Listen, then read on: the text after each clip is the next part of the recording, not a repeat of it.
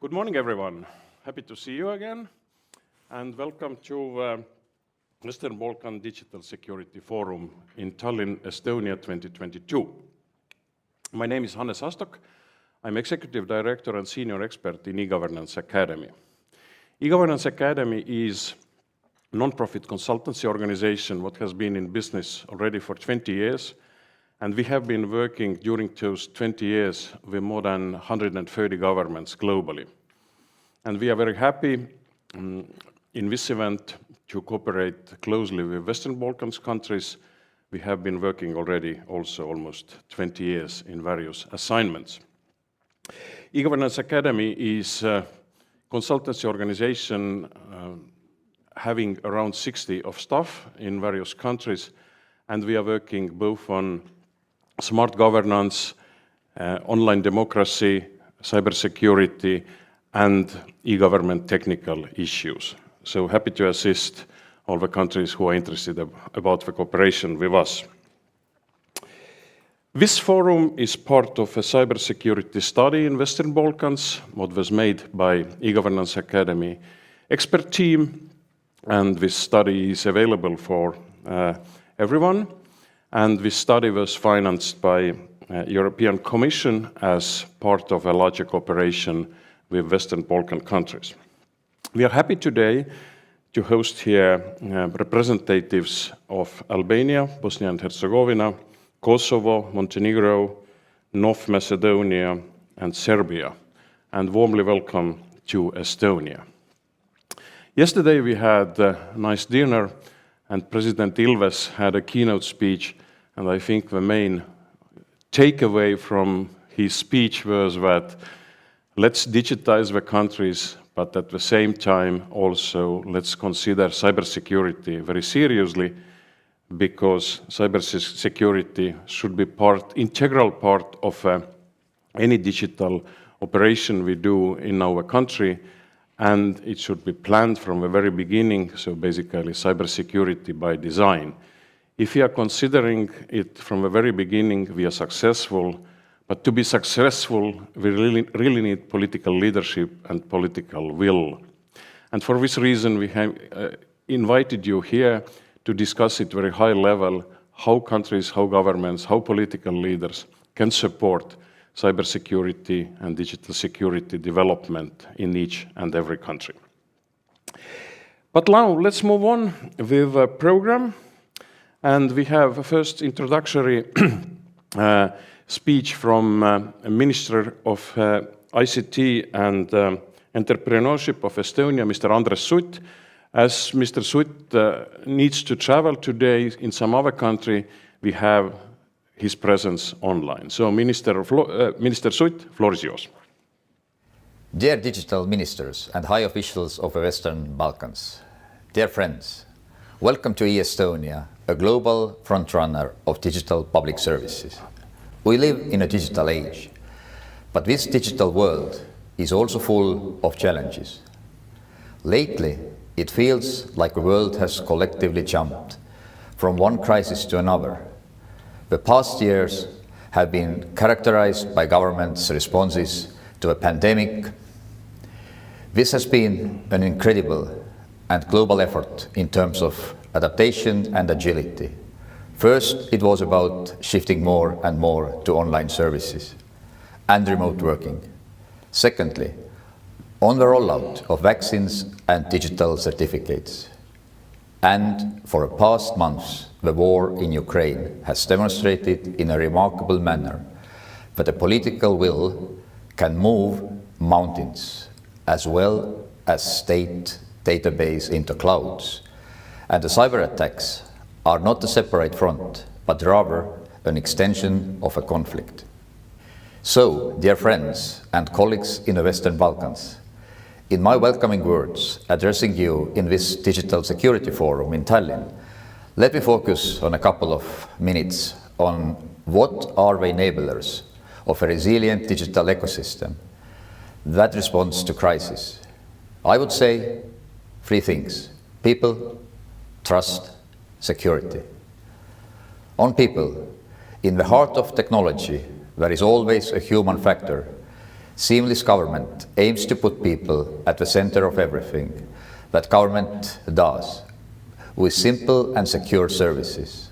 Focus on people includes access to public services remotely through a one-stop contact. By securely connecting systems across agencies to enable them to work faster and more seamlessly, the burden is reduced for the government. To deliver a modern, secure customer experience for the people, the government needs to use up-to-date design and technology, and to harmonize the actual processes behind the technology. On trust, the Estonian approach to create trust in its digital services is simple. The government attempts to provide transparency to a maximum degree possible. The Estonian government has always been transparent if something doesn't work or if something goes wrong. For instance, every citizen can monitor if a municipal or state authorities are accessing their data. Timely information sharing about vulnerabilities and cyber incidents is key to successfully counter the attacks and breaches. Only by joint efforts across the government can the risks we face every day be addressed. In a similar vein, the Estonian government is also pushing for the implementation of more digital services on the European Union level. From Estonian perspective, providing more digital services and guaranteeing their interoperability across the EU is one of the main areas where Europe could become a global leader. As the largest market in the world, Europe needs to have more digital use cases. The precondition being that data can move freely across the EU in a secure and privacy-friendly manner. On security, whilst the general topic of cybersecurity is well known in governments and enterprises, it is typically not seen as a priority and oftentimes is overshadowed by other pertinent issues until a successful cyber incident has taken place. This especially applies in the context of budgetary tightening when IT and cybersecurity investments are considered as expendable and non-essential. For many governments, cybersecurity is decentralized between ministries, agencies, and institutions, meaning that investment and prioritization of cybersecurity varies significantly.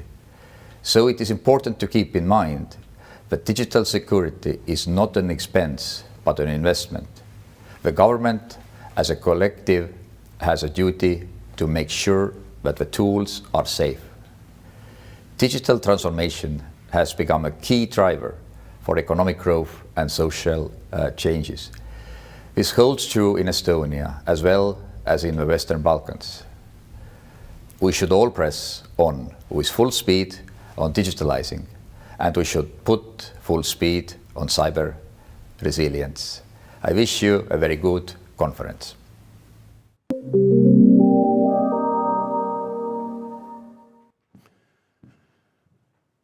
Thank you very much, Minister Sutt, for those kind words.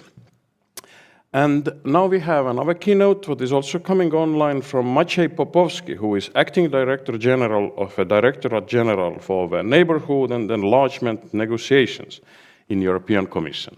Thank you, Maciej, floor is yours. Dear Ministers, dear partners, colleagues, I'm pleased to be able to welcome you today at this important event dedicated to advancing our common efforts on strengthening cybersecurity. Cooperation and dialogue have always been at the heart of the EU's relations with its close partners. The strength of solidarity is ever more valuable in the current geopolitical context of the Russia's aggression against Ukraine. A secure cyberspace is crucial for the safety of citizens at the time of the war and more general.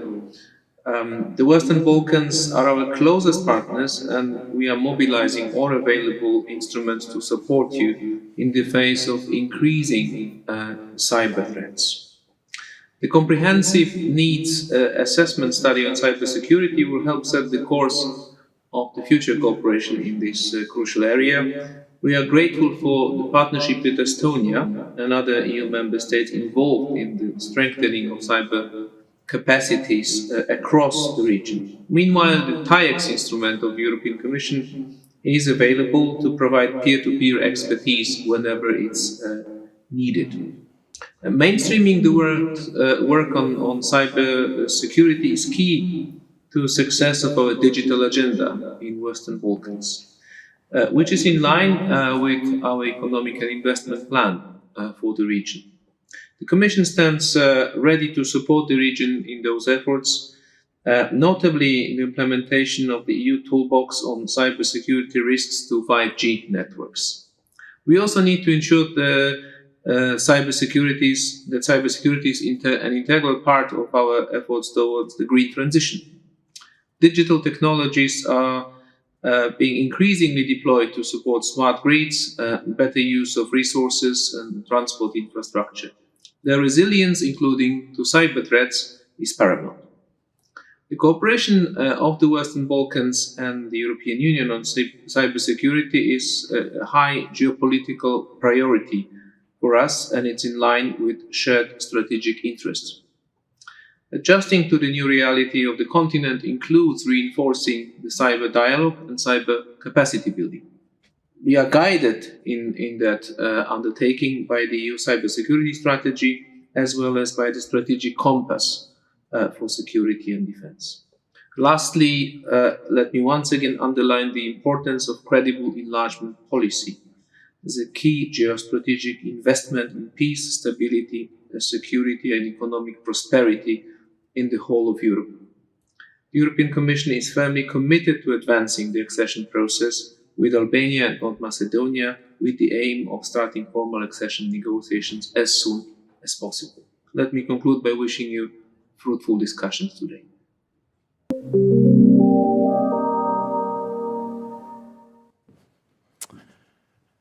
Thank you very much, Mr. Popovski. And now we have finally live presentation also.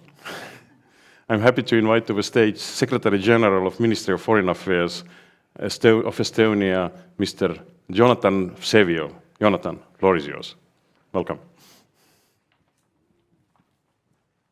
Thank you very much, Hannes. Excellencies, ladies and gentlemen, good morning. On my behalf, I'm here representing the Estonian Minister of Defense, who at the moment happens to also be Mr. Andres Sutt, who is abroad. As you know, these are very exciting times in Estonian politics. There are coalition negotiations going on, so civil servants sometimes get to take the stage and address such distinguished groups. Welcome to Tallinn, welcome to Estonia, welcome to Estonia. I hope you can take advantage of the wonderful summer weather that has finally arrived. I first of all want to thank Hannes Astok and Mene Maigre and everybody else at the E-Governance Academy for bringing us all together and for the work that they do every single day, highlighting the importance of digital development, cybersecurity, and raising these issues not just here in Estonia but internationally. I have an outstanding speech prepared for me by the Cybersecurity, Cyber Department of the Ministry of Foreign Affairs. It is exactly 15 minutes long. It is, I assure you, very good. I'm not going to give it. I am not going to give it. The speech was supposed to be about the importance of cybersecurity and digital development, obviously. But listening to what Minister Suit had to say and looking at the agenda that you have, I know that there will be people better prepared to address these crucial issues.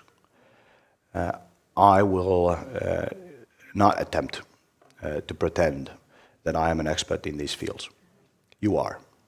And I do hope that the day is going to be fruitful and that you will have not only an opportunity to listen, but also to speak your minds on these crucial topics. I will talk about what is biggest, largest on our mind at the moment.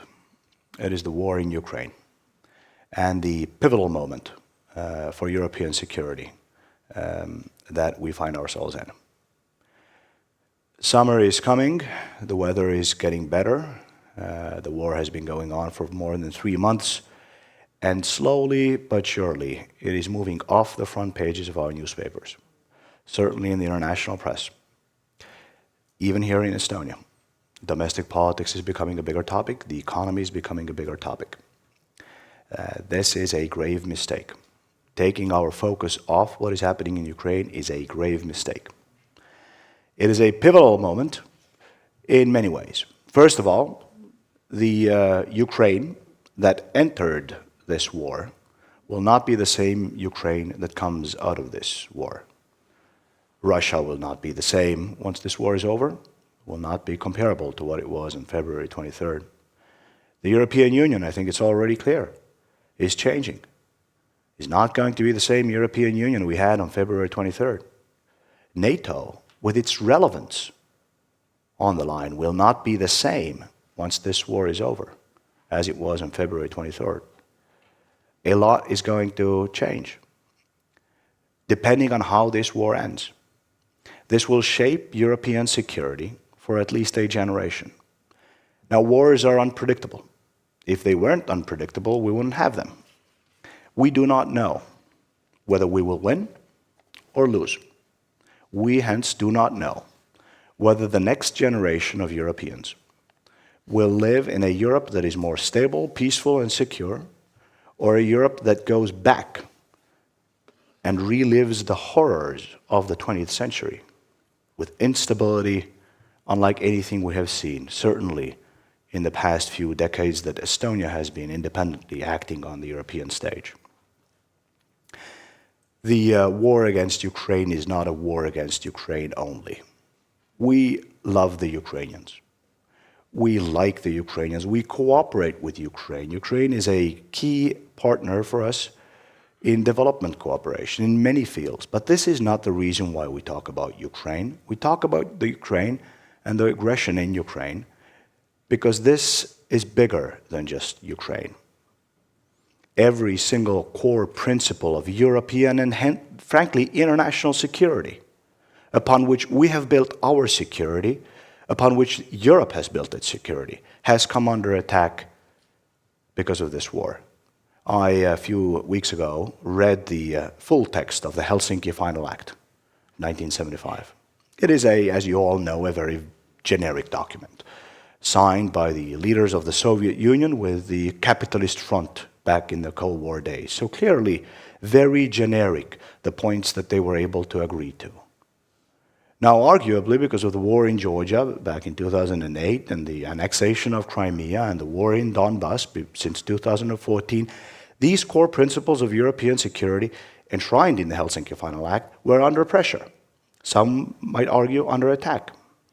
But there were still masks on. You could pretend that the conflicts are taking place somewhere in the ideological periphery of these principles. The masks have fallen. If you read the Helsinki Final Act today, and I suggest you all do that, and look at what is happening in Ukraine, it becomes evident that every single one of the agreements, not in the periphery, but at the heart of these agreements, have come under attack. Now, if this becomes the norm, that a bigger state can extinguish the right of national self-determination of a smaller nation, because this is what it's about. Can Ukraine, is it okay? Or do we allow Ukraine to be a nation?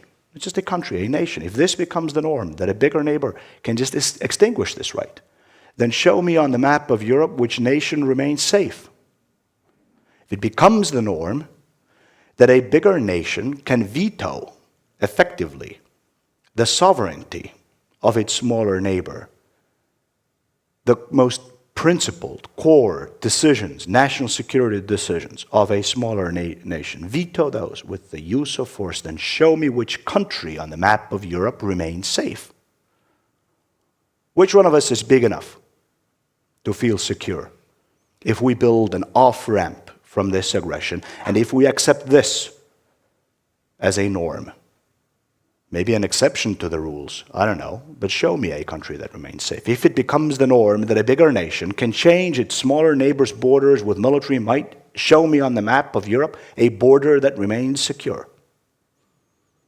We've seen all of this before. We've seen all of this before in European history. We know exactly how these things begin, and frankly, we all know how these things end. They don't end well. They don't end by themselves. They end when we stop them. We need to stop it now in Ukraine before it becomes a bigger problem. So indeed, this war is not just a war between two countries that we can distance ourselves from. We're involved, Estonia is involved, all of you are involved. Because this is not a war between two countries, this is a war between ideas, with individual liberty on the one side and tyranny on the other, with the principles of the rule of law on one side and the principle of might makes right on the other side, with a normal, developing democracy on one side, authoritarianism on the other side, with free market capitalism on one side and crony corruption on the other side. Security on this continent, in a globalizing world, arguably also internationally, is indivisible. What happens in one corner of Europe affects everything else. That's why we should be focusing on Ukraine, and we should be focusing on winning this war. Security is indivisible. This principle is best understood by countries of the Western Balkans. You know this. You know how these stories begin and how these stories end. You know how things affect you that perhaps take place somewhere else. You know what it means to be at the front lines of battles that aren't necessarily kinetic, but relate to these very same principles. We know it too. We here in Estonia and arguably everybody else in the European Union, we know it too. We're with you, and you can always count on Estonia when it comes to these principled questions of what kind of a Europe do we want to build. Just like with Ukraine, we're with you because we like you. But more than that, we're with you because we understand that security is indivisible. And as a small country on the periphery of Europe, we also understand that your security, your stability, your democracy, and your development are all of those things for us as well. Bad developments in your neighborhood might not reach us the next day, but by the day after that, they'll be here. So you can be, I want to assure you of Estonia's principled support on this. I also want to assure you that we will be blunt and straightforward because we feel the urgency of these developments, of these times. No time for small talk and diplomatic niceties. We need to move and move fast. Now, it also means, obviously, that we all have to make hard choices. We know it. We were on the path towards the European Union just, 15, 16 short years ago as a candidate country of the European Union. We know exactly what it feels like to be a candidate country. Sometimes frustrating, because they want you to prove you're not who you're not. It can be humiliating, because you have people coming from Brussels and elsewhere, knowing nothing about you, telling you how you should behave. It can be humiliating, because you need to prove that you're a European, even though you know you have been European for longer than there has been a Europe. For 5,000 years we've lived here, as European as any Frenchman, German, Belgian, or Brit. Yet as a candidate country, you need to prove you're European. We know all of this, and we know the hard choices you need to make and the difficult reforms you have to undertake. We know how important it is to demonstrate, not in words, not in elegant speeches, but in action, that you are fully aligned with the foreign policy, with the principles that Europe holds dear, that you are more aligned with them than many of the actual member states, because you're the one trying to get in. We know all of this. But I also want to assure you and underline that this is important. I mean, staying on this course is important, not only for you, but also for the European Union. I said in the beginning, we'll have a different European Union once this war is over. If everything goes well, we'll be more comfortable with the power that we have. We'll be more comfortable using the power that we have. We will be, not in words, but in action, a geopolitical force. Maybe not globally, but certainly in the neighborhood. We want these battles to end with victory for individual liberty, for the rule of law, for these notions that we hold dear, democracy and free market capitalism. So we want to support you. Final thought on the indivisibility of security brings me back to the topic that you will be discussing all day today. Security is indivisible, we know, not only in geographic terms, but also in terms of it being indivisible between the different domains of national power. We were frustrated, frankly, when we saw international debates in the beginning of the aggression against Ukraine, focusing on safeguarding Ukraine's skies. Every single security expert of Estonia pointed out the fact that, well, you cannot separate one domain from another.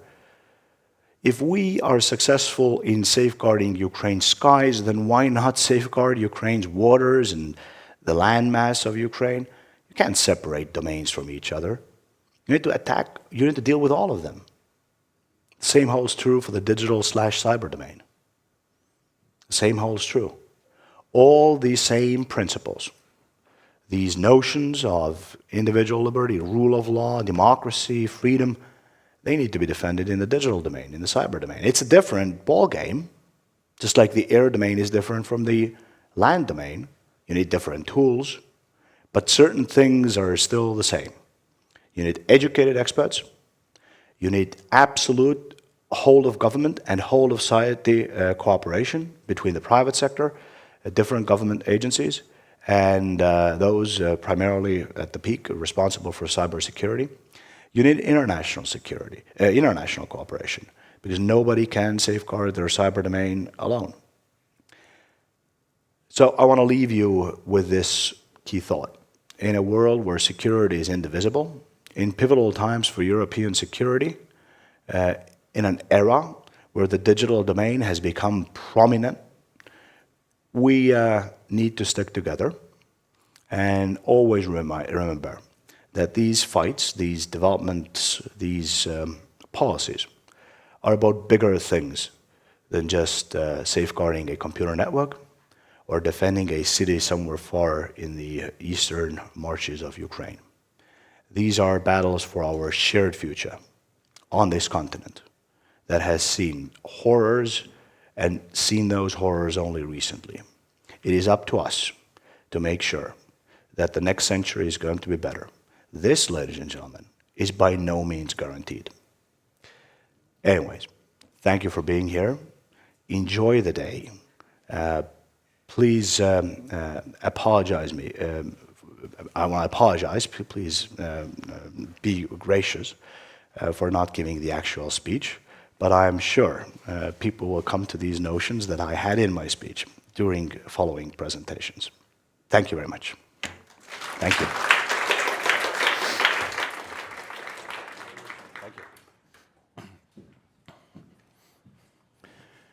Thank you very much, Secretary General Sevio, for those I cannot say kind words, I should say frank words. But this is the way how we live in Estonia and how we work in Estonia.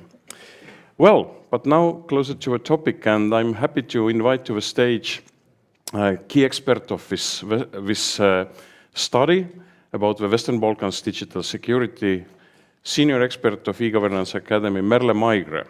And Merle will present the key findings and setting the scene for the digital part of the day. Merle, floor is yours.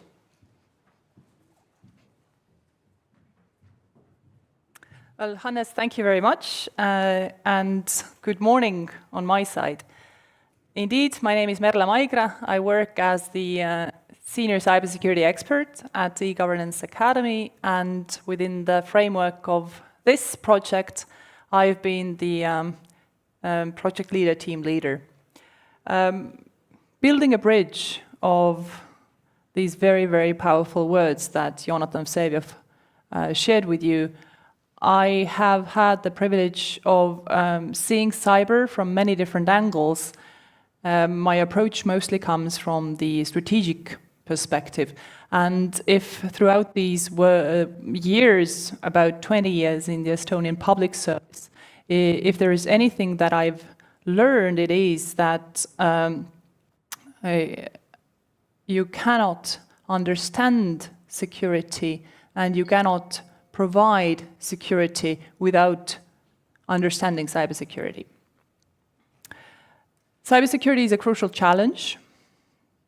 The proliferation of cyber tools increasingly blur the line between different threat actors. We have malicious cyber activity that really has increased substantially over past years as the world has learned to keep on turning amid the all-surrounding pandemic. States, non-state actors, and criminal groups compete and increasingly weaponize information to gain advantage, to seed misinformation, to steal data, and to attack critical infrastructure. Russian invasion in Ukraine, as was said, has shattered European and international security. It has also put to the test about how cyber attacks fit conventional warfare. We are seeing a strange deployment of cyber capabilities. We know that Russia has invested significant resources in building the scale, potential, and sophistication of its cyber attacks, cyber weapons. But we have not seen the proliferation of actors as much as the West has expected in Ukraine. Yet, I would say, because certain expectations of the use of cyber have not matched what we have thus far observed, does not mean that Russia is not using cyber to achieve intended effects in Ukraine. Given the unpredictability of the Putin regime, the risk of an escalation of cyber exchange is very realistic. So it is within this context, very powerfully already painted by my former colleague, Jonathan Vseviov, that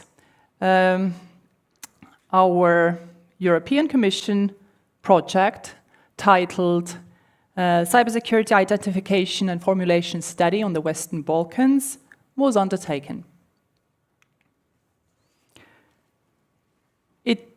The project set the objective to assess current cybersecurity capacity building needs in the 6 Western Balkan IPA beneficiaries in the light of European Union acquis, policies, and best practices, and to identify opportunities for the EU engagement with a view to strengthening cybersecurity and resilience. Specifically, the study has been intended to support the design of corresponding EU capacity building action in response to existing needs. The project outcome is a study that identifies and analyzes the Western Balkan capacity building needs as well as opportunities for the European Commission engagement with clear priorities, baselines and targets for potential future action.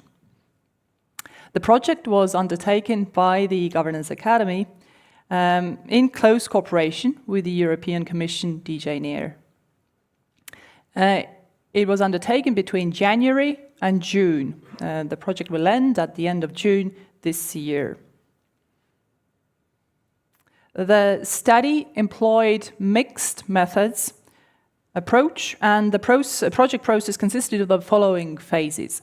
First, we engaged in desk research, developing a tailored questionnaire for the project, and then mapping existing and planned activities, and also identifying the relevant stakeholders in each target IPA beneficiary. All that was implemented by the e-Governance Academy team of experts that included Estonians, Latvians and Austrians. A team that included both all in-house experts, but also in addition to the Western Estonian, Latvian, Austrian, also we had local experts throughout the Western Balkan region, and without them we couldn't have made it. The questionnaire provided a consistent tool to explore evidence of the state of play of cybersecurity capabilities in each specific IPA partner. The questionnaire was based on several existing assessment models and reference frameworks, including the National Cybersecurity Index developed and managed by the Governance Academy, but also on the ENISA's CCERT Maturity Assessment Model, as well as the ENISA's National Capabilities Assessment Framework. After desk research, we engaged in field assessments, and then we moved on to drafting individual IPA beneficiary studies by integrating the input acquired through the desk research and the field assessments. Then we moved on to validation workshops and finally to the preparation of a consolidated regional report. The assessment, the project, is covered by the following 6 key areas of cybersecurity. First, institutional framework and governance. Secondly, we've been looking at the legal framework, then at the risk management in cybersecurity. Fourthly, the critical information infrastructure and essential service cybersecurity. Fifthly, at the capacities of computer security incident response teams in 6 IPA partners. And last but not least, at the cybersecurity awareness and education.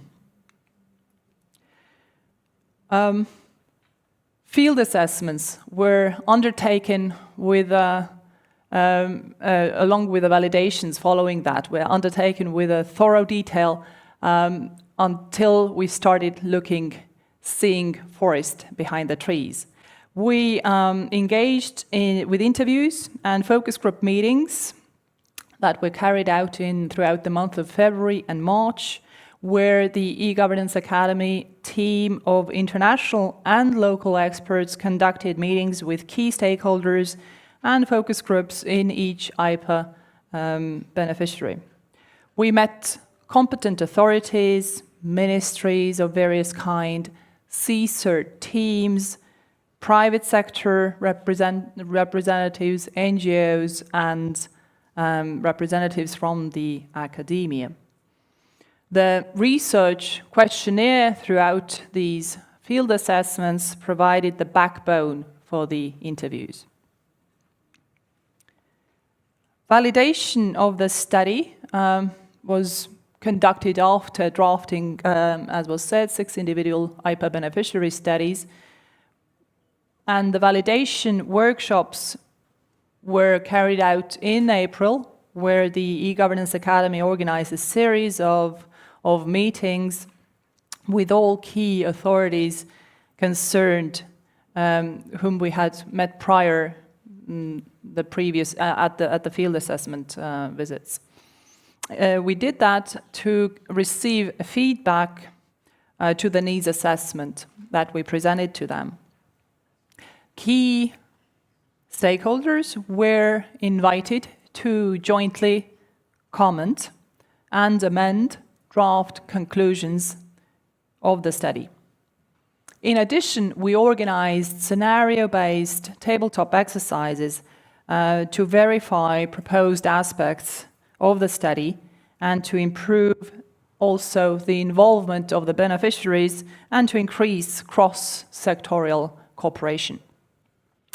These tabletop exercises, I admit, were pretty fun for anybody who was there and took part of them. After the validation workshops, we incorporated the feedback to finalize the study. So, what were the main issues that came out from this work? Looking at this field by field. So first, institutional framework and governance. High-level political commitment for cybersecurity reforms and increased prioritization of cybersecurity needs to be applied at the government level and across the public administration. We found also improved enforcement mechanisms, clear coordination and accountability at the government level definitely helps to deliver timely reform outcomes. Few structured public-private partnership or public-private cooperation formats do exist, even if informal cooperation with the private sector may occur on a voluntary basis. So stakeholders of various IPA beneficiaries express the need for a more regular public-private information exchange, as well as expressed a need for a more systematic engagement with the private sector and civil society in cybersecurity discussions. Lastly, under this, given the growing significance of cybersecurity topics in various foreign policy and international relations, and I'm sure we'll get more into that with more detail in our panel discussion later today, given that there is a need for an inclusive process that engages both public institutions and other stakeholders in shaping coordinated digital cyber positions and strategy for international engagements. So that was on the institutional framework and governance. On the legal framework,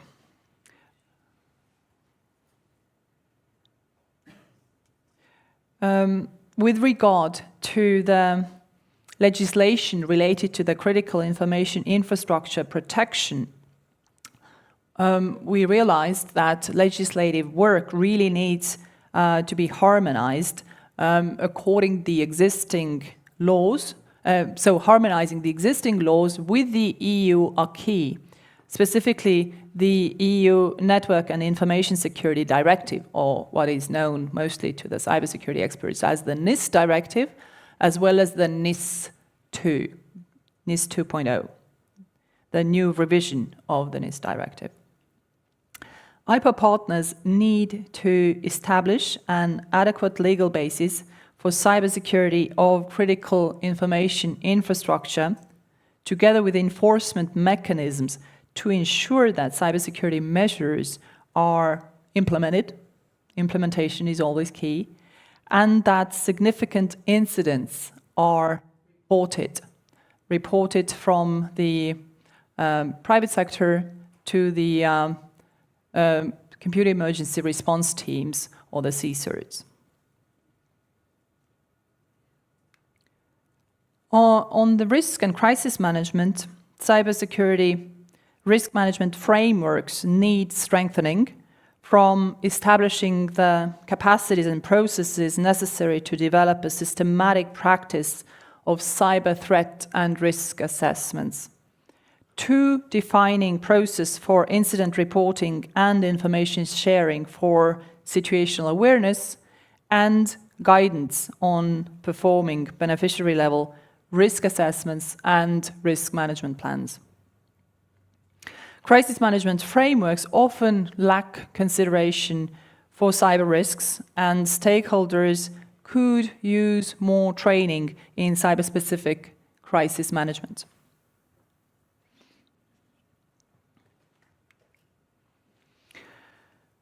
Moving on the critical information infrastructure protection,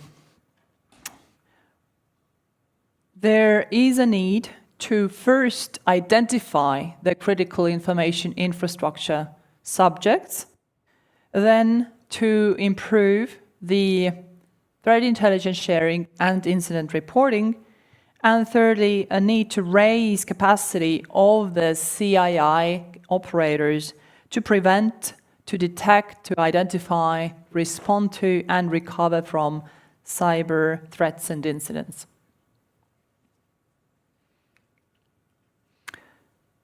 Capacities of computer security incident response teams.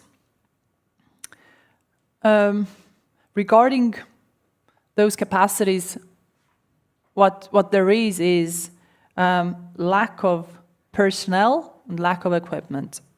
There is a need for improved tools and equipment, as well as capabilities for threat monitoring and scanning, vulnerability handling, malware analysis, early warning, as well as a need to strengthen the domestic and regional cooperation and information sharing.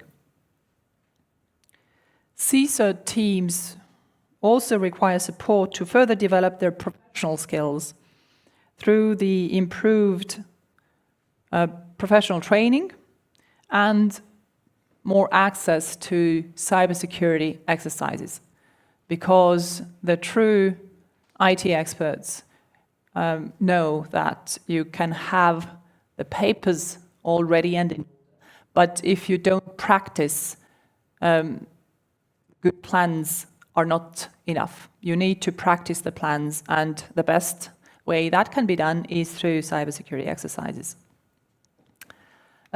Finally, regarding awareness raising and education. Regarding the cybersecurity awareness raising first, the strategic objectives and the agreed roles for cybersecurity awareness raising are yet to be defined. And when doing that, measuring to provide insight about the current levels of societal and target group awareness can be particularly useful. Public sector institutions could use more cybersecurity knowledge, so more cybersecurity training, as well as the training of the media and journalists. On education, there is varied availability of dedicated graduate and postgraduate cybersecurity education programs in the Western Balkan IPA beneficiaries. All of them have some form of cybersecurity training integrated into the ICT curricula at higher education institutions.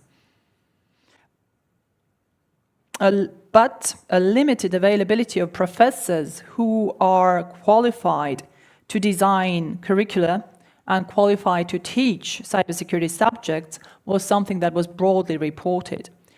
Along with the limited budget of universities. This confines the possibilities of meeting the current market demand for cybersecurity professionals, and in some cases undermining the sustainability of the existing educational studies and programs. So improved coordination of efforts between universities regionally and internationally would allow to improve knowledge exchange in cybersecurity.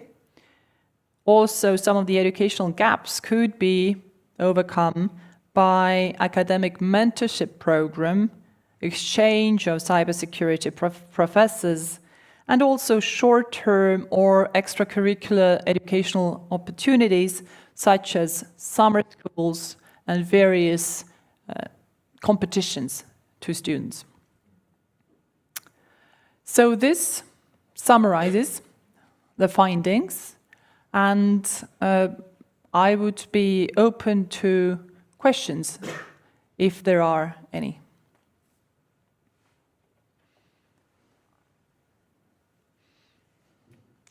Yes, feel free to ask questions.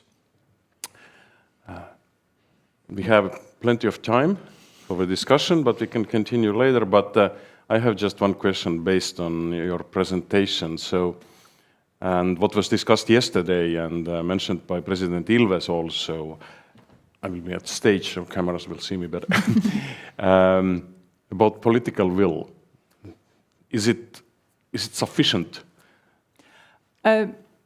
As said, I think there is room to shape the political narrative of cybersecurity itself being an important part of the digitalization of the digital transformation process.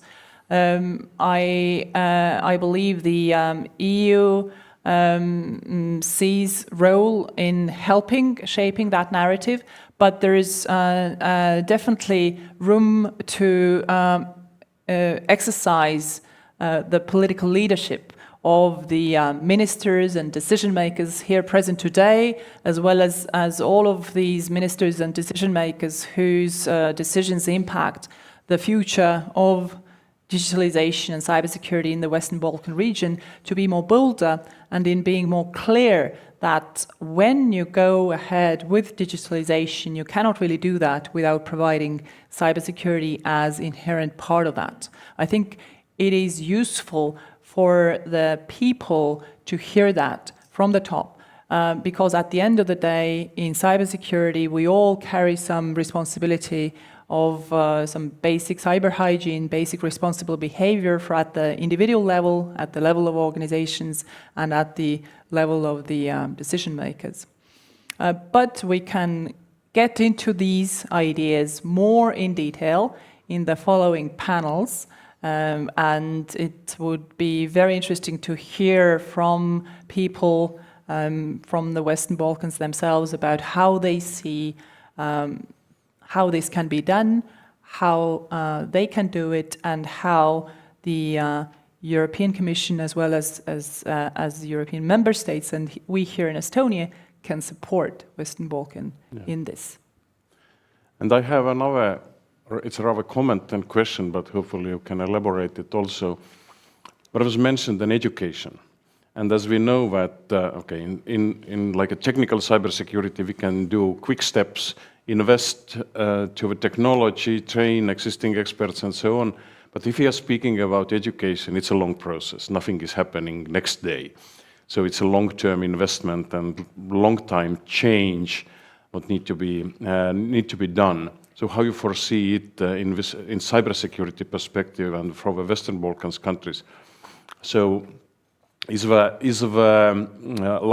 like a non-sufficient kind of supply of experts from the education system? Is it a bottleneck, or is there just a need to a little bit just reshape the education according to the current needs? Yeah, good question, and a very important question. I think the reality in that regards, the lack of cybersecurity workforce is a clear need in the Western Balkans, but not only in the Western Balkan region, but also here in Estonia, in the Baltics, across Europe, across globally. We are lacking sufficient number of cybersecurity experts, and the only decent way of overcoming that, in addition to the small remedies of indeed this kind of like constant training and on-job training, but more systematically, that challenge can be overcome by the educational system, focusing more on cybersecurity.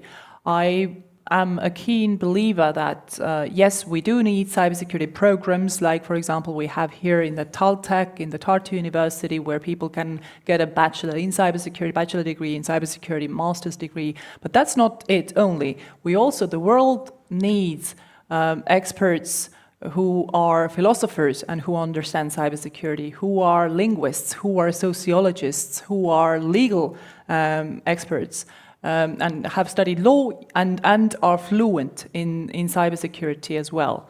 So this is global, but this is needed, and one of the ways of sort of like moving towards a better solution on that is that there are parts in the Western Balkan where some universities or a consortium of universities have been more successful in getting support from the EU, in building their programs, in working with partners from among EU member states, and they can share that success experience with universities in other parts in the Western Balkans. So interregional exchange of best practices here can be very useful because ultimately we can all learn from each other in this.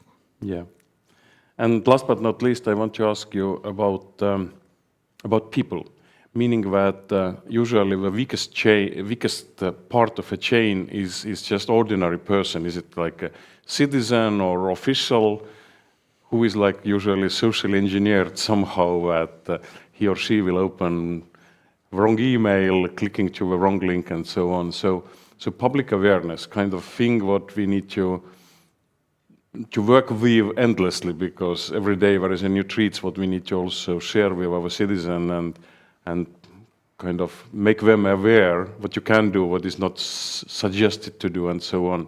So what about this part of the game?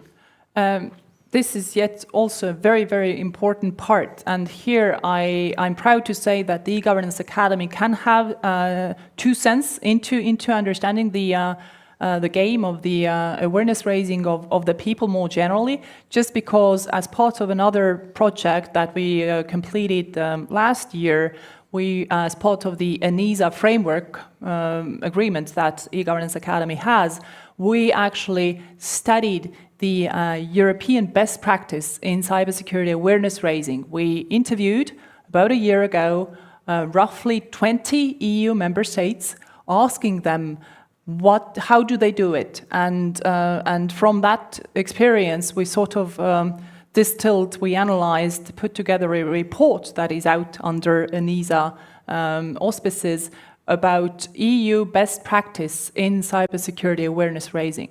What we learned from that, a couple of points. It is useful to have a clear owner of the cybersecurity awareness raising programs. It is useful to state that as a strategic goal in a cybersecurity strategy, because that also having that stated in the cybersecurity strategy can also help for guaranteeing some budget for it. If you have it clearly in the strategic documents, it's easier to have resources dedicated. Then a clear owner, although you need an interagency cooperation and coordination. And then when starting looking at how to increase the public awareness, it's important to 2 aspects perhaps. Regular publishing of threat reports to the public. It really helps for both politicians, decision makers, and common people to understand better how bits and bytes influence our daily work. The cybersecurity emergency response teams that usually publish these information, they normally do it in a very technical level, but with a bit of extra effort, and there are some good examples of that among EU member states, you can do it also in a more humanly readable language. For example, Finland is a good example, publishing, I think it's monthly or quarterly weather reports. And I know that Latvia has actually also followed that example, and I remember Baiba, who is head of the Latvian CERT and who will tell her views more in detail later. But Baiba recalling that Latvia, following that publication of cyber weather reports in Latvia, these are the weather reports that people read in Latvia. So publication of threat reports in a way that people can understand, and last but not least, work with statistics. So to do polls, to better understand the target groups. So if you understand people's behavior in cyberspace, and if you understand what motivates them and what keeps them from actually practicing these safe practices, it's easier to design campaigns. So baseline here, as you said, I like to think of it as people being the most important link, and at the end of the day, humans really are at the heart of the IT matters, human factor, and we should definitely work on that. Well, thanks a lot, Merle, for this review.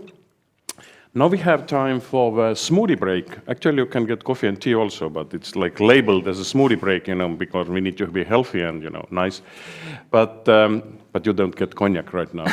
So we have a smoothie break. We will have it until 10:30. We can start a bit earlier.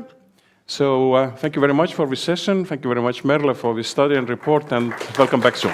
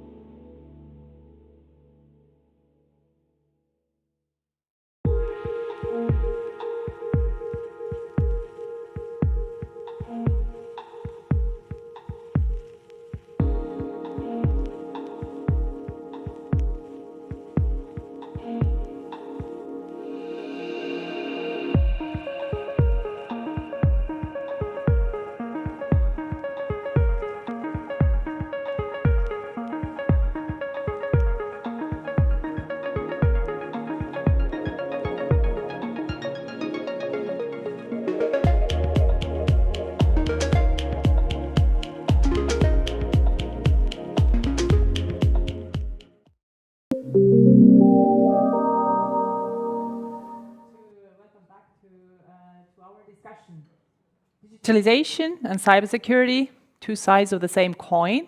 Why cannot we have one without another? I'm really proud to present you great speakers in the panel.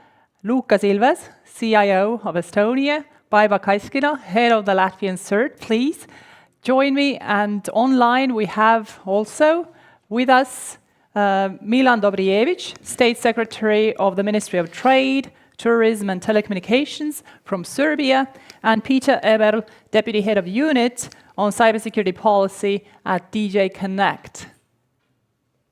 Welcome, hello to all. Let us discuss on this issue. Why can cybersecurity or why can digital transformation not be successful without providing cybersecurity? How are we ensuring that the innovation we introduce will not bring us more vulnerabilities? I think it's perhaps useful to hear from you, Lukas, from you first, Lukas. What is the vision of Estonia's way of life empowering digitalization while also guaranteeing cybersecurity? Thank you, Medla. And it's a pleasure to be here with all of you, both online and here physically in Tallinn. So my role basically requires me to carry two hats at the same time. I have responsibility for civilian cybersecurity in Estonia, but I also have responsibility for e-government. And so that means that I am constantly looking for the kind of bridge that is linking those two concepts to each other. And what I want to do is I want to talk a little bit about some of the conceptual underpinnings of how we started doing e-government in Estonia 20 years ago and how security was a part of that thinking, and then jump forward to today and talk about how it is that IT is done today and how security fits into that. And I hope to convince you that indeed they are two sides of the same coin. So I'm sure you've all been bored to death about the X-Road and the Estonian ID card. And people are sort of used to thinking of those as applications or tools for digital government. But I'd encourage you to think of them in a slightly different framing, which is that they're both basically cybersecurity tools. So what is a robust digital identity?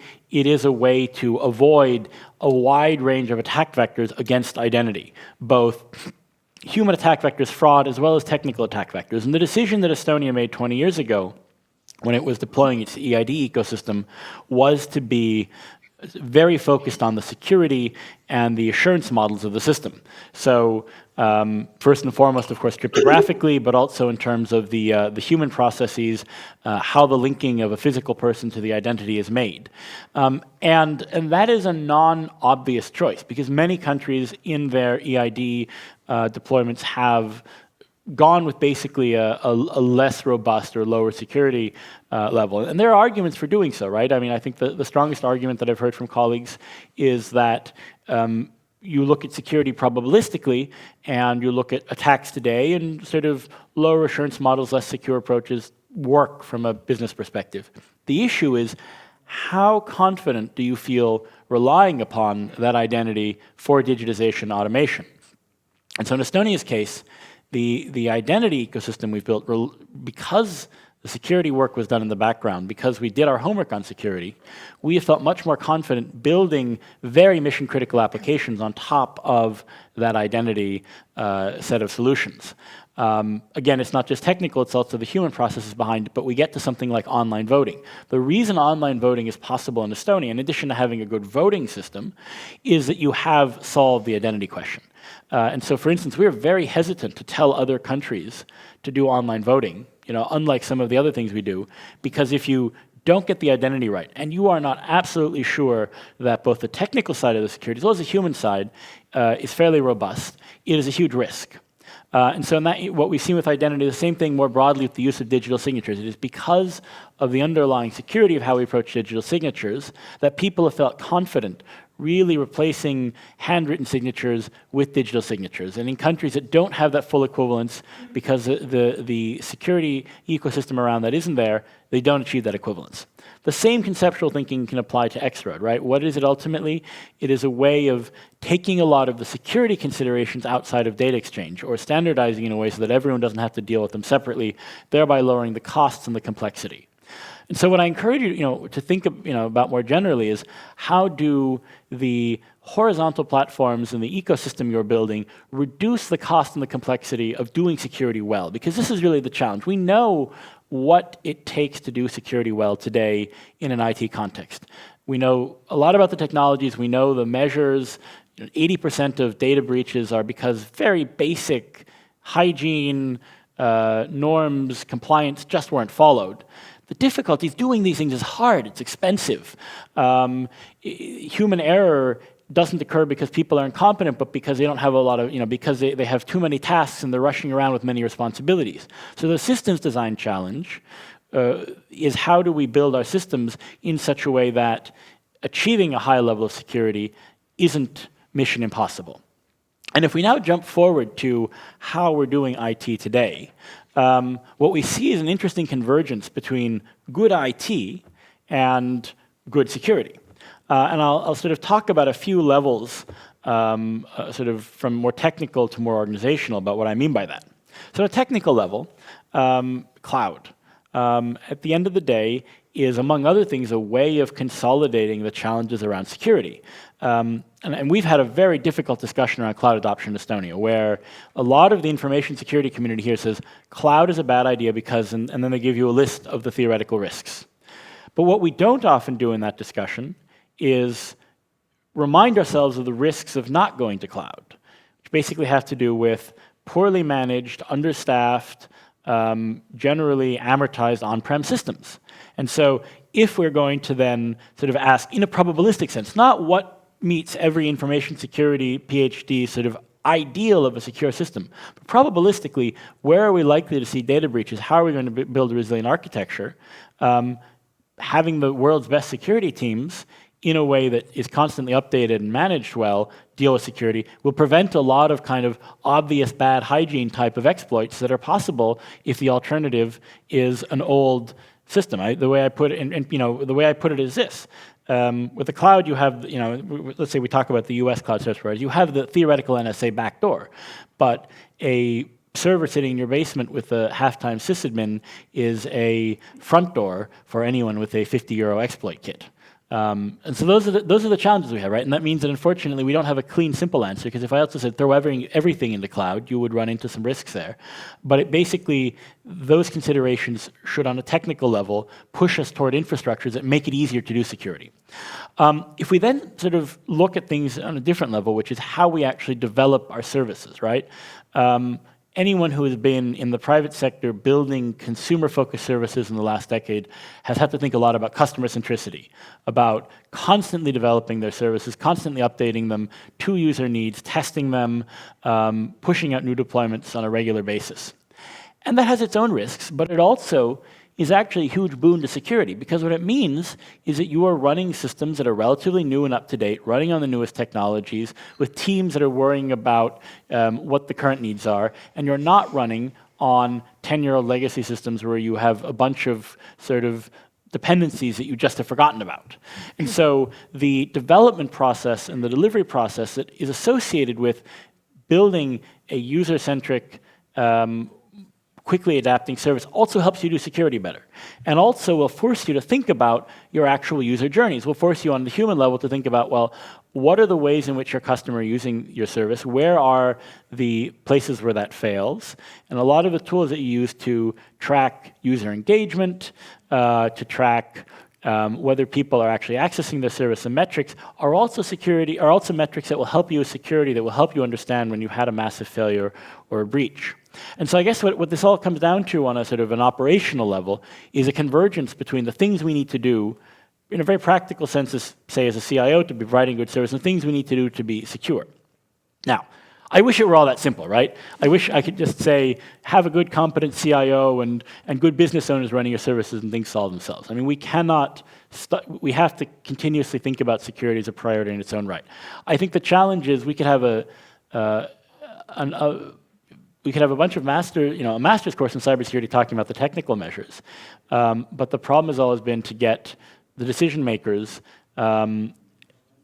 both who run the services and who are responsible for budget, to actually value security. And how do we reduce the complexity of all this discussion we have on security to a simple message? So what we've done in Estonia recently is to say that simple message is around resources and investment. And we're basically looking to identify a percentage of IT spend that should be on security. It's probably roughly 10, but we're working on the methodology now. Maybe the optimal number is 8, maybe it's 15. It probably varies by domain. But basically we set a very sort of general headline target of, let's say, for instance, 10% of all IT spend in the public sector and the private sector should go into security. And you then have to figure out the methodology and how you measure that exactly. But that's something you can communicate to management. That's something you can measure very concretely. What proportion of our resources are going on to security? If we're meeting the metric, that's a good indicator. That doesn't mean we're doing everything right. But if we're not, why aren't we? What are the decisions we've made? Where do we see that we actually maybe need some more resourcing? And that leads you to more concrete discussions on, well, do I have the right people doing information security? What tools am I using? How much do they cost? But it's a very simple metric that lets you bundle all those complex discussions together, go to a minister, a CEO, because I think it's a metric that also should be measured and followed in the private sector. And so while we don't have any regulatory authority to say, the private sector needs to spend this much, we do want to socialize this idea, because it is ultimately also in the private sector, the boards of companies are responsible for the security of their service. And so they should have tools intellectually to ask their management and ask their teams, are you actually doing the things we expect you to do? And so I think that's how we're sort of thinking about things now. And I think the hope is that that puts us in the position to be resilient and to be able to adapt quickly. And maybe that's the thought I'd finish on, which is for discussion, which is, for me, the challenge is not how do we do cybersecurity well in its own right, but how do we ensure that the government services we have and the ecosystem as a whole are resilient, both to cyber threats, but also to unexpected other types of threats, changes that we need to face. Because from the perspective of the user and the perspective of our constituencies, whether a system is inadequate because it's been compromised, or it's inadequate because it's poorly designed and doesn't meet user needs, or isn't agile enough to deal with a pandemic or large numbers of refugees, it's ultimately the same question of how the system functions. Thank you, Lucas, and you are very right. In that regards, it doesn't make much difference whether it is the government of Tonga trying to provide services to its people, or the government of Ukraine, whether it's natural disasters or man-made catastrophes. You have to be able to provide digital services, and one way or the other. Turning to Brussels, Peter Everell from DJ Connect, could you please share us and discuss the long-term vision and objectives of cybersecurity that EU does have, and how do you see EU's digital agenda and cybersecurity strategy mutually enforcing and empowering each other? Please. Well, thanks a lot for the invitation, and it's a pleasure for me to be at the panel and on this very interesting and important topic. I think there's an echo. Is that also on your side, or also on your mind? We can hear you well. I hope you can hear us. We hear you well. I hear myself as well. Okay, but that's fine. So I think I want to connect to what Lucas said.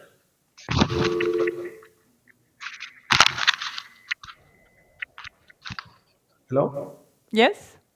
It's still good on our side. Is it better on your side? We hear you.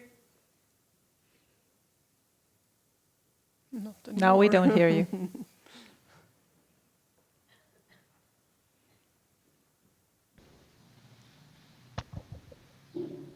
Can you still hear me? Yep. Yes.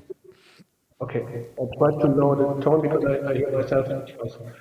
I want to connect what just Lucas said. I think digital transformation will only succeed if citizens and businesses have trust. And trust builds entirely on security, but also on the protection of our data, so no spying, tracking, and so on. And we have seen in many debates that lack of trust is an obstacle to innovation. Lucas mentioned cloud service or digital identity. We see it also in data sharing in the context of the Data Act and so on. So therefore, cybersecurity, resilience, and reliability of services and infrastructures are essential. And I tried now to show the links between the digital agenda objectives and the cybersecurity issues. Maybe taking a step back and looking in the past decade, the Commission had a digital agenda in 2010, which was fine-tuned in the 2015 Digital Single Market Strategy. And we have two important cybersecurity pieces of legislation which resulted from this agenda and strategy, namely the NIS Directive on Network and Information System Security, and the Cybersecurity Act, which strengthened the Cybersecurity Agency, ENISA, and also introduced certification. And certification is an important tool to ensure trust. And we are working now on certification schemes for cloud computing, for instance. Then, more recently, we have had the Commission's communication on the shaping of Europe's digital future in 2020, which inter alia refers to technology that works for people. And one of the key points there is cybersecurity. And another important point is an open and democratic and sustainable society. In that context, there's mentioning of the fight against disinformation, which we have seen in the past months, that it has become even more important and is a really real threat to democratic processes. And then in 2021, so last year, the Commission adopted the Digital Decade or the Digital Compass. which has 4 big objectives, namely skills, infrastructures, business, and government. And again, secure and sustainable digital infrastructures are an essential element in this digital compass, which sets concrete targets. And on the same side, and Lucas mentioned the e-government, some of the targets relate to key public services, to e-health, and also to the digital identity. So these are the policy objectives. And then we have, of course, financial support for digital, including cybersecurity. We have the Digital Europe program, we have Horizon Europe, we have other funds, and also important, the Recovery and Resilience Facility, where at least 20% of the spending by member states shall go into digital. So these are the digital objectives or digital targets. And how does that translate concretely into cybersecurity? Because the most important strategy document is the Cybersecurity Strategy of December 2020. It's a common document by the Commission and the High Representative for Foreign Affairs. And it makes reference, for instance, to the Shaping Europe's Digital Future communication and also to the security strategy. And it has 3 key pillars, which are, on the first side, resilience, technological sovereignty, and leadership. And in that context, many things have happened or are happening in Brussels now. We have found a political agreement on the NIS2 directive. There's political agreement, and it strengthens the resilience of essential and important entities and enhances cooperation among member states, but also among CERTs and CSERTs. Then we are working on a so-called cybersecurity shield consisting of security operations centers. So the operational capacities of member states is being strengthened. Another element mentioned in the cybersecurity strategy is quantum encryption, the implementation of the 5G toolbox. And one element which is not fully mentioned, but it's mentioned, but it has become much more important since then, is the security of connected devices and software. And in that context, we are working on a proposal which is planned to be published after the summer. It's the Cyber Resilience Act, which will set certain standards for the security of connected devices and or digital products, including embedded software. The second important element or pillar of the cybersecurity strategy is the building of operational capacity to prevent, deter, and respond. One key element in that context, which has already been implemented, or the legal framework has been implemented, but the practical implementation is ongoing, is the Joint Cyber Unit. That's the cooperation between EU institutions, agencies, and bodies, and member states authorities in reaction to and prevention to cybersecurity attacks and incidents. Then we have also the EU Cyber Diplomacy Toolbox, and from last year we have the EU Strategic Compass, or even this year it's the Strategic Compass, which is the kind of foreign policy or external dimension of the EU cybersecurity. And there's also a chapter on cybersecurity and international cooperation, for instance, in the context of cyber. And that is a link also to the third element of the cybersecurity strategy. It's advancing a global and open cyberspace. Again, we have cooperation there. We have cyber dialogues. And we are aiming at having a leadership role for the Europe in terms of norms and standards. I think we see that in the context of 5G, but also in the context of other elements that norms and standards have, I think, or are gaining importance again. Yeah, I think that's what we can say about the let's say the link between digital targets and agenda and cybersecurity. And I would leave it here for now, and I guess we will come to other questions later. Well, yeah, thank you very much. This is very, very clear. If I could have an immediate follow-up to that, building on what you said on this EU vision on cybersecurity and digital agenda, how does this reflect in your activities vis-à-vis the Western Balkans? Can you tell us a little bit about that as well? Yes, I think that's the second part, and I'm happy to do that right now. So for the Western Balkans, we have a digital agenda for the Western Balkans jointly with those states, and there's also an element on cybersecurity and trust capacity for trust. This was also confirmed in the Brdo Declaration of October last year, which on the one hand has a commitment to the enlargement process, but it also contains enhanced cooperation to address disinformation and other hybrid threats, originating in particular from third state actors seeking to undermine the region's European perspective. And the EU and Western Balkans will reinforce cooperation on resilience building, on enhancing our collective cyber security and cyber diplomacy, and on increasing the impact of our strategic communication. So we see from this declaration that hybrid threats, which include also cyber attacks and disinformation, are a very important element, for instance, in the cooperation with the Western Balkans. Of course, this has only this importance after the Russian invasion of Ukraine.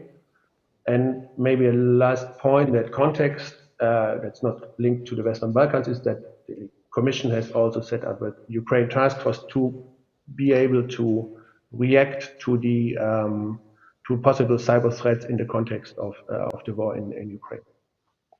Thank you. Thank you very much for that. Turning now to the region, Milan Dobrijevic from the Ministry of Trade, Tourism and Telecommunications. Could you share us a little bit what is Serbia's political commitment and political ownership regarding digitalization and cybersecurity reforms? To what extent is that a priority for the government? To what extent is that a priority for the people in Serbia? Please. Thank you very much for the opportunity to contribute to this very interesting and important event. And I listened carefully also to what my colleagues presented, and I was pretty inspired with the way how Lucas introduced the challenges cybersecurity bringing and the practical aspect of mentioning cloud versus all the way service and the way how in theory on-premise solution is more secure, but in practice new generation solutions can actually be much more secure. We can speak a little bit more about that later. And as far as the government of Republic of Serbia is concerned, the digitalization is actually a top priority. Prime Minister herself is leading the multi-institutional efforts in those terms, and we created a system that established capacity in past 5 or 6 years that enabled us to grow quickly in digitalization. So we have Governmental Office for IT who is developing similar to, I think, Estonian e-governance academy. It's an institution fully committed to development of e-government services, and hopefully we will be able to reach at least close to results Estonia achieved in terms of e-government. We are deeply committed to try to do it.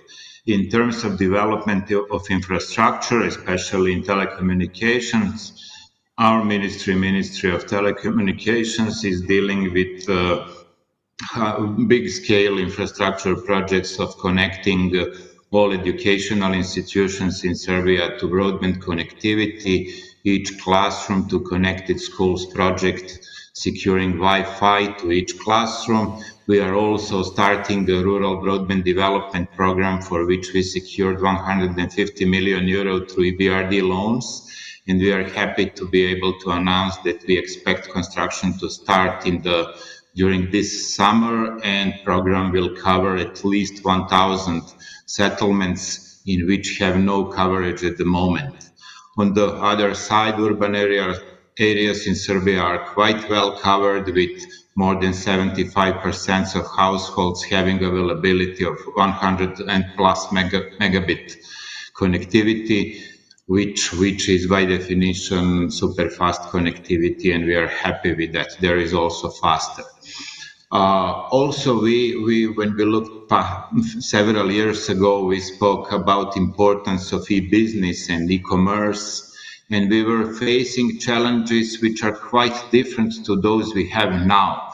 3 years ago, before COVID pandemic, we had challenge of trust of people in usage of e-business or e-government or e-commerce, and we were developing campaigns of how to increase trust in those services. COVID made this world different and actually made many people who never dreamed of using e-commerce or e-business, made them be forced to do it. That obviously created a big space for misuse or even worse, and in that terms, cybersecurity became much more important topic and much wider scale topic in terms of it started being important practically for each citizen. So what we are doing with cybersecurity for 5 or 6 years in the past, it is our biggest priority, one of the biggest priorities, because we realize that if we don't deal with it deeply and committedly, we will not be able to get the best results out of digitalization due to the challenges that are coming for the cybersecurity risks. So Serbia in 2016 adopted information security law, which practically transposed NIS directive almost fully, I would say 90 or 95% of it. We also did some amendments of this piece of legislation in 2017, in 2019, in order to reach to be more aligned with NIS. We also adopted cybersecurity strategy in Serbia, and we are dealing with many pillars of this complex topic within the strategy.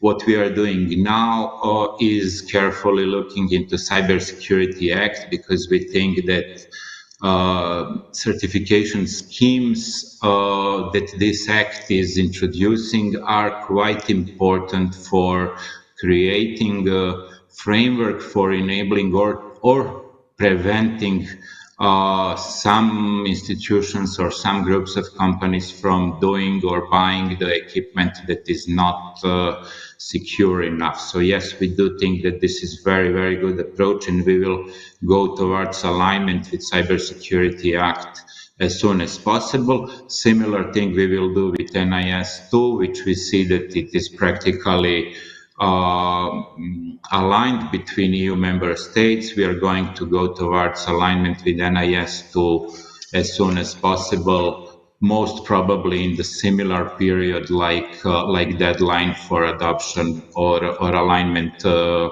given to the EU member states. We are also committed to pragmatical and concrete projects in the area, because what we're lacking the most on the side of the government is the cyberspace capacity in institutions, and we are very grateful to European Union who allowed us to go with the project of preparation for ISO certification, ISO 27000 certification. We got funds through IPA instrument, and we are now conducting the project, which has a goal of preparing 91 public administration institution for ISO 27000 certification, and hopefully not only preparing one, or rather with extension of projects, we will be able also to certify them. That would be for the start, and I'm looking forward to further questions. State Minister, thank you very much for that very comprehensive overview of what the government in Serbia is doing.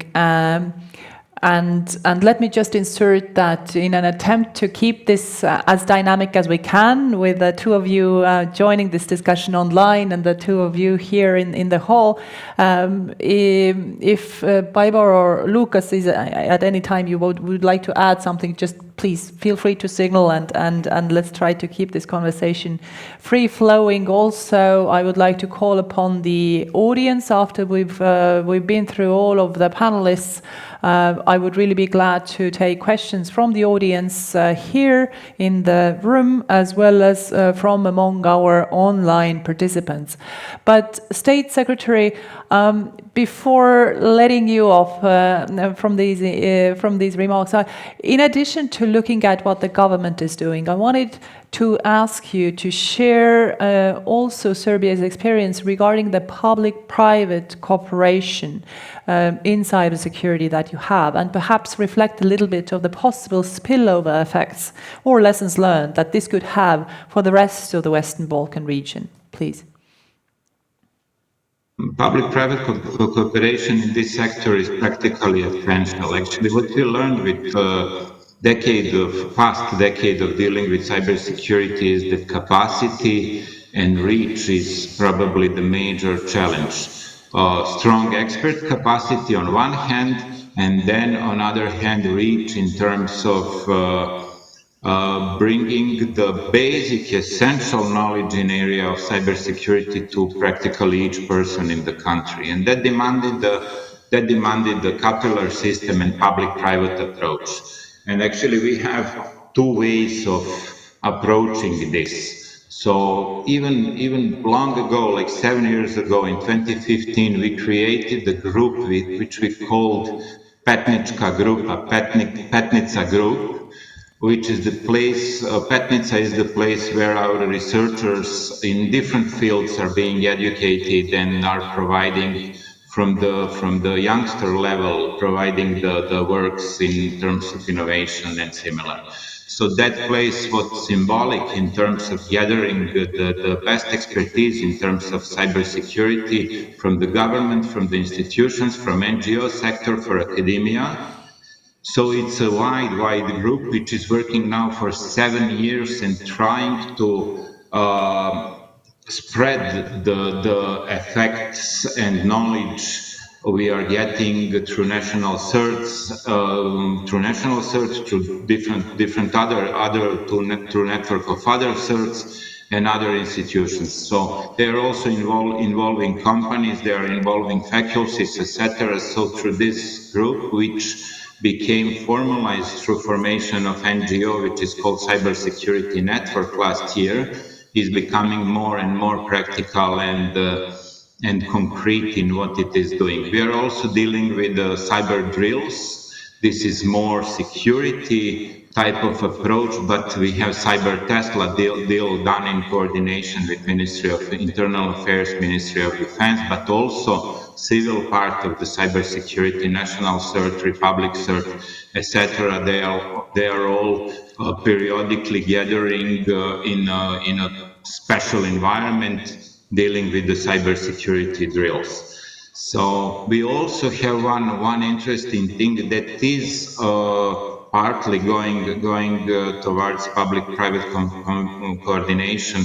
We have with law and information security, we formed the body for coordination of information security affairs. It's an official body created by the government, but it gathers representatives of all stakeholders, meaning intelligence agencies, Ministry of Defense, Ministry of Internal Affairs, Ministry of Telecommunications, Government of Office for IT, and this body has role of communicating major incidents and giving recommendations on what should be done in relation to them.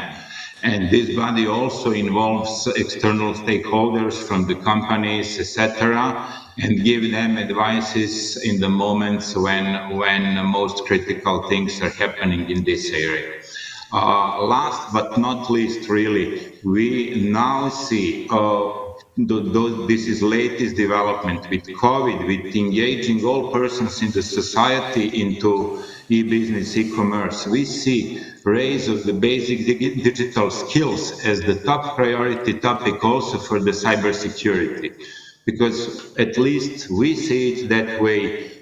Even having the top-notch cybersecurity experts and most secure information systems that are providing services, we still need to educate all users on the basic things they need to know how to protect themselves during doing business online or during e-commerce transactions or even during the communication online. This aspect, raise the digital skills, require wide-scale projects, and we are quite happy to be on the road to become, for example, one of the very important programs, Digital Europe program, and the pillar for advanced digital security.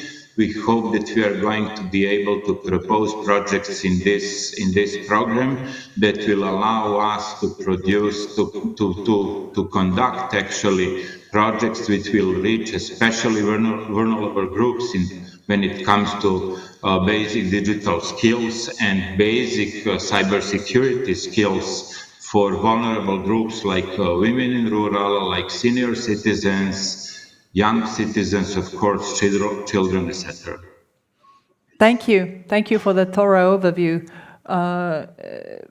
Turning to you, Baiba, you come from the position of the head of CERT. Can you tell us about the CERT's role in cybersecurity ecosystem at the level of a country in Latvia?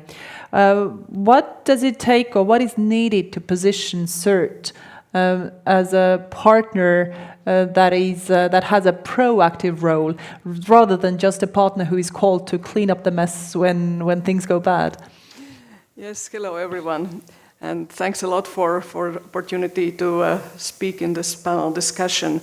I wanted to say at the beginning that it is really very impressive to hear that already so many things have been done in the example of Serbia, and I think that many countries are really doing extremely big changes for security part and for also CSERT part in the last years. I would like to take one step back and talk a little bit from the practical point of view. My role and my team's role always have been how to protect what is there. So basically what the governments already have built, we just are facing the challenge on how to best protect what is there. And I think there are some key elements that I would like to go through that are important to consider, and they might seem basic, but I think really if we get these basics right, then the rest will flow much easier. So first of all is to think carefully who will protect our assets as a government, as a nation, and where do we position this institution, because the position in the government is important.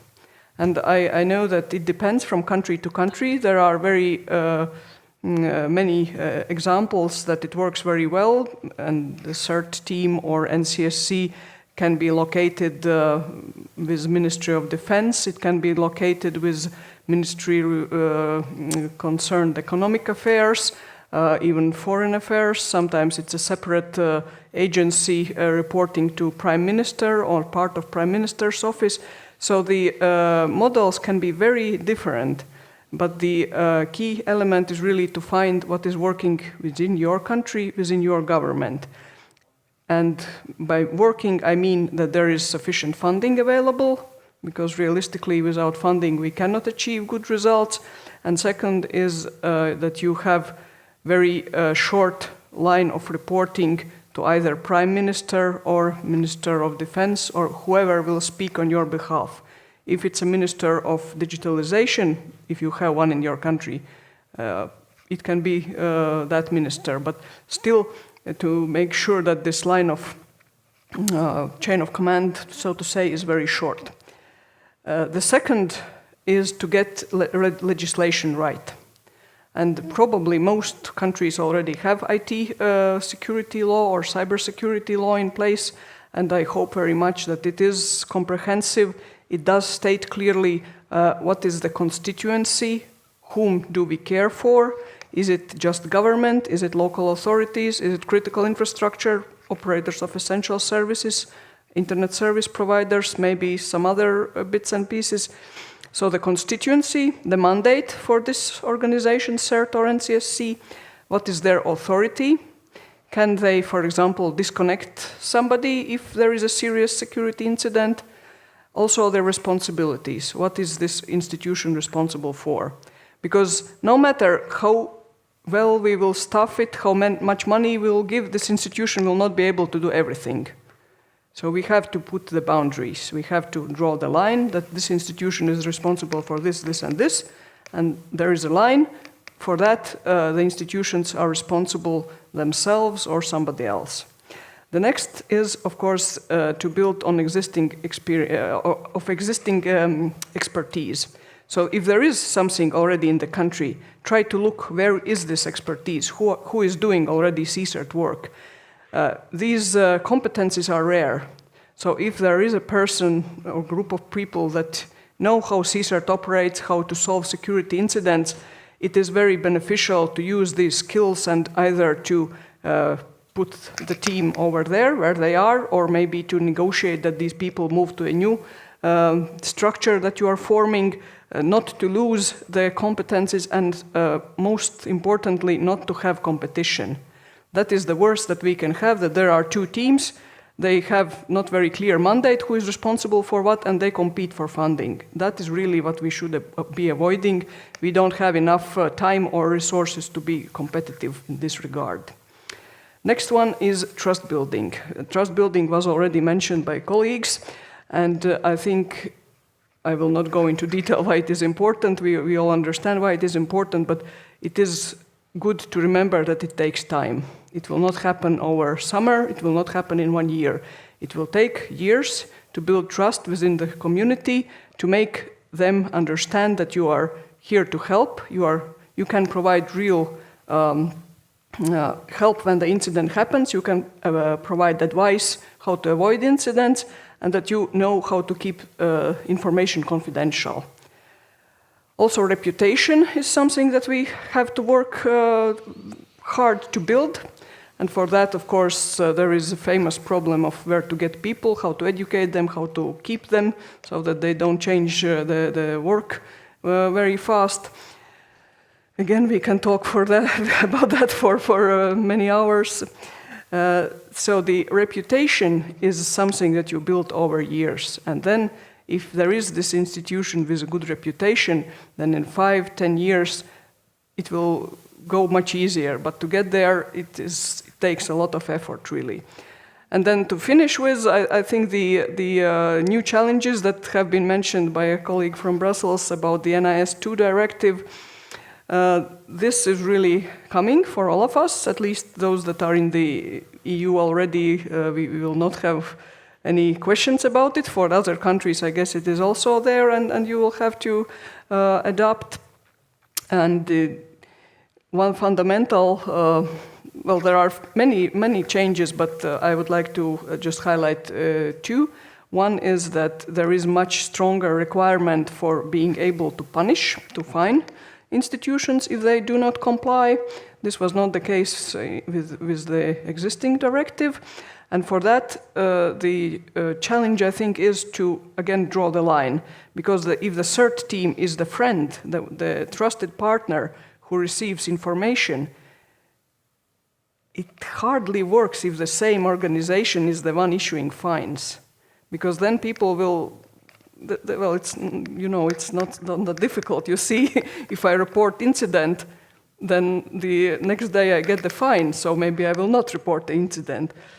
So this is this balance that needs to be found, that there is a possibility to report incident to get help, and at the same time, fining institution is not exactly the same people. It is at least different branch or different body in the government that does it, and that the fines are really for the cases where there was a clear negligence, clear misuse, etc., etc. And the other part is, of course, that our constituencies will grow tremendously, so the challenge will be to get resources. So this is the whole bunch of things that we have to think about that are on our daily plates, and Yes, I think it's a difficult task to keep secure what we are building and what we are using on daily basis. Well, Baiba, thank you. I fully understand that it's not easy to capture all this wisdom into 10 minutes, but thank you very much for this very thorough and well-informed position, which creates a good basis for further discussion. Lucas, you wanted to insert? I want to take advantage of the participants we have to ask some uncomfortable questions of us all collectively, because in a sense, if our task were just to each figure out how to do cybersecurity at home, it's a difficult challenge, but it's a solvable challenge. And we have the models and there's a discussion on the costs and so on. But the thing that makes, I think, our jobs difficult right now is that we are torn in two very different directions when we look at the digital services we want to provide in security. And the one direction we're torn in is we are all trying to integrate our economies to be more interdependent. And the other direction is that the security thinking is leading us to see a lot of risks in doing that. To see risks in outsourcing from, even within country, from public sector to private sector, to see risks on interdependencies between countries, even within the EU. There are always risk considerations between countries, and now sort of we have the question of digital sovereignty and the extent to which the concept of digital sovereignty that Europe articulates is going to be one of Europe sort of drawing a fence around itself with its standards, having requirements for European companies, or whether we draw that circle more broadly. But certainly, on the other hand, knowing that we have a problem, or technology is not politically neutral.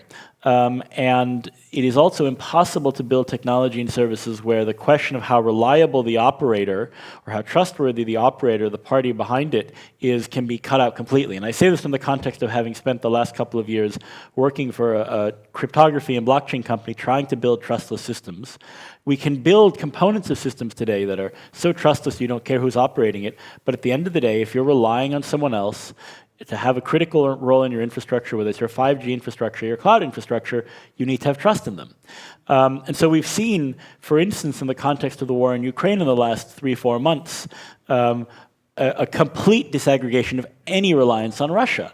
Where Estonia or Latvia previously may have been already quite critical and skeptical, but today, across most European and American tech service providers, public and private, not only is it a question of not using Kaspersky, it's literally a question of not having any Russian nationals or Belarusian nationals working for them because of the risk limitation.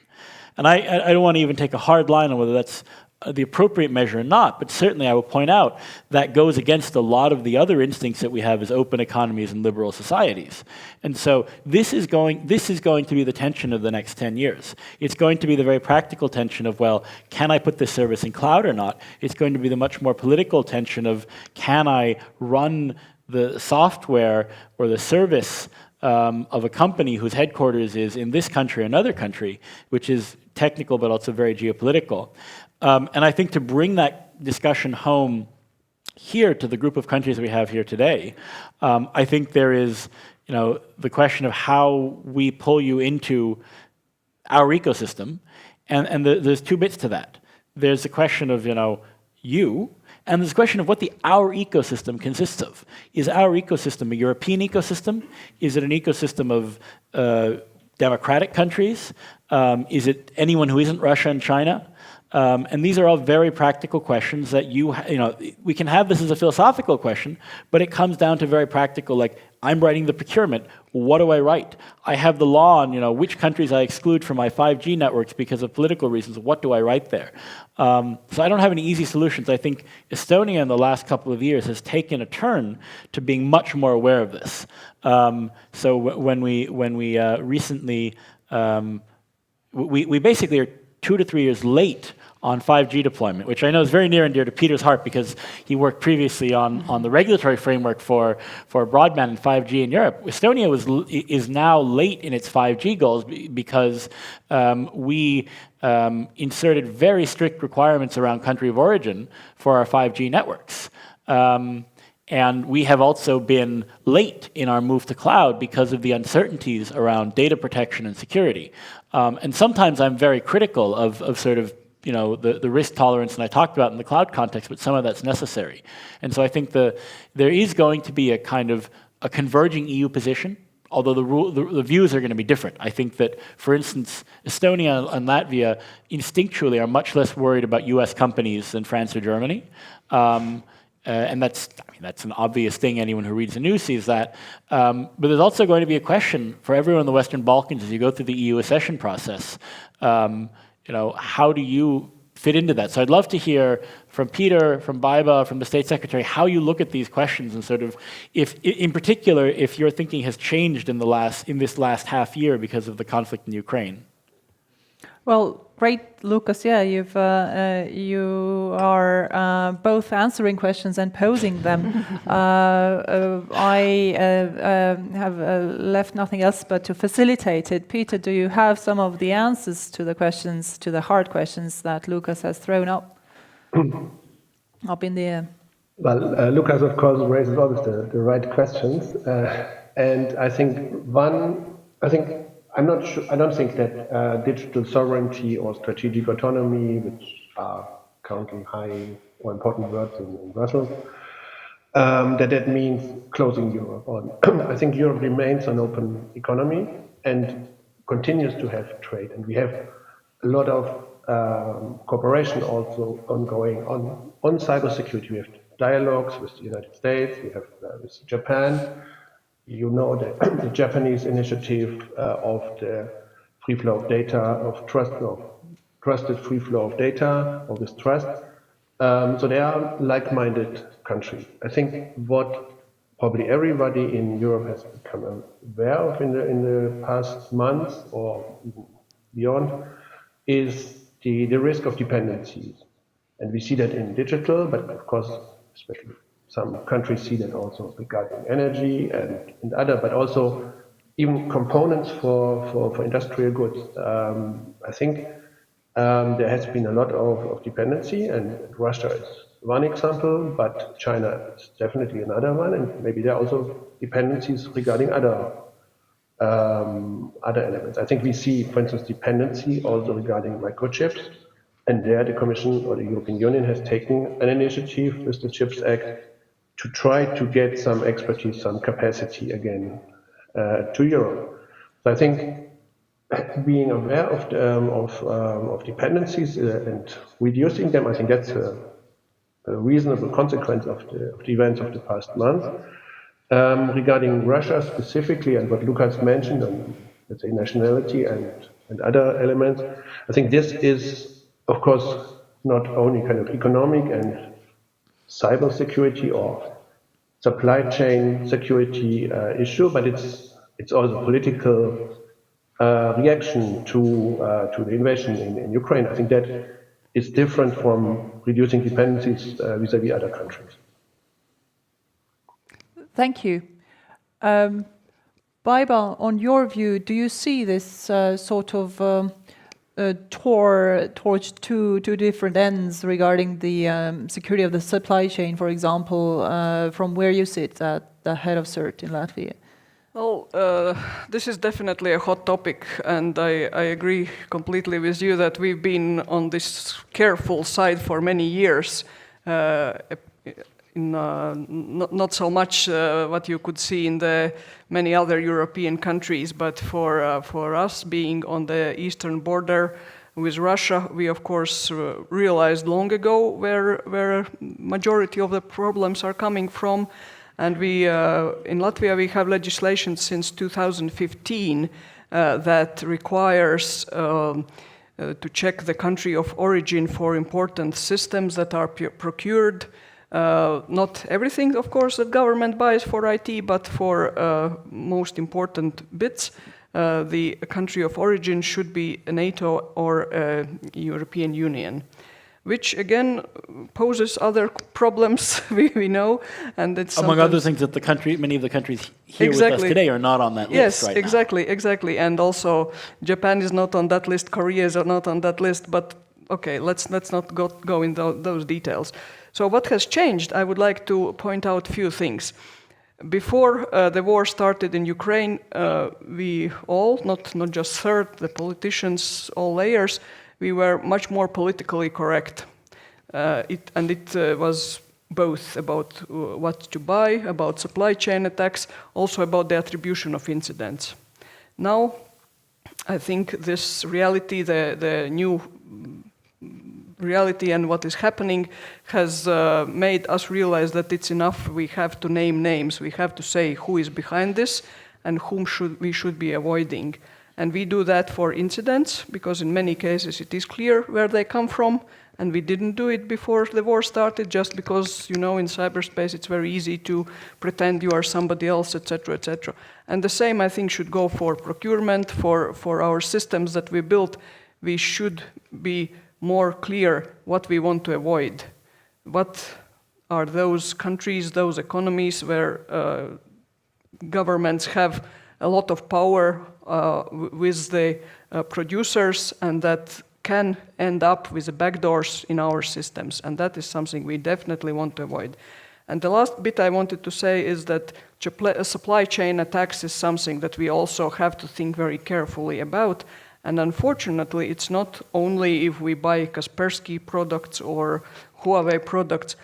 These attacks can happen with any company, and this is something that we are honestly not ready to face, not ready to tackle, because those are very serious attacks. We've seen many global examples, and they are just getting worse and worse, I would say, unfortunately. Well, thank you for that, Baiba. Milan Dobrjevich, is there anything you would like to comment on your side?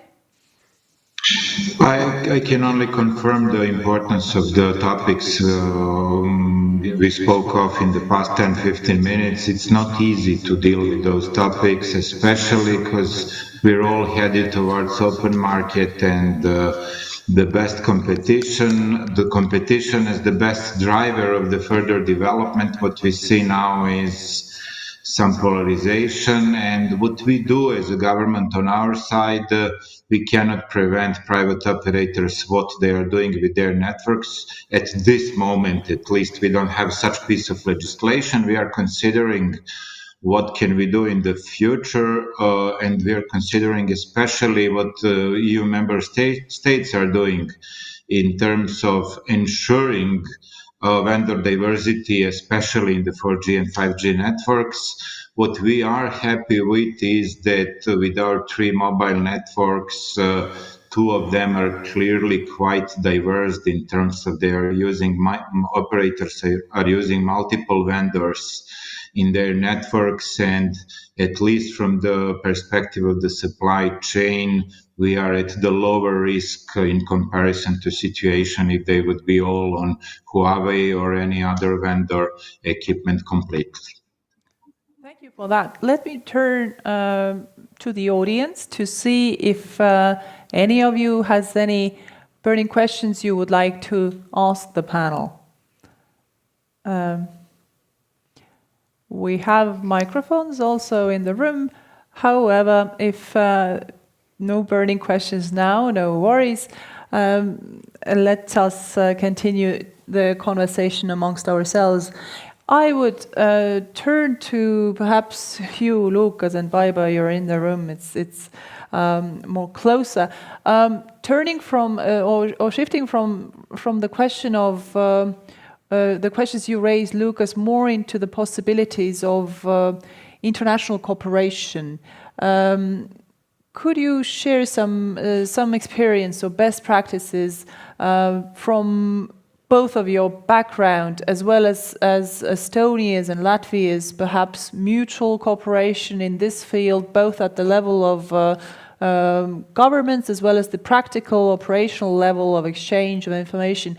Do you think in this cooperation, so indeed it's not just in between the community, but it is useful to exchange information across borders.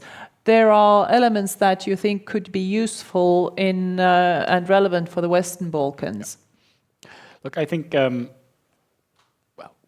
we've had fantastic bilateral collaboration, and I would like to have Baiba talk about that, mostly because I've been away from government for some years, and so there's a gap in my knowledge, and Baiba's seen that picture more continuously.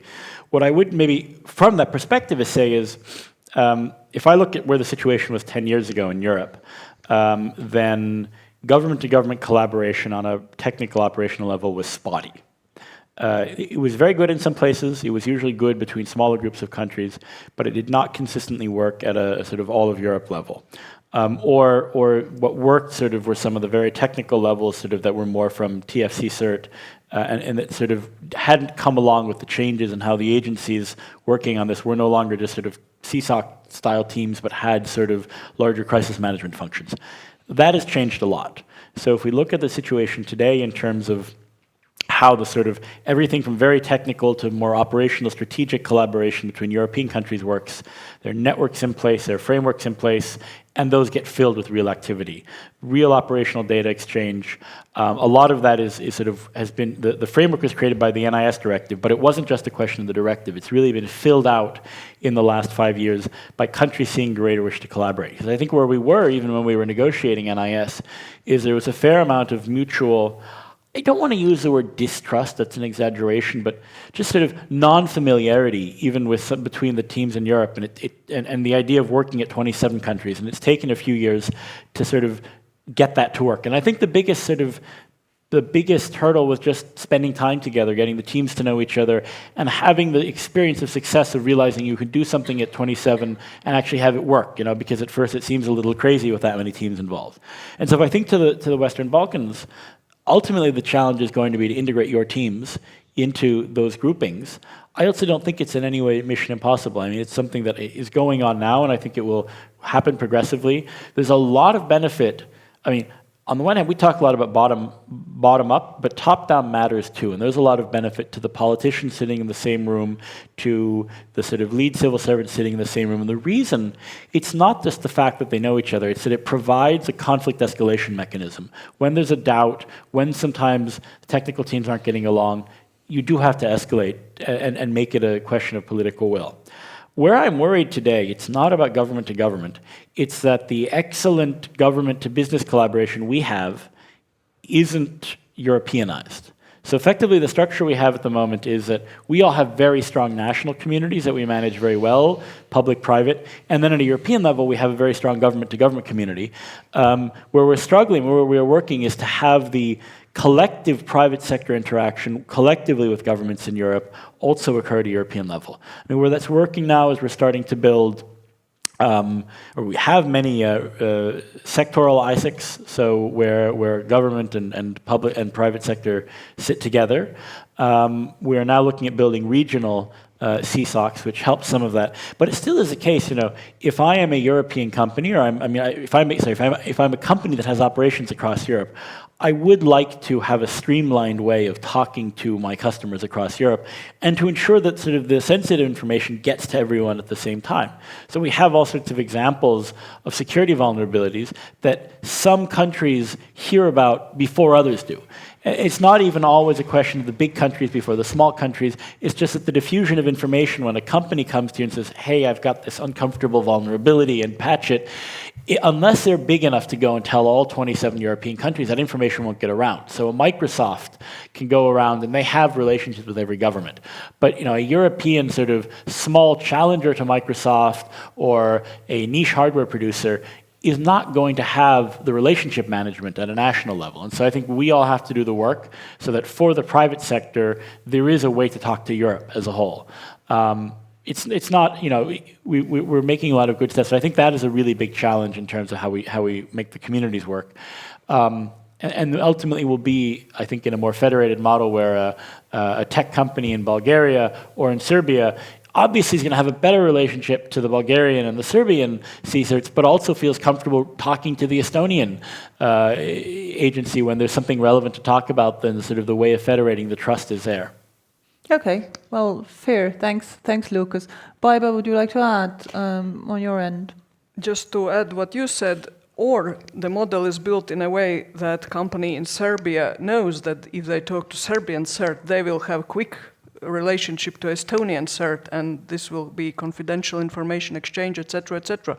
So indeed, this is a challenge, but I think that we are on at least the start is good, and we are, with NIS directive, the CSIRT network that is built and operates already since 2016 is one of the, I would say, best operating global EU-wide networks that exchange information really on daily basis.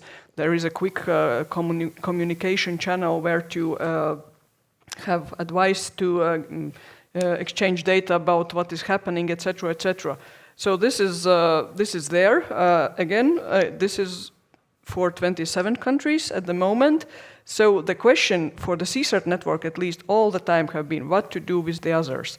What to do with Switzerland, what to do with Norway, Iceland, countries from Western Balkans, how to... UK now? Yes, also Ukraine, exactly. So how to incorporate them. And this has not been, I would say, sufficiently solved at the moment. Of course, there are global CSERT cooperations. There is TF-CSERT, Trusted Introducer in Europe. There is a first Forum for Incident Response, Security Response Teams global forum. So there are forums where people come together, not only governments, but also private sector. And CSERTs have been cooperating for the last 30 years. This is not new. So again, this is just showing that building trust and making these things work really take time. So this is one bit, and the other bit about the regional cooperation. And I absolutely agree that this is important and that we do have good relationship. But again, this didn't come cheap. It didn't come just on its own. I mean, we've been visiting each other for last 10 years at least. And there used to be so-called 3 Baltic state gatherings. Now with COVID, we haven't had one recently, but the plan was to have it a few weeks ago. I think it was postponed, but still it's going to happen this year. The idea is that people from CSERTs come together, from the ministries, and by ministries meaning whoever is responsible in the country for these topics, be it MOD, be it MFA, be it other ministries. So usually it's 8-10 people per country gathering together, understanding what's going on in the country, what is new, what are the changes, what are the challenges. I think this has kept us on this, so to say, similar development line, so that we know what's going on and who is whom to call if something happens. And I would really strongly encourage to build something similar for Western Balkan countries.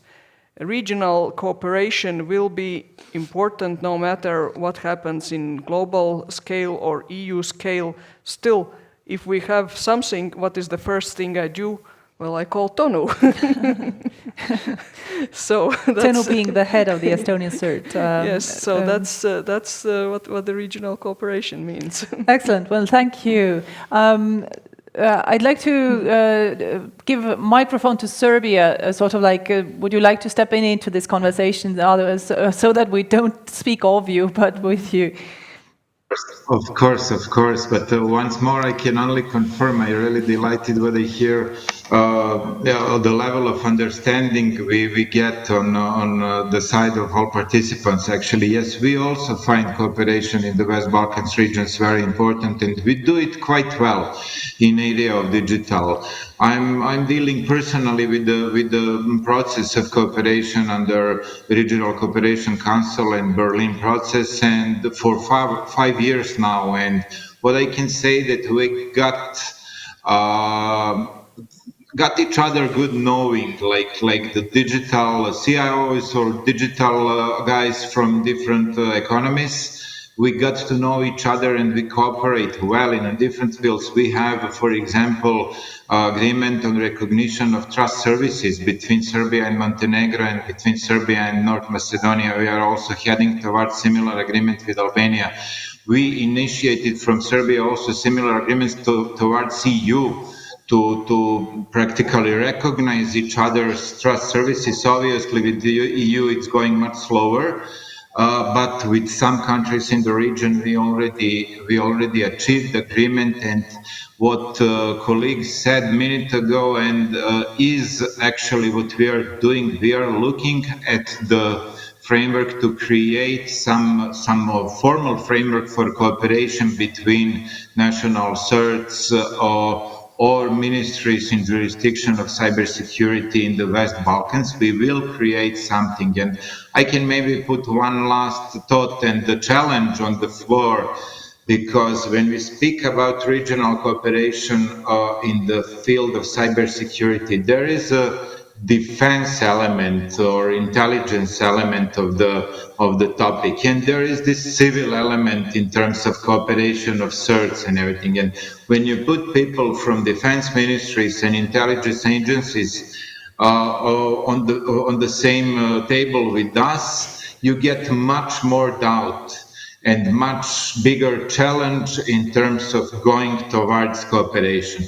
So what we are speaking at this moment is how to, at least for start, limit the scope of cooperation to some not really sensitive, but all cybersecurity is sensitive, obviously, but not defense-wise sensitive topics, so we could for start create this cooperation capacity and then expand it in a step-by-step manner to more and more serious and sensitive topics. So that is probably how we are trying to do that, and we are quite confident that we are going to achieve at least some level of cooperation in the region very soon.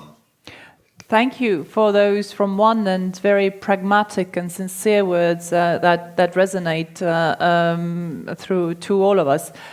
Peter Eberl, I'd like to leave you the last word on reacting to this from Brussels. I mean, from one end, as was it Baiba or you, Lucas? So you said that for this better cooperation, we need regulations or platforms, but also maybe some pragmatic support. What do you think EU, the Commission, can do, and where are the limits in facilitating more, better, improved sort of like mutual cooperation in this? Thank you.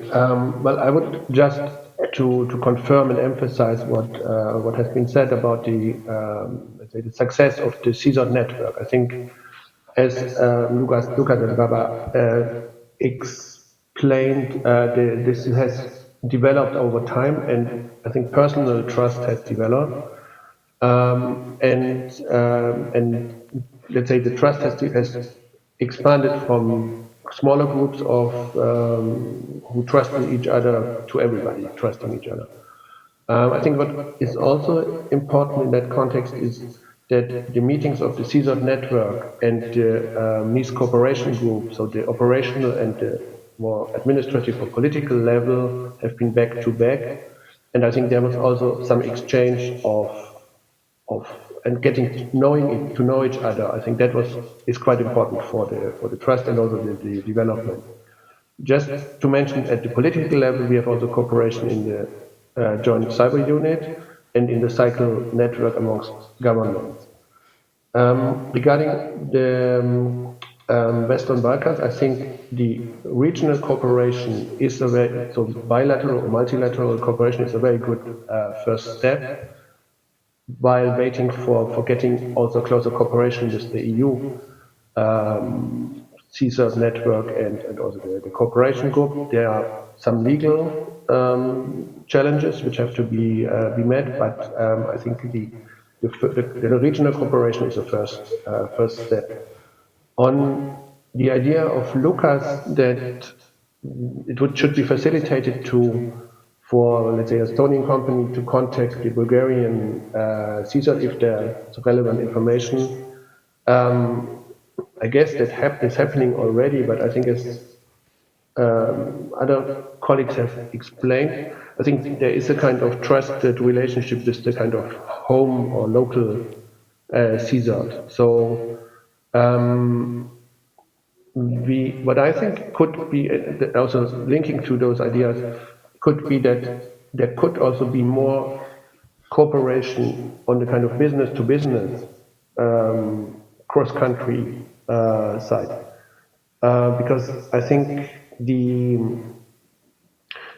companies, for instance, in the same sector, even those who are not present in all member states, I think they can exchange certain information because some of the security risks are sector specific. So I think that could be a way of of cooperating more closely cross-border. And we will reflect on how the Commission can, of course, foster cooperation. Peter Eberl, Milan Dobrievic, Luka Silves, Vaiba Kashkina, thank you very, very much for this truly inspiring, practical, yet sort of generalizing and detailed granular thoughts that you've shared with us from your rich past and visioning the future. Thank you all very much. I think we've all deserved a nice applause. And with that, we break for lunch, and we are gathering back here again within an hour, 1 o'clock Tallinn time. Thank you. Thank you. Thank you.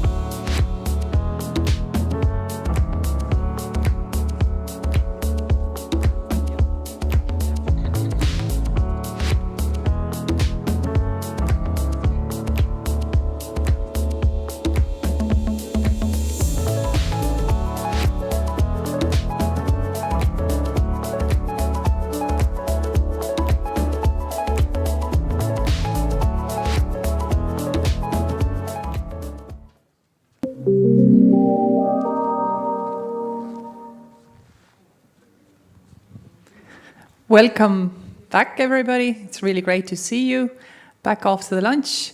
And our conversation on digital security in the Western Balkans continues.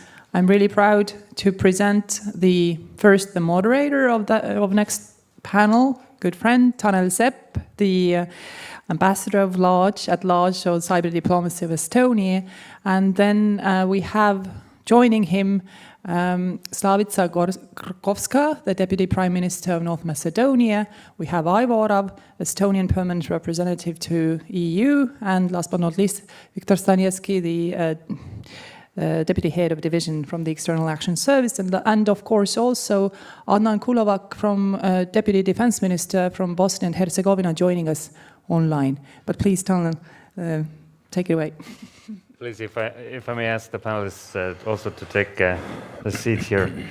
When I was first looking at the title of the panel, the leap to more resilient cyberspace, then the word leap reminded me immediately the Tiger Leap that we had in Estonia years ago when we were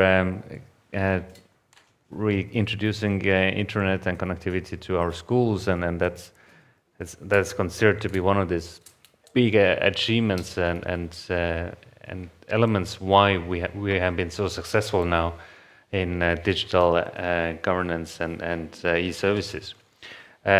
So one of the kind of overarching questions that I hope we can talk about is are we taking now a new leap, and how do we get there? But just to kick off the conversation, I wanted to start with a question. If we think of cybersecurity or digital challenges, what keeps you up at night? May I start with you? Well, thank you for the question, and thank you for the opportunity to address to this audience and to have the possibility to share experiences and doubts regarding the cybersecurity and cyber resilience, which is, I believe, we are all agreeing that it's one of the crucial topics nowadays. For me, it is very important to provide a good opportunity and safe opportunity for the citizen to make the digital transformation of the citizen that will be actually providing digital services to the citizens, but also at the same time to build the trust among the citizens that everything that we are providing digitally is safe for them. That they wouldn't have to worry about if their private life will be jeopardized by someone, and even more if something like that, someone will try to do it, that the government, the state will have a good system to protect them of such activities. And even more, having in mind the recent geopolitical activities, I would say, which is completely changed the political sphere and the political engagement, having in mind the war in Ukraine, even more raised the importance of speeding up those activities, but even more at the same time, even more to strengthen the joint capacities of the international community together with all of us, and actually to create an alliance that will provide much more coordinative approach on cyber resilience and cybersecurity. Thank you so much, Mrs. Krakowska. So that was your view from North Macedonia. But if we go to Bosnia and Herzegovina, Mr. Kulovac, what keeps you awake at night?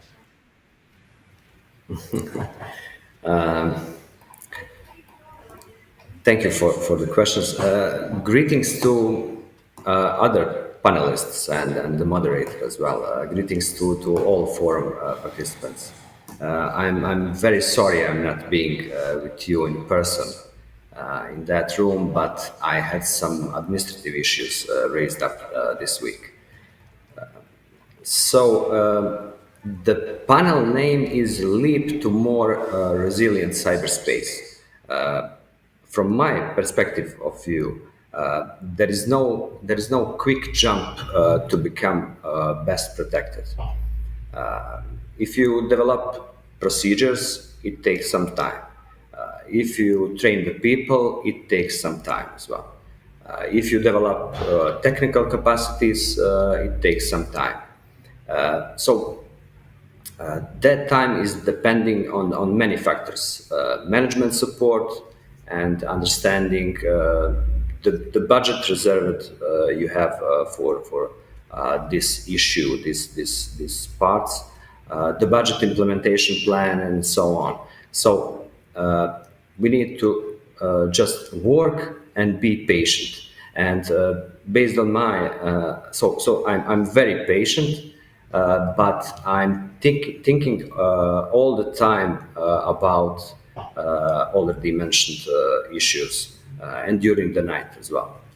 Sometimes I have bad dreams about that, how to make better resilient cyberspace in Bosnia and Herzegovina and Ministry of Defense. So I always struggling with that, and always I have all that issues in my mind during the night as well. Thank you so much.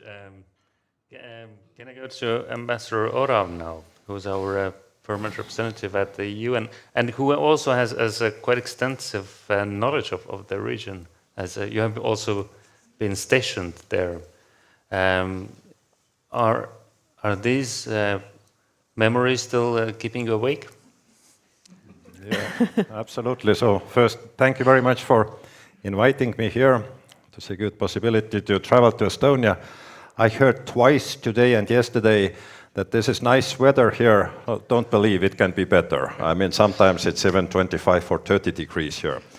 But first, I want to make it clear, I'm not the cyber expert.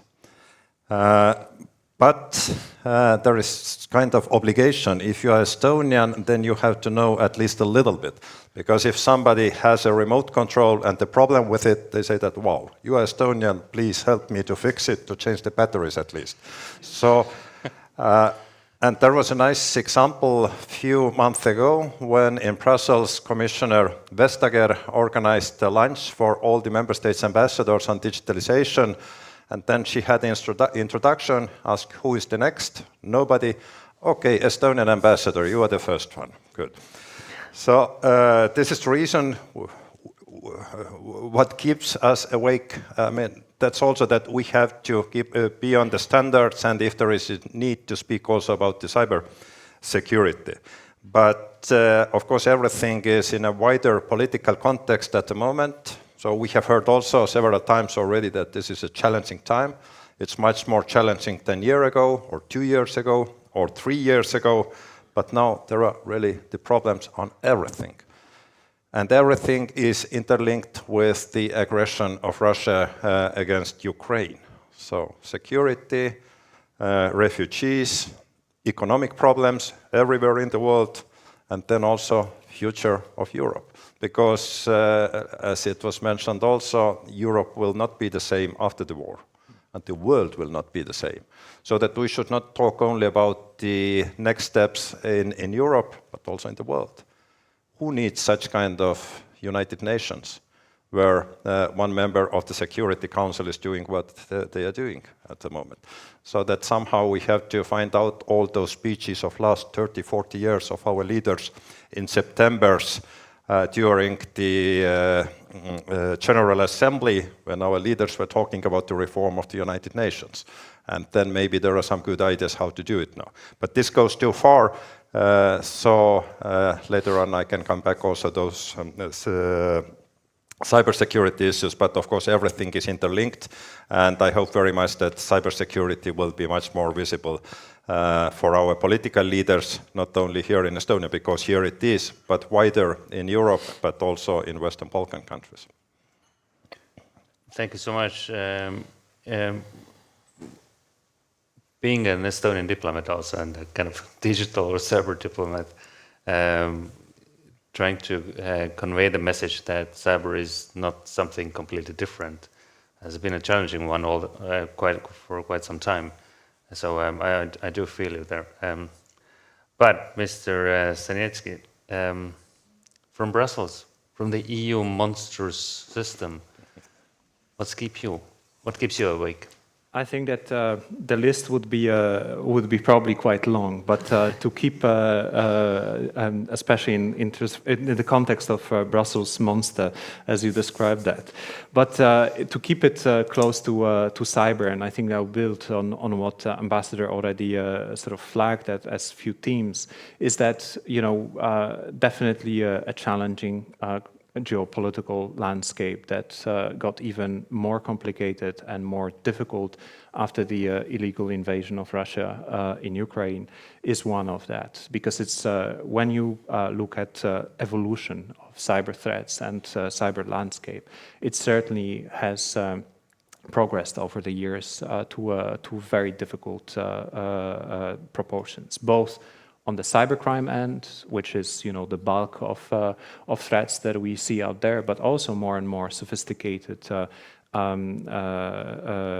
threats led by state and non-state actors that are also a sign of how cyber has become part and parcel of the approach of this, how the states and non-state actors are trying to fulfill their strategic objectives. And one part of that, and I'll be definitely coming back throughout our discussion in the panel to this issue, is that we do our utmost as the European Union and our member states, so Estonia being part of that, to promote and strengthen the strategic framework for conflict prevention in cyberspace, which is based basically on three key pillars. One, applicability of international law. Second, norms and responsible state behavior in cyberspace. And third, confidence-building measures. We'll come back to the fundamental element of how we can only pull it out is by capacity building efforts, and I think that this will be a theme of our discussion. And we have seen in also an example of Ukraine very recently, how actually work on the capacity building can help each state to be more resilient and to weather the storms better. And I think that this is sort of this challenge is the main driving factor where I'm being up at nights, apart from my kids from time to time. So. Thank you so much. Minister Sutt in the morning when he addressed this conference, he mentioned kind of three key words: people, trust, and security. I mean, this is something that has been there for some time, for years, I would even say. And we're hearing today a lot also about this work with the private sector and different interest groups, so kind of more comprehensive approach towards cybersecurity, which also isn't a new theme.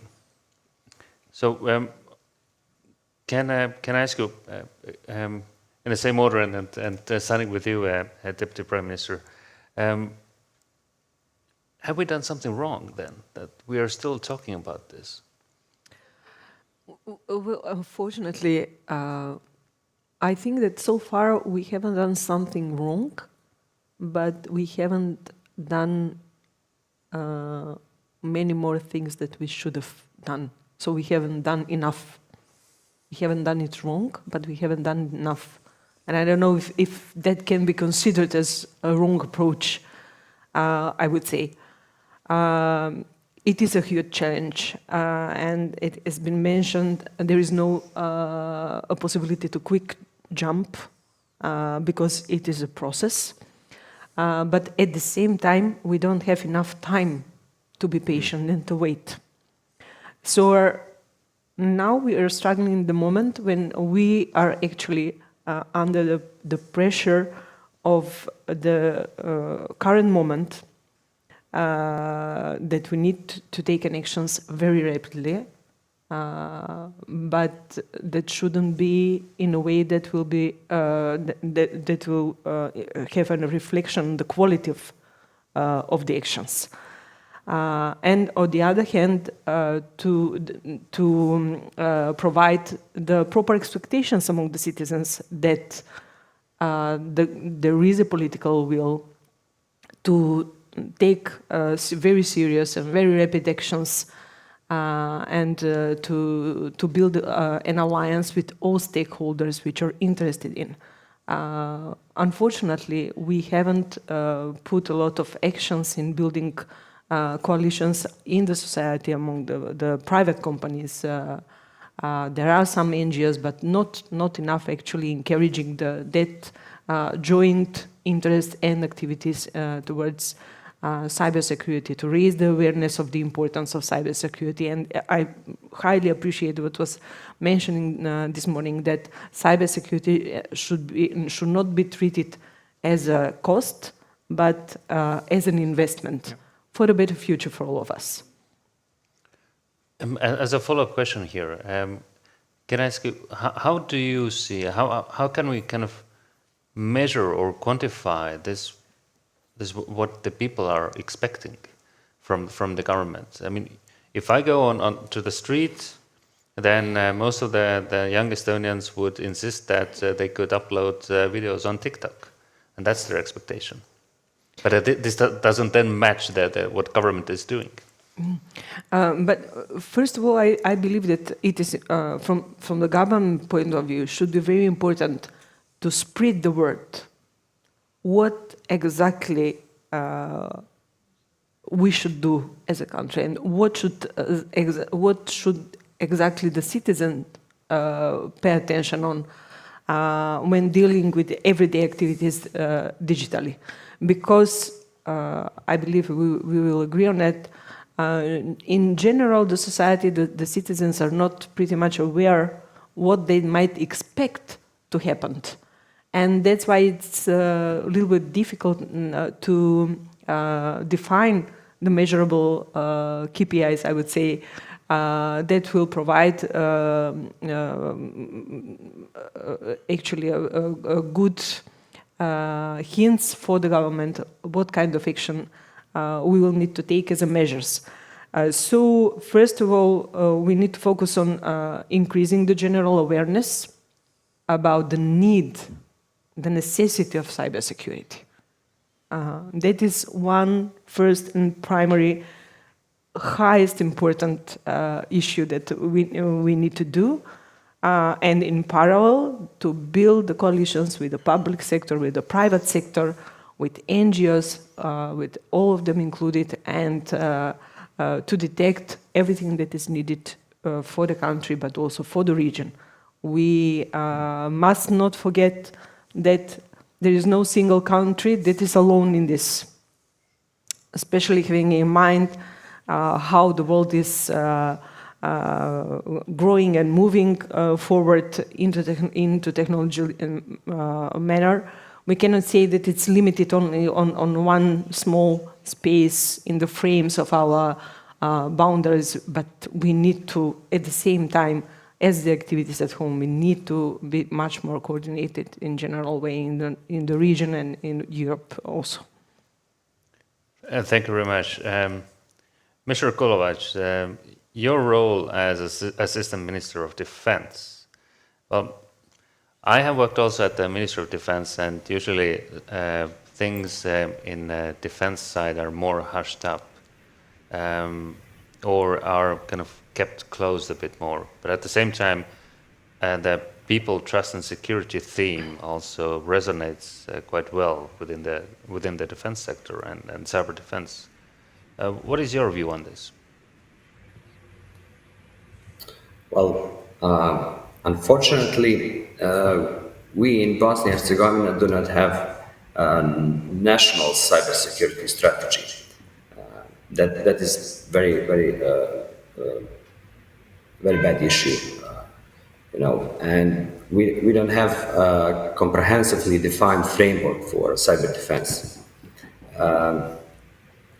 We didn't sit and wait that national cybersecurity strategy, so we developed our own capacity for military domain.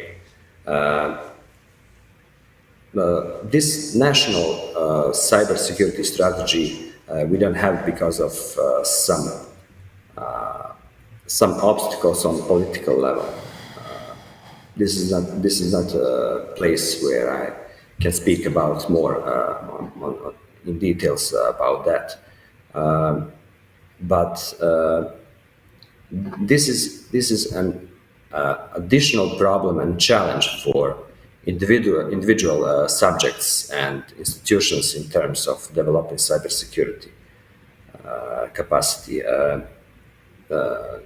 Then mutual cooperation horizontally and vertically without overall guidelines and an action plan on the state level, on the national level. Yeah. So the defense sector in Bosnia and Herzegovina has recently been paying a lot of attention to cybersecurity. We put cybersecurity, cyber defense in our top priority. As cybersecurity has been recognized as a very important link in comprehensive defense. This is a consequence of the large development of information technologies and the growing dependence on information and communication technology in work within the defense sector.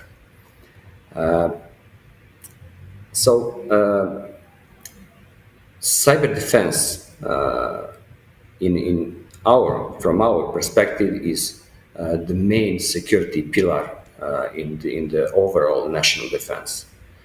So, the more you invest in strengthening cyber defense pillar, you will have a stronger overall defense, national defense. Thank you so much. Moving on from this kind of point of discussion, Ambassador Orov, how do you see it from Brussels? I mean, if you look at the present situation, and of course, Ukraine topic is as you said, is predominant everywhere, and probably also within some time now, at least for some time. How do you see these kind of discussions moving on in Brussels between the member states when the interest should be there, but other topics are taking the time? So, yes, I mean, discussion on Ukraine is dominating absolutely everywhere. And as you before asked also from Deputy Prime Minister the question, I think we had a lot of time to discuss the things before.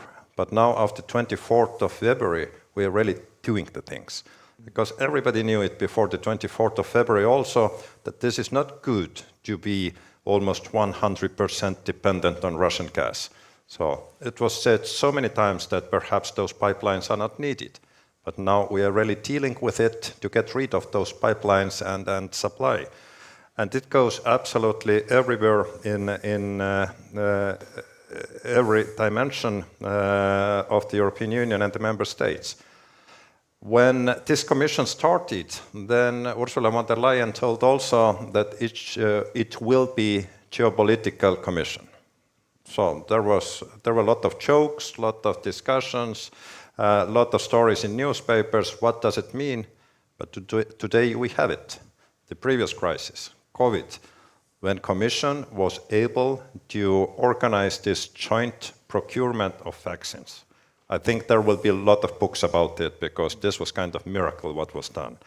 And now with the EU's response to the Russian aggression, I think this was something.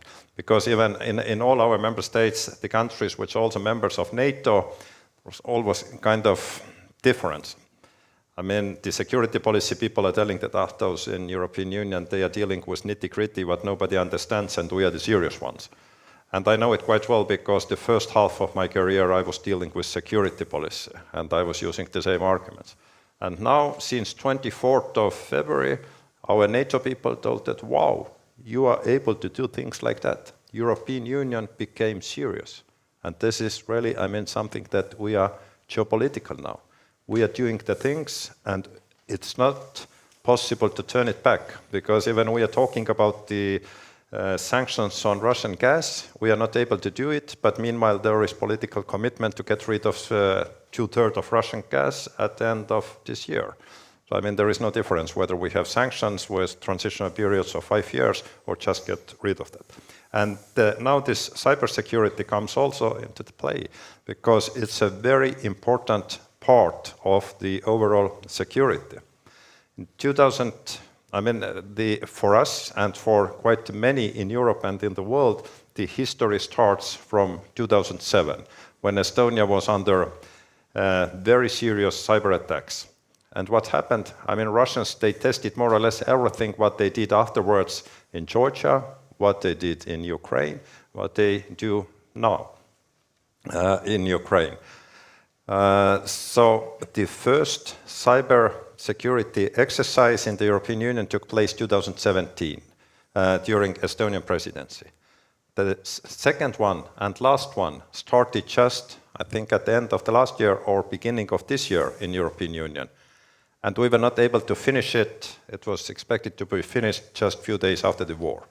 So that we were quite well ready for the situations like that. And maybe it's not directly interlinked, but still the date of 10th of May should go into the history books of cyber policy and cyber security, because then this joint attribution was done when European Union member states and Western Balkan countries with us told that you, Russians, did it. So we attributed it to Russians, or I mean, we attributed it jointly first time. And this is something. And why we have it? We have it because of our joint policy, what we are doing. We have the cyber security toolbox, but now, since the beginning of this year, we have also the hybrid toolbox under security compass. So that in both of those cases there is possibility for the attribution. And for this compass process, this was Estonia who insisted that we have to have it inside this toolbox, because many member states decided why it's needed, why we are doing. But this hybrid thing was needed also as we have the experience from Belarus, because some countries considered the last year's developments as this was kind of refugee crisis or whatsoever. But then finally we were able to say that yes, this is hybrid attack against the European Union, and it helps us afterwards to create the different policies and different responses. So that yes, I mean, everything is interlinked, but now I hope very much, and I'm sure that this security, cybersecurity is much more visible and understandable, and policymakers can also influence the public and to make it clear that we need to deal with this much more seriously. So you had a small comment here also. Yes, I want to agree on that part with Mr. Orofevich. I believe it's very important to be pointed out that it is very important from the politician's point of view to learn from the lessons. And not to, I would say, just neglect the findings, the warnings, as you mentioned, regarding the pipes of gas, that we shouldn't wait something to happen, and that to be the reason to take the serious actions, or even to treat more serious the questions and the issues that we as a societies believe that are important. And I strongly believe that there are so many lessons learned after what have happened, that we should be more serious and taking into serious account all the issues raised before, but nevertheless, no serious actions have been taken after only after something serious happened afterwards, as a consequences of not taking actions from the authorities at any level, I would say, if I may generalize. Mr. Staniecki, from again Brussels viewpoint, I mean, you mentioned the conflict prevention tools. Now we're actually dealing with the conflict itself also. What is your ambition in the end?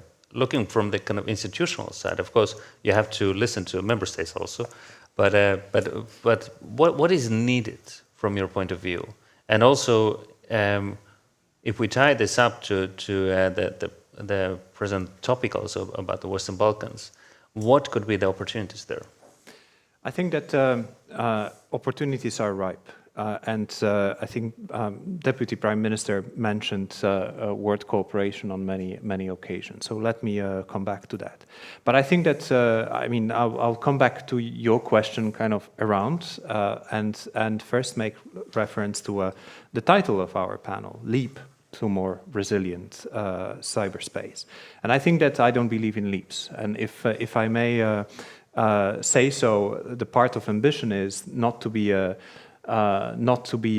short sprint to some point B, because the point B keeps on moving as the situation, geopolitical situation, but also technology is evolving. So I think what we need to really prepare ourselves and work towards, it's for those who are running kind of an ultra marathon of a very long distance, that we need to invest for a long time for the and for the consistent and persistent approach towards both digitalization and cybersecurity. To also bring some of the theme that you have been asking about, have we done something wrong?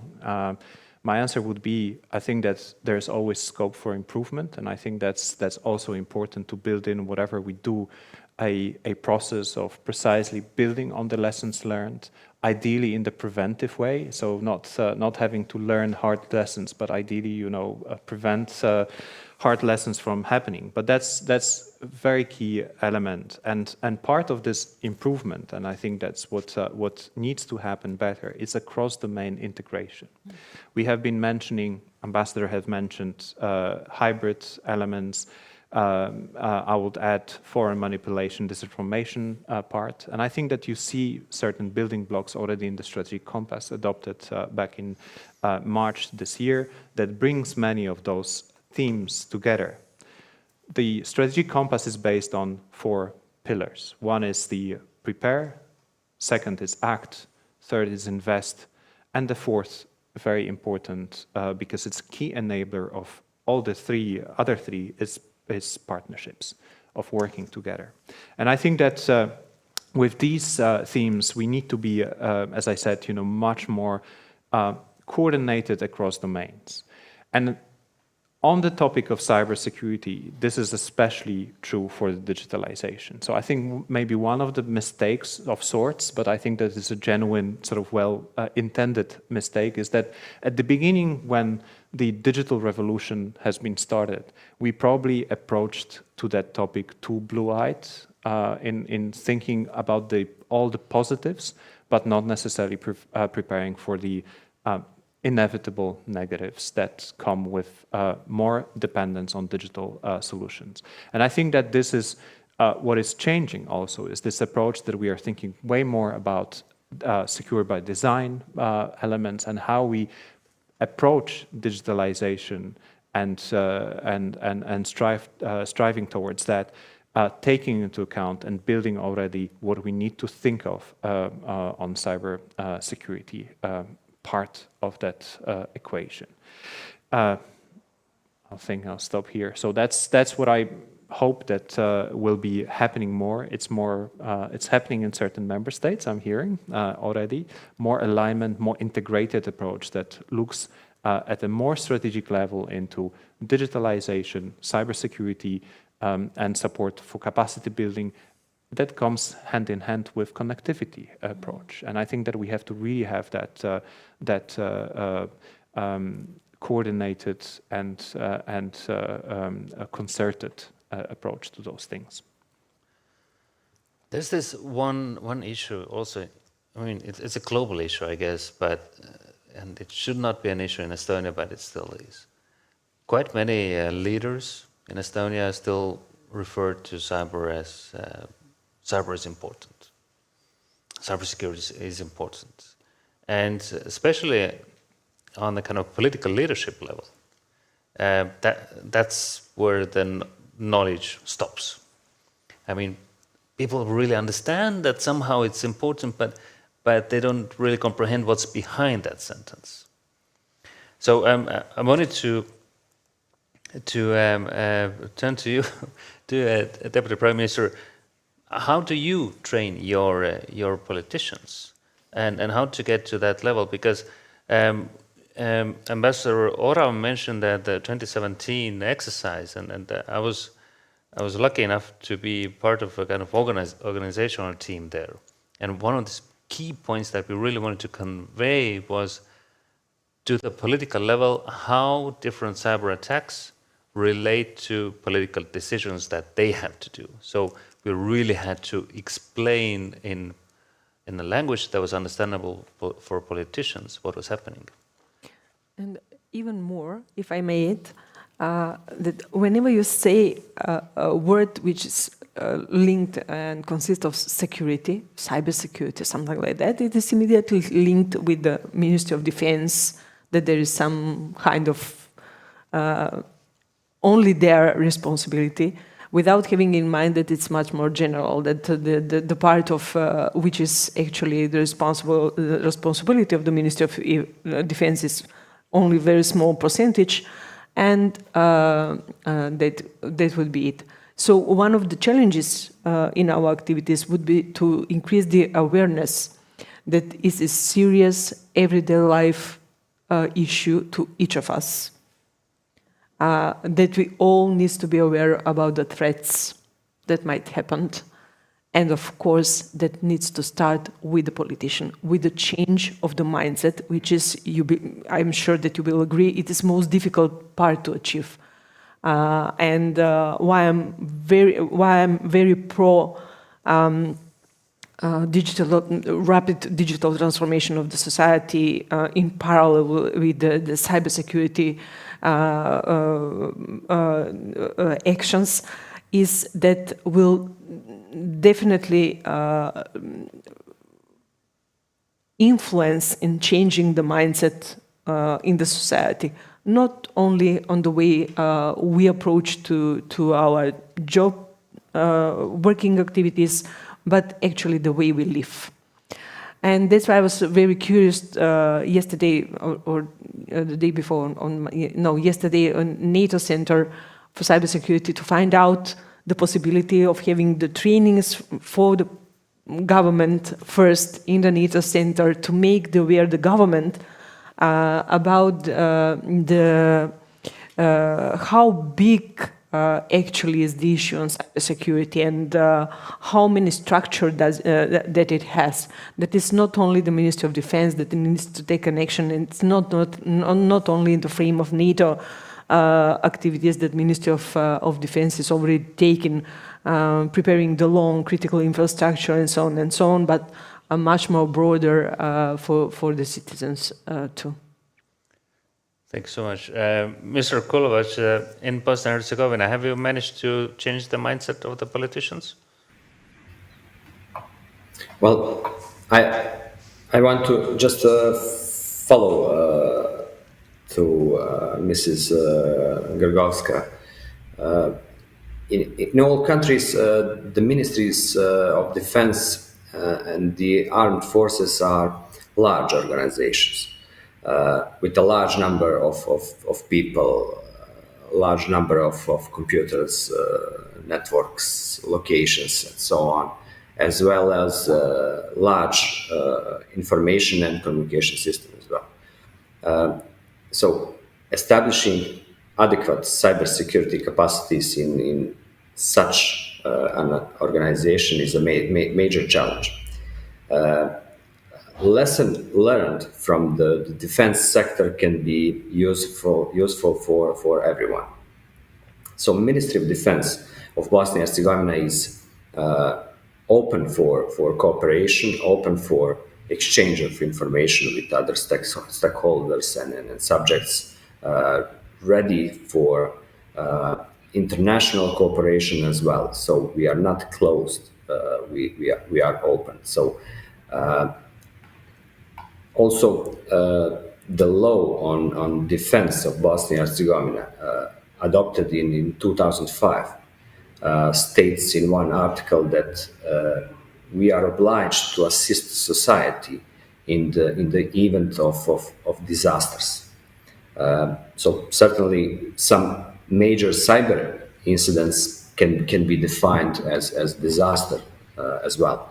And I hope that in the coming period, when we build strong cyber defense capacities in Ministry of Defense, we can help society in Bosnia and Herzegovina in the case of serious cyber incidents. So I just want to follow to Mr. Grigorska just to answer to your question. So we continue working on speaking to our management just how cyber defense is important in overall cyber, in overall national defense story. How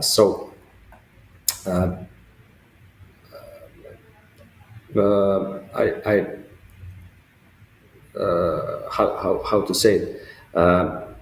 It is very difficult to measure the relationship between the investment and the level of protection. But one thing is for sure, the more we invest in prevention and protection in every sense, in cyber defense as well, training, awareness, raising equipment and exercises, we will certainly have less damage. Greater investment in protection certainly results in less damage than that can result from cyber incidents. So our management in Ministry of Defense completely understand these issues and these challenges and these problems raising up every day. So sometimes management not seeing in investment in cyber defense, they are seeing just spending some money, and they said usually sometimes they are saying, okay, we invest some money last year, what do you need now? So we need constantly to explain them what is happening outside of the box, the challenges, the threats, and so on. Constantly give them information and constantly, like for example, on cigarettes, you have some very bad images and sentence, smoking kills, and you need to explain them in some kind of pictures what damage can happen if we are not investing in cyber defense. Visualization definitely is an important part here, but with this kind of half political exercises on a larger scale, and especially in international setting, do these actually function well, or is there something missing still, or are we achieving the goals that we have set with the exercises? Well, this awareness, of course, is very important, because if we don't know, then we can't do anything. So as an example, I mean, if we read the news that somewhere is somebody who has a terrible disease, then yes, it's a very sad story, but we start to read the news story. afterwards. If it happens with me or somebody very close to me, then we have to find out immediately how to treat it. And nowadays, I mean, we can touch all those problems around because of this Russian aggression in Ukraine, because everything is there and we have to respond somehow. And sorry for bringing this example from North Macedonia. When there was Gruevski's government, I was then head of EU delegation there, and of course we knew that things are wrong because there were alleged cases of corruption and so on. But one day when 600,000 telephone calls between him and his ministers were released, then we knew that things are even much worse. So, and then if you know that what is wrong, then you can also fix it. And we offered, by that time, Prime Minister Gruevski several times, that you could become an example. So try to fix everything and you will be example for other countries in the region also, how to deal with rule of law issues, with fight against corruption and so on. He didn't want to do it. He is now at large.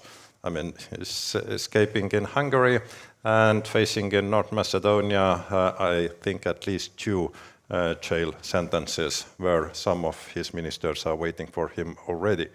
But again, why I brought this example is that if you know the problem, then you can treat it also. And now we know those problems, we can touch those problems, bearing in mind also the cybersecurity.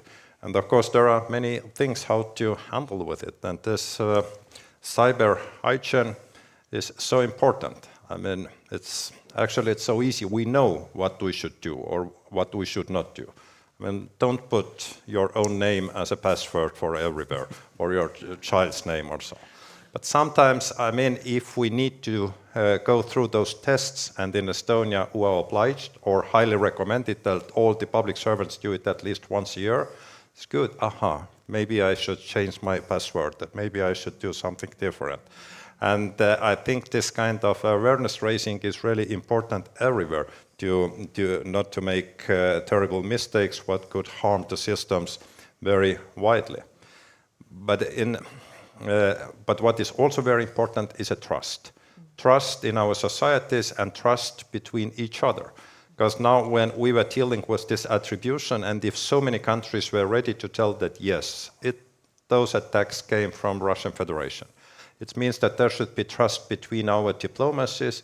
It means that there should be trust between our intelligence services. What is even much more complicated to have this trust, but it shows and it integrates us. That's much better. Trust in the society. And Lucas Ilves was here talking or mentioning also the internet voting.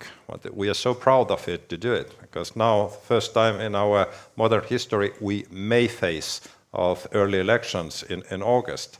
But nobody cares, because whether it's in August or December, we can vote from Canada, from Skopje, from Podgorica, wherever, because this is so easy. But it means, of course, a lot of technical solutions, but it means also the trust, because we trust our system. Otherwise, I mean, many people can say that, yes, there is kind of black box, and then politicians are coming and doing something with it and changing the votes. So that in many societies, unfortunately, it's not possible to do anything like that. And then the leadership. Like you asked one question also, that if public opinion, I mean, young people, they want that politicians will help them to do something with TikTok. Yes, that's fine, but also this leadership is so much important. Because if we really need to do it, then politicians should not watch only the opinion polls, but if there is a good idea, to push it through. And like last evening, former President Toomas Hendrik Ilves told his story. This was his leadership. And he mentioned it also briefly, that there were a lot of people who said that, no, I mean, why we need to do things like that? Who is benefiting? I mean, you do it something what we absolutely don't need. But today we have it thanks to this leadership.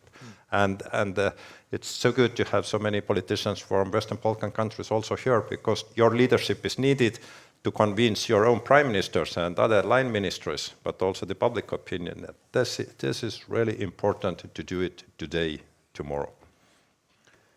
So what can we do from the European Union side to kind of consolidate this assistance to this leadership or this appeal for more capacity building? Well, first of all, we can share the example, and I think that this is one part that functions extremely well in many of EU policies, including cyber-related policies, is that we also have a different member states. You know, member states with a different degree of development in certain policies. And through having a platform such as the European Union and different strands of work within that, we can learn from each other and build on our experiences. And this is particularly true as well in cyber, and we have witnessed on many occasions how early introduction of certain policies inspires other member states to take note, take what they feel would fit the best into their system, and then create their own solution. And I think that this is precisely the approach as well that we want to take when we talk about EU cyber capacity building to our partners, including in Western Balkans, is that we offer a two-way dialogue on those issues, and we are as open, engaging in dialogue to also learn from solutions that others bring to the table, or experiences that others bring to the table. And I think that this is definitely one big advantage of the European Union. And maybe just let me dwell a little bit more on your question as well about how we can engage more political level to generate this leadership that is absolutely needed. And I think that this is a kind of a political conundrum that are there. If there is no top-down approach, it's very difficult to generate bottom-up approach, because there is a certain ceiling. Without a proper budgetary, of course, and resources, you can't go. You can go as far as it's possible. So it's very important to somehow keep on this awareness raising. And one sort of crazy idea that I had listening to all this is that I think we should have a good red team exercise on our politicians, demonstrating that, especially when we, after the COVID, we rely so much more on the digital products and in order to facilitate also their work as politicians.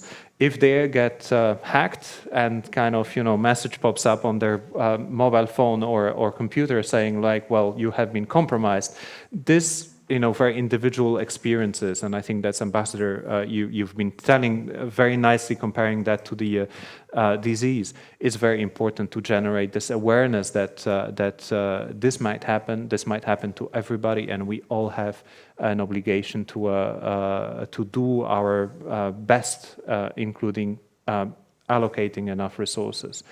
But definitely, on our side, there is an extended willingness to engage with all of our partners, specifically also in Western Balkans, and it has been reiterated in all the political documents, in Western Balkan summits, but also in the EU cybersecurity strategy, in digital strategy of 2020, that Western Balkans partners are key as well for us to work together on improving our resilience, improving cybersecurity. So take it as an invitation for more engagement from our side.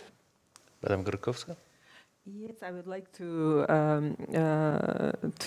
share my small concerns, I would say, because since we are all into the digital transformation of the societies, and at the same time, we need to increase as much as possible the awareness of cybersecurity, and having in mind that when you're trying to introduce something new, especially that will affect the public administration, as Mr. President yesterday explained, there is always a resistance towards that. So we, all of us, not only as a politicians, but from public sector, NGOs, all of us should be prepared of having an answers to use the cybersecurity attacks or the possibility of cyber security attacks as an excuse not to proceed further with the digitalization of the processes, because that might be from the public administration point of view a good excuse, and to say, okay, why we should digitalize all those data, millions of them, when someone might attack our system and delete all our databases, and then we need to go back again on our. So we need to be very careful at this stage how we should proceed further, at the same time to speed up digital transformation of the society, to speed up the cybersecurity awareness, but at the same time to minimize the possibility of those who are resisting the new changes, using that as an opportunity not to fulfill them. And when we are speaking about trust, I have to point out that unfortunately, having in mind the current situation of North Macedonia and Albania, in starting the negotiations with the EU, actually has rapidly decreased the credibility of the European Union, not only in these two countries, in our two countries, but in the region.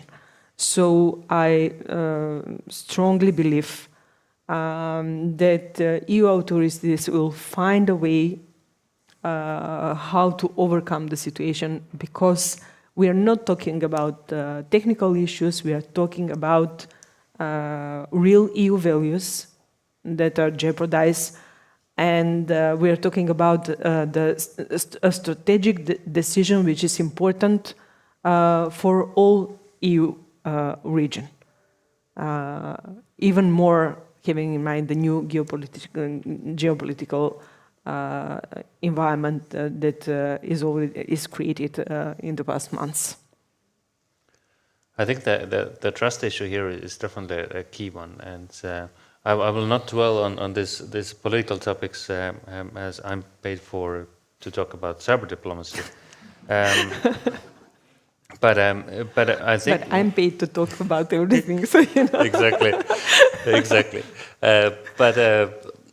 One of these key lessons that we have identified from the Russian aggression against Ukraine and this kind of cyber warfare that has been going on is really this critical role of the industry, the big tech companies that have really started to provide incident reports, that have provided information for attribution, that have provided also kind of tools how to mitigate these different risks.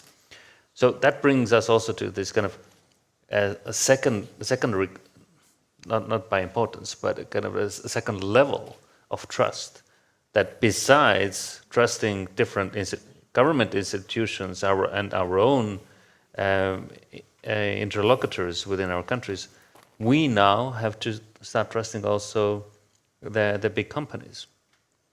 And our security really depends more and more on this kind of partnership. How do we manage that? And are we ready for this? And what should be our policies really to manage that? And this is my last question, so that we'll have at least some minutes also for the audience to ask some questions. But maybe we can start from the defense part, because this is quite crucial also, not just for kind of the civil cybersecurity, but also for defense sector. So, Mr. Kolovac, your thoughts, please. Wow.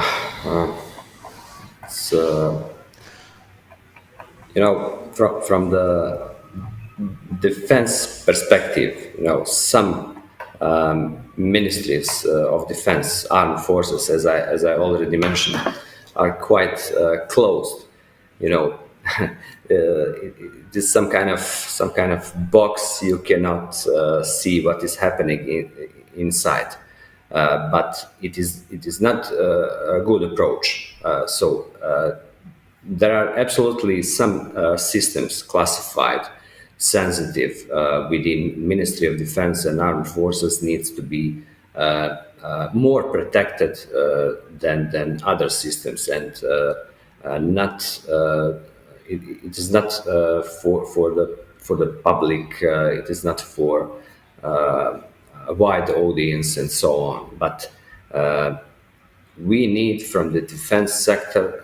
We need to cooperate.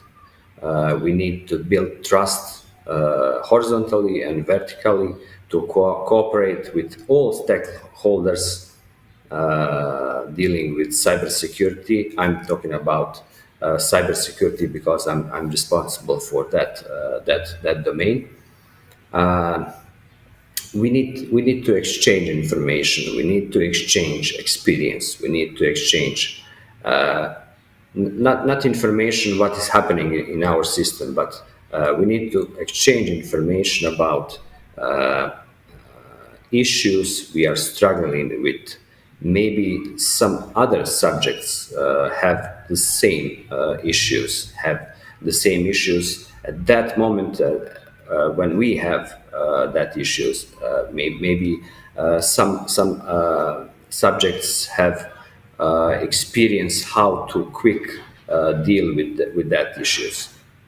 So defense sector needs to be just a little bit more open than now it is. Just and also we have in Bosnia and Herzegovina we have a little problems with public-private partnership. We don't have defined law on public-private partnership on the state level. So we don't have defined framework for that cooperation. But that cooperation is very important, especially in cyber defense and cybersecurity issues. And we try to cooperate with private sector, some kind of, if I may say it, under the radar. So we don't have defined framework with some law, but we are cooperating with private sector.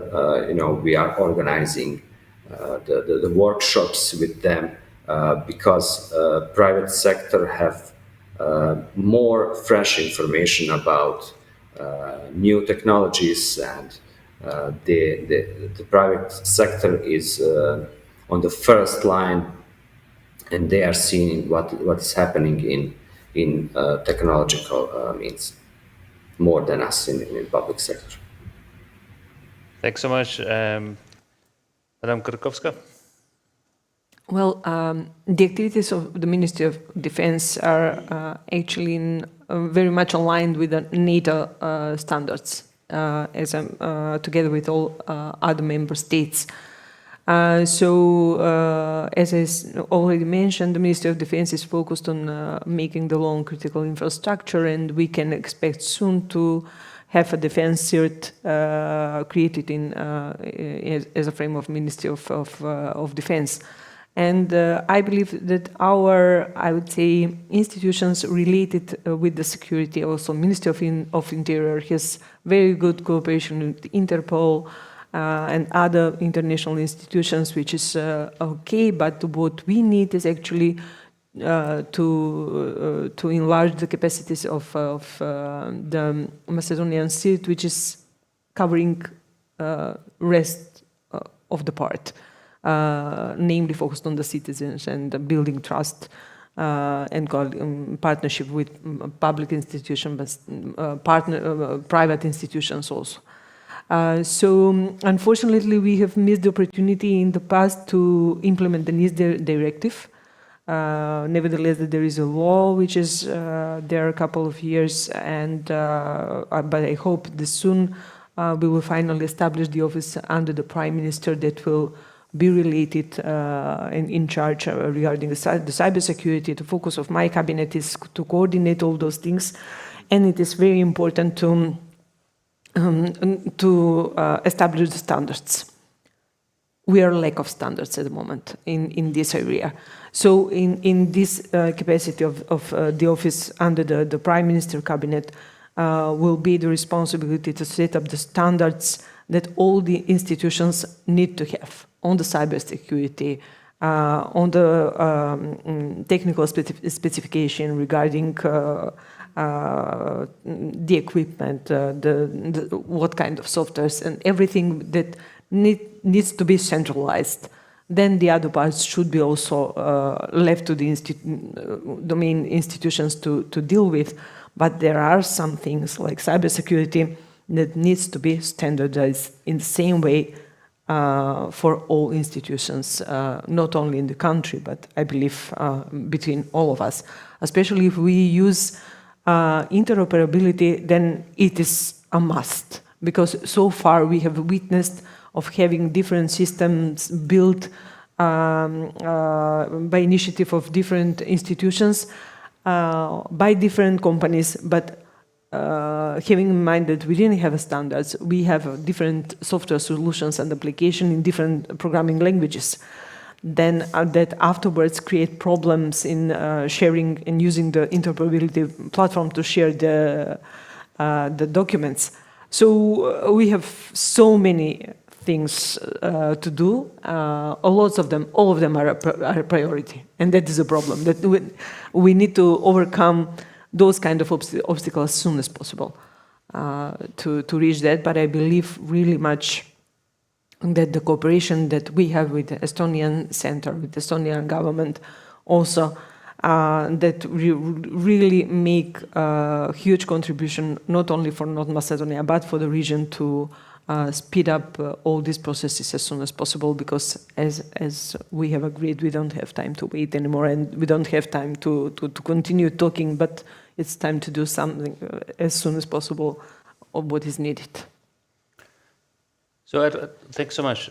So at one point, will we see Meta or Google or Amazon or some other big company in Brussels sitting with the member states and making decisions about cybersecurity? Before coming to that, I will say a few words about the previous discussion, and my job description doesn't prevent me to talk about the wider political issues also. So that Western Balkans, yes, today, I mean, everybody's talking about the candidate status for Ukraine. This is clear. But it should not overshadow this long process what all the Western Balkan countries have towards the European Union. And here you don't need to convince any of us in this town or this country, because we support very much all of you to come closer to the European Union. And of course the key is with the North Macedonia, as you have done more than all the countries who joined 2004 together.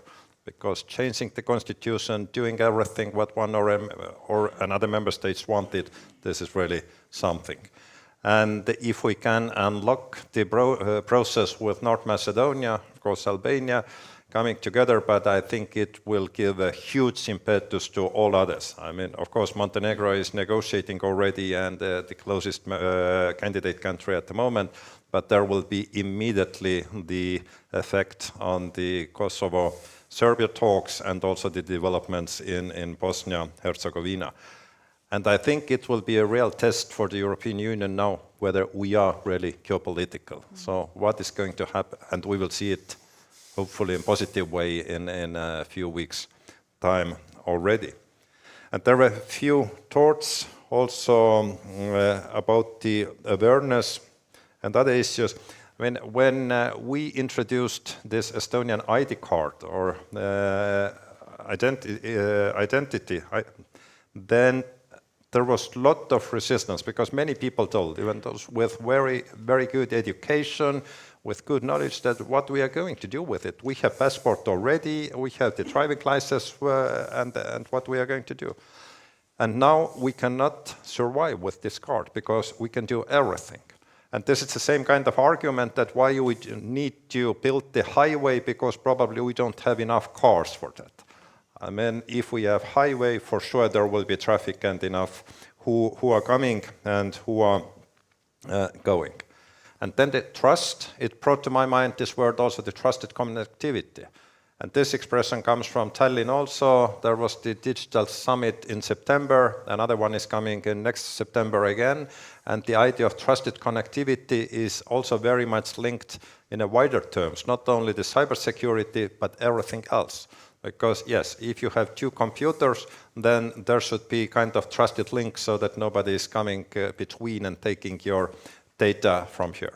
But it should be in the same way between, let's say, two cities. And if the road connects them, it should be trusted, not controlled by somebody whom you cannot trust. So that somehow for those links we have to be able to put the stamp of trusted connectivity. It makes it more expensive.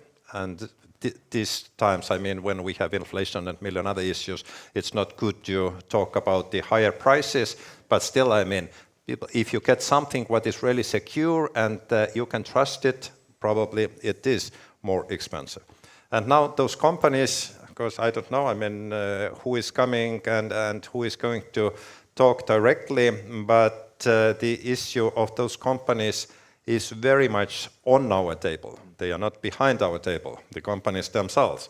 But there is a joke that China is producing and selling, United States is taking the money, and the European Union is regulating. True, European Union is regulating, but if we don't regulate, then nobody else is going to do it.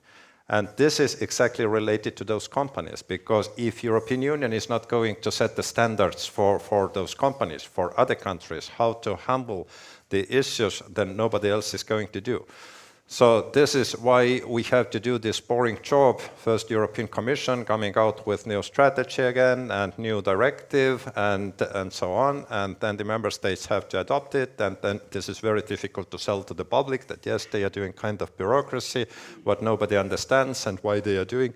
But this is really important because we have the single market and the cyber dimension is least regulated, and this is most fragmented on the single market. So we have to have the general joint approach. And yes, there is much more differences because we have seen the problems, we have touched the problems. But like yesterday also, President Ilves told, there are some countries who haven't seen it so closely yet, and they are hesitating a bit.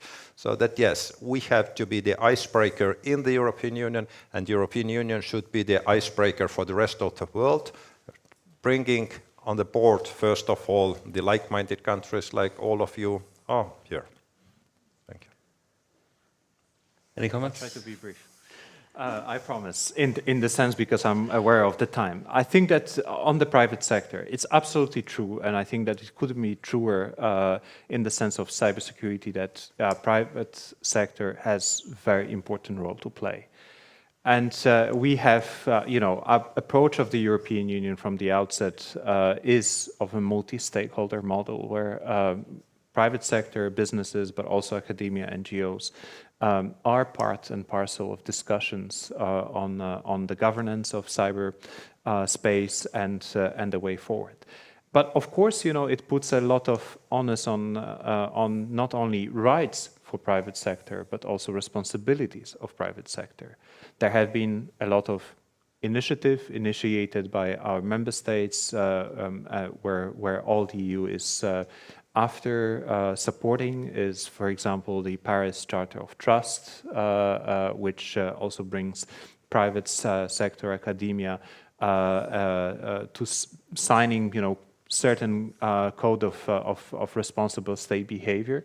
And I think that this is the way to go. And I fully agree with Ambassador what he said about, the trust as the key element, because also from the citizen point of view, when you, in the kinetic world, when you drink a tap water in our cities, you want to be sure that this is safe water and will cause no harm. When you buy a toy for your kids, you want to have that, it will be secure and safe. And also when you drive your car and you crash, you want to be certain that it will protect you in the case of accident. And I think that this is a key also responsibility for us as regulators, meaning our member states and European Commission as the putting forward proposals to build that environment that is based on standards, that is interoperable, both at the EU level, but also at the global level. But it's first and foremost take interest of our citizens and security of our citizens at its heart. Well, the time has been flying with this really interesting discussion, and for those people in the audience, there's a clock also on the screen in front of us, and it has turned into aggressive red. I think we did cover quite a lot of different topics, and I hope this discussion was also kind of created a bit of inspiration also in terms of what should we do next. What's needed for this leap? That is the theme of our discussion. So, Madam Krakowska, Mr. Kolovac, Ambassador Orav, Mr. Staniecki, thank you so much. Thank you. Thank you.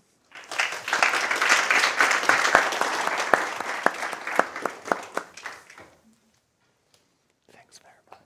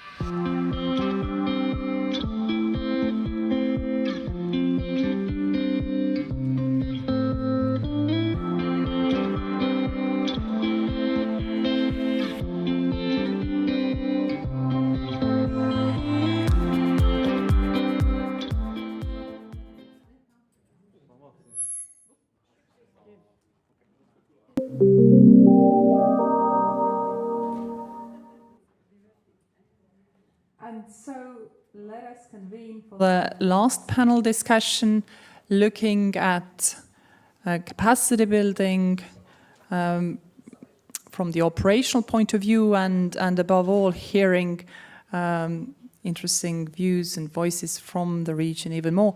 I would like to hereby pass the floor to a good friend, a good colleague, a good friend of the e-Governance Academy, Tõnu Tammer, who is the head of the Estonian CERT, moderator of this panel as well.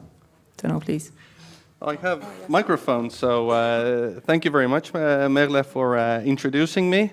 I'm absolutely honored to be here, and so that I don't have to be here alone.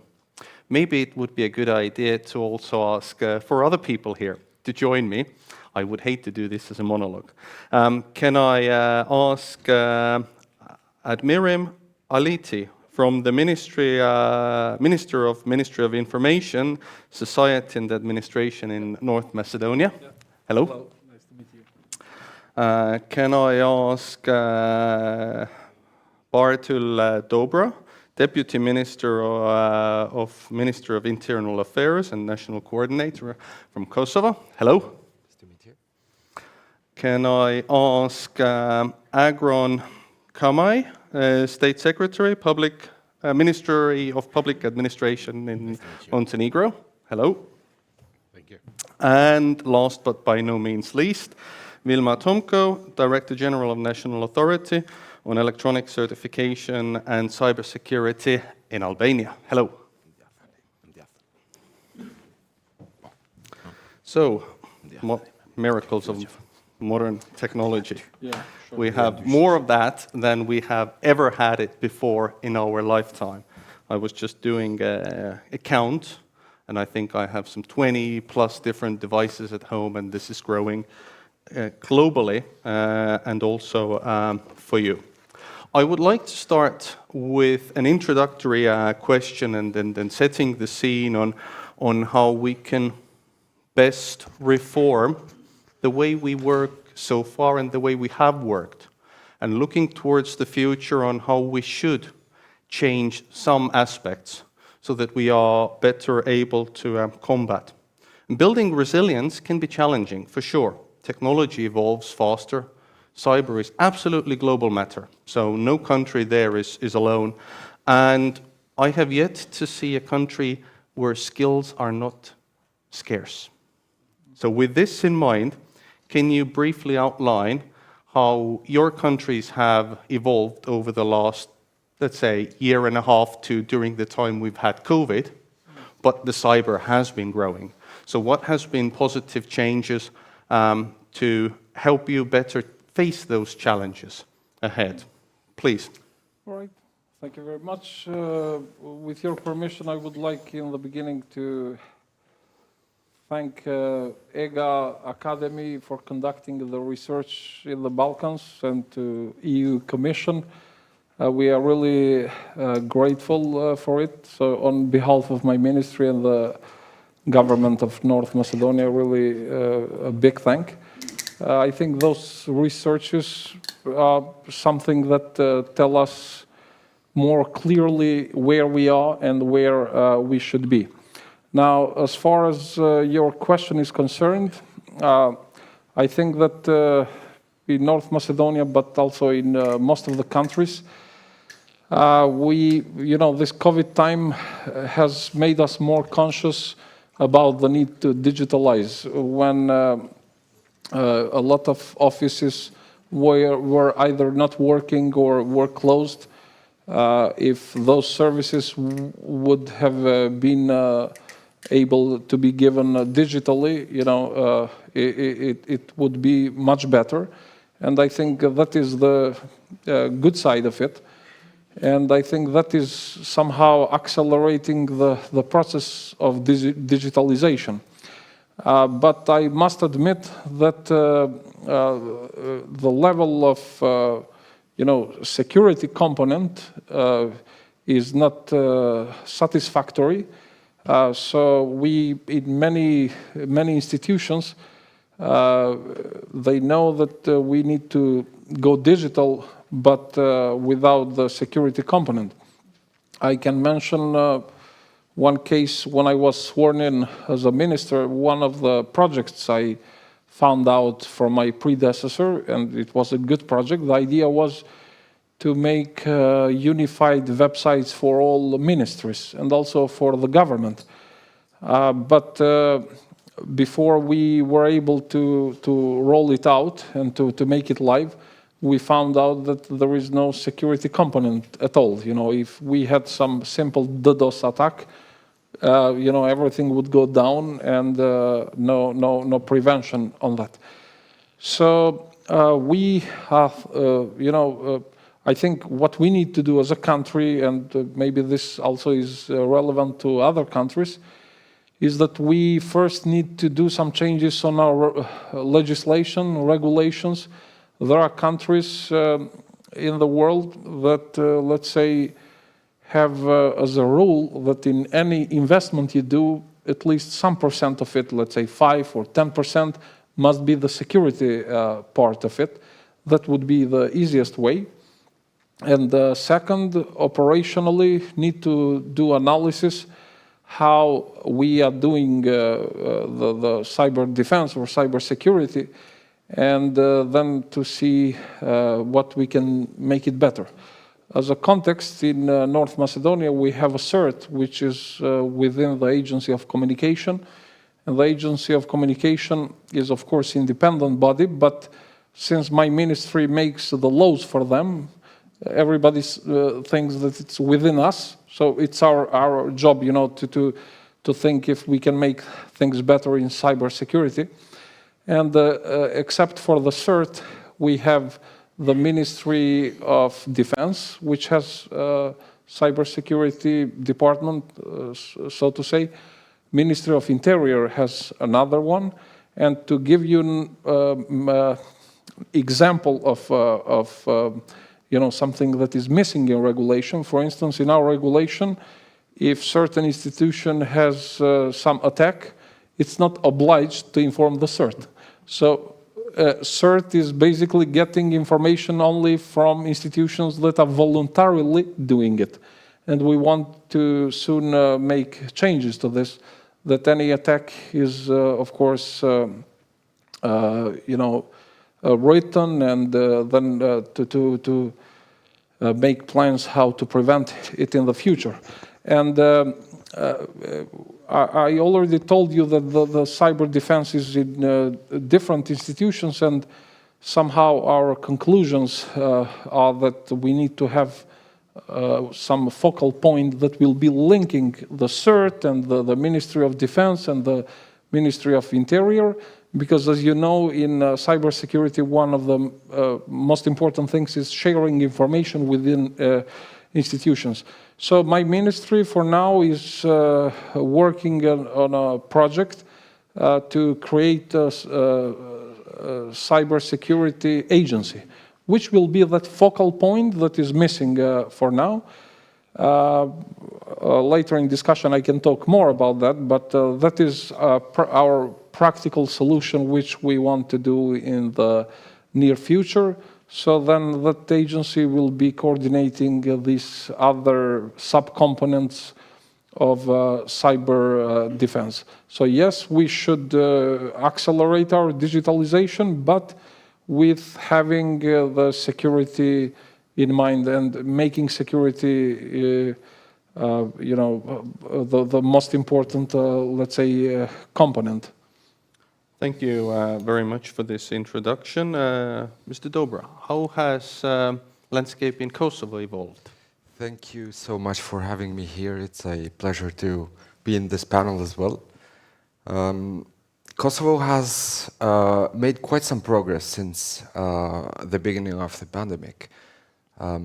We first used a platform, the eKosovo, for example, for the vaccination of our population. So even the citizens who did not have an account in this platform needed or could have created by their family members, etc., provided that they provide the required information and documentation. But this platform was used to manage the process of vaccination, which was, I must say, very successful, as we have a very high level of vaccination in Kosovo, and therefore we also managed to keep under control very much the pandemic. In the meantime, this experience and also the needs that emerged because of COVID, isolation, etc., made us realize that there is a need for rapid digitalization. Of course, our citizens want to have less procedures, less waiting queues in front of institutions, etc. And therefore, we have focused on creating as much as possible services that can be delivered through this platform. Yet, there are some prerogatives that need to be fulfilled. And when we talk about digitalization, we also have to think about cybersecurity. How safely can these services be delivered to our citizens? In the meantime, we have also had a positive change in the aspects of governance in general in Kosovo, as we now have a government that is stable and institutions that fully cooperate with one another. I am very pleased to be here today with the CTO to the Prime Minister, Mr. Lulzaniagzi, with whom we fully cooperate, and we try to advance the process in the best way possible in order to avoid overlaps and other issues. You know, when you have 15 ministries and the double the number of agencies, if each of them work in silos, there is a great chance that at some point we will have a duplication of platforms, etc. So what we are trying to do is canalize these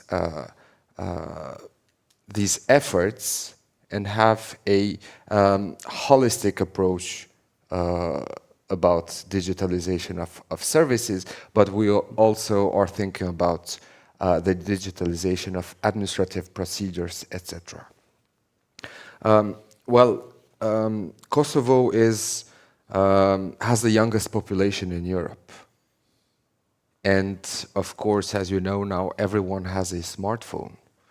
And therefore, the internet penetration is also at very high level. We are at around 90%. Therefore, it's an opportunity for us to move forward in digitalizing not only the services, but also the economy and other aspects of life. But in order to be able, as I said, in order to be able to conduct it in a controlled manner and offer safety, the government has also to do its part of the job. And that's why we have been working on different legislative aspects. We have, for example, worked on a strategy for cybersecurity 2022-2026, which will be very soon finalized. And in the meantime, we have also worked on a bill that has already been approved by the government, and that is about critical infrastructure. The sub-legal acts are on the way of being drafted, and very soon we will move forward with its implementation. Similarly, we have been working on a law on cybersecurity, which not only will define the responsibilities of each and every state actor, but also the responsibilities of the private sector, etc. But it will also allow us to, what Minister Alit said, the creation of an agency, national agency for cybersecurity. Within this agency, we foresee to have the national CERT, which for the moment is at the regulatory agency dealing with communications. So there has been progress, but sometimes we have maybe slowed down a bit the progress in delivering more services for the fact that we wanted to make sure that everything is safe and secure before moving ahead and avoid having problems later on with security and so on. I think we can go later on details, but this... Thank you for this insight. Mr. Kamai, how has landscape evolved in Montenegro? First of all, thank you for being here my dear distinguished colleagues. Thank you. I want to thank IGA for assisting the Balkans, Western Balkans countries within this project, also with the support of the European Commission. For us from the Western Balkans, it's always a privilege to visit Estonia and to see how the process, how far the process has gone. For me, I'll need a few days to get conscious about everything I saw and I heard here. But last night, the sentence of the ex-president of Estonia, Mr. Thomas Ilves, made me think. We cannot talk about cybersecurity if we don't have digitalization. Montenegro made a few steps forward in the process of digitalization. More or less, we are in line with all other Western Balkan countries. On some bilateral and regional level, we try to share experiences with each other and to try to catch up with all European achievements in that field, especially taking as a role model those successful countries like Estonia is. In parallel with the digital transformation of society, the crisis caused by the coronavirus pandemic, as well as the political situation on a global level, has led to an increase of cyber attacks and its proliferation. This additionally affected the perception of the importance of adequate protection of critical infrastructure, and taking decisive steps in the field of cybersecurity. It's like strengthening the capacity for cyber defense and response to cybercrime. New challenges require updating existing mechanisms to respond to them, but also the implementation of innovative responses, especially in terms of crisis management, awareness raising, and education on the importance of cybersecurity and protection of privacy and personal data. Montenegro, as a member of NATO, United Nations Organization of Security and Cooperation in Europe, Council of Europe, and as a candidate country for membership in the European Union, is recognizing trends and met international obligations in previous years, talking about period in the last 3 or 4 years. Montenegro signed or ratified a significant number of international conventions, undertook a number of strategic activities in the field of harmonization of national legislation in order to be in line with the contemporary international solutions that address the issue of cybersecurity, and also has made significant transformational and operational efforts at the national level in the fight against cyber attacks and cybercrime in the world. However, although a significant step forward has been made through the strategic framework in the field of cybersecurity of Montenegro in terms of achieving standards and requirements defined primarily by NATO and the European Union, there is a room for further work and improvement in this field. So we can later maybe talk about the institutional framework and thank you. This for a moment. Madam Tomko, how has landscape evolved in Albania? Thank you. Thank you for being part of this panel. And maybe I have to begin from the beginning, considering that the authority that deals in cybersecurity field, that is National Authority for Electronic Certification and Cybersecurity, is nearly a 5-year working and in place. So we have begun inheriting several actions done previously and concluding with a law in cybersecurity that was in place in 2017. And certain bylaws that we have produced after this law being in place. So we have begun to work in a regulatory framework. But having the support of several actors, international actors like ITU, like World Bank and other partners, we have had several assessments about the situation in cybersecurity, about the maturity level of cybersecurity in Albania. So we have had a lot of recommendation and the way how we have to proceed. That was, let's say, the first food for our national strategy in cybersecurity that was approved in 2020, right in the moment that we were in the pandemic period.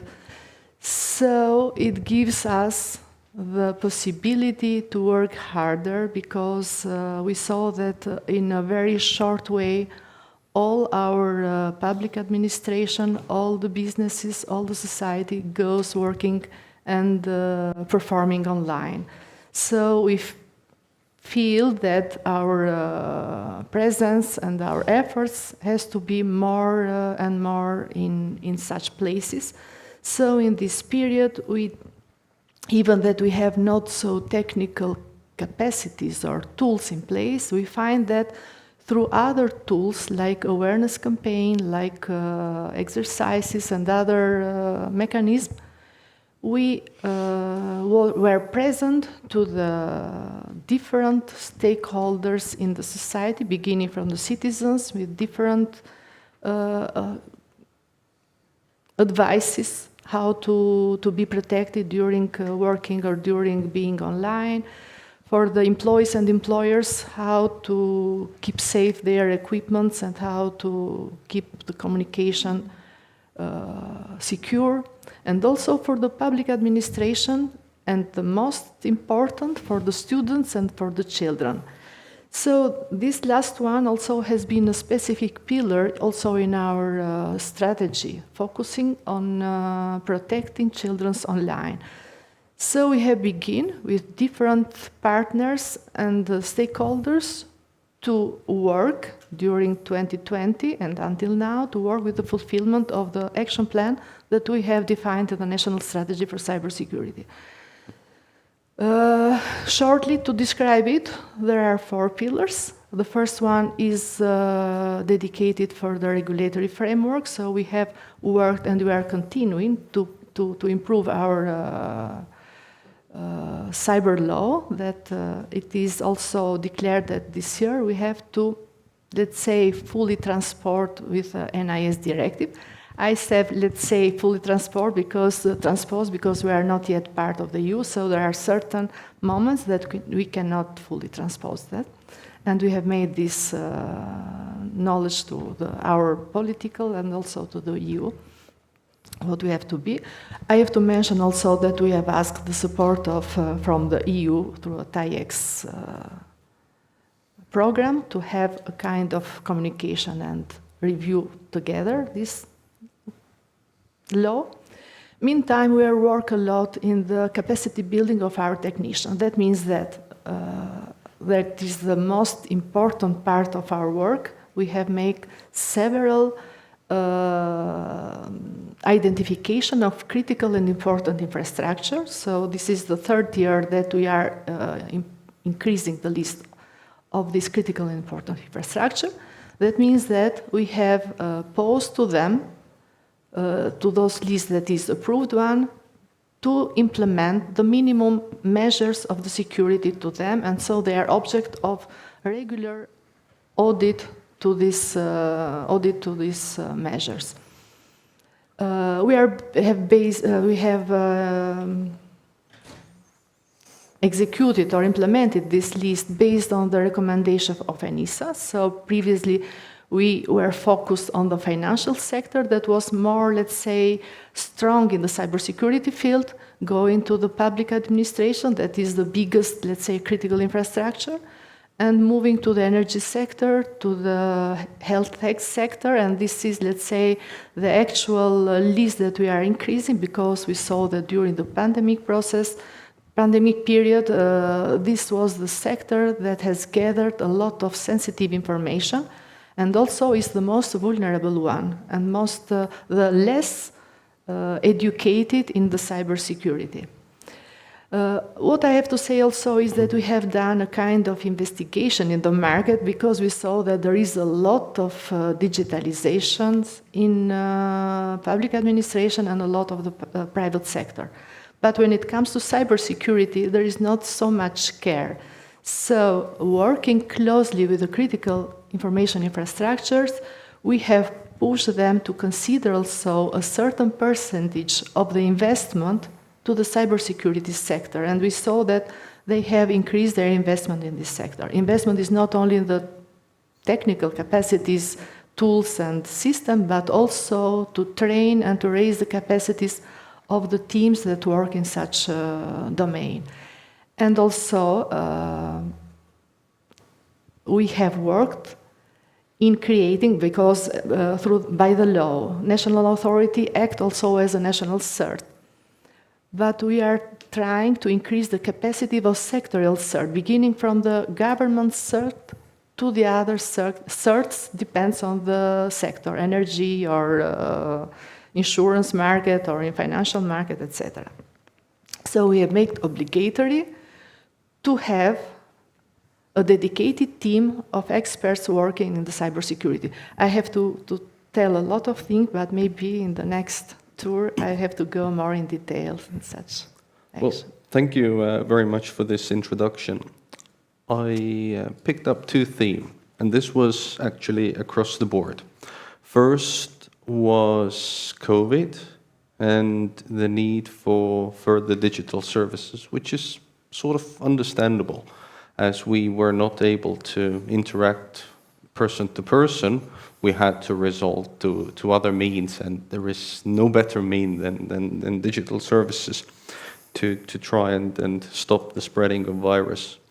And the second theme was the need for, at least for three panelists, the need for a dedicated agency where the sort of knowledge would combine and would be the sort of center hub. But I understand in Albania you have now this agency for the last 5 years. From your perspective, and looking back at that, that you have had the agency, what were the biggest challenges for that agency? It's a good question. It's not only one challenge, there are a lot of challenges. First of all was the communication, to gain the trust with the experts that work in the critical information infrastructure. So let's say that we are struggling the last 3 years to make them aware that we are their partners, not their, let's say, institution that put finance to them.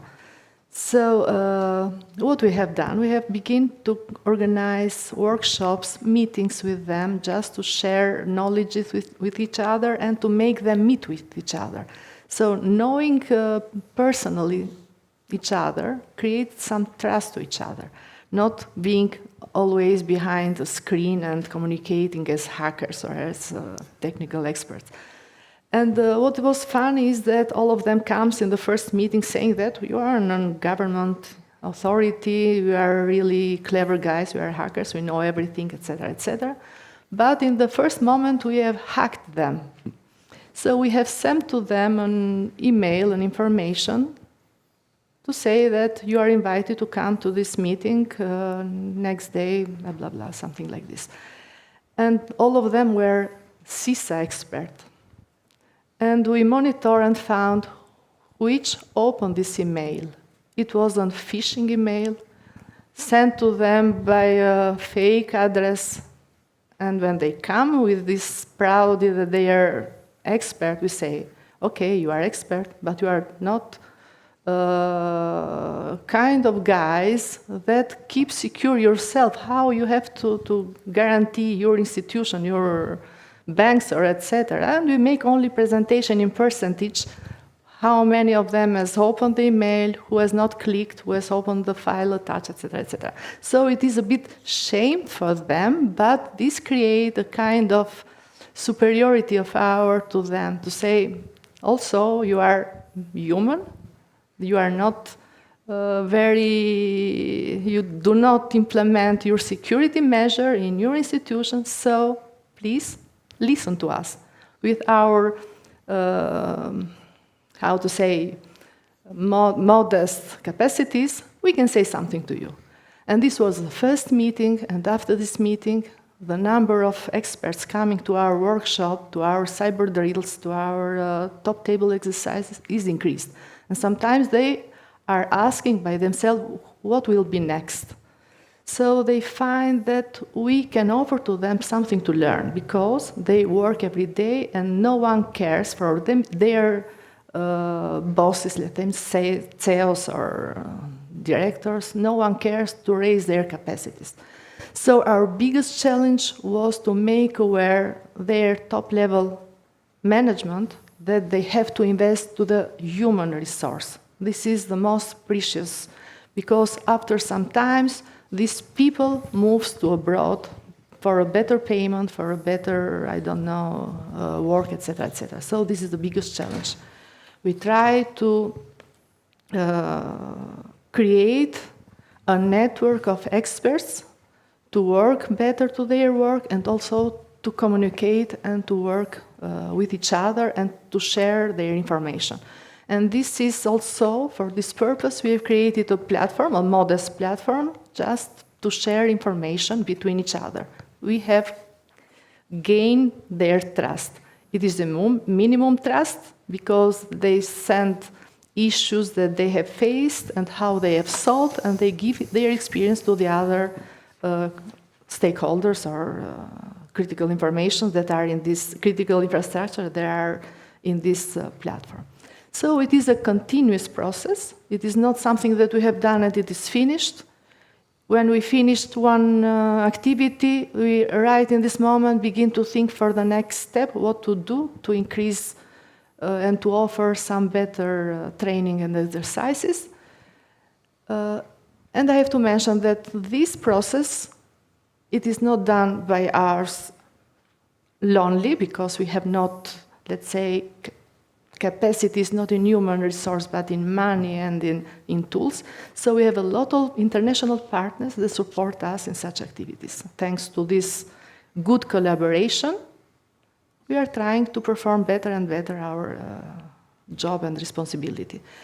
And what to mention more is that this is also one of our objectives, to be part of several international organizations like Trust Introduction, Shadow Servers. We are also in the process to be members of the first, and next week we will be also in Dublin to be part of this. And we think that creating such big partners abroad, we are trying to cover also our gaps that we have internally.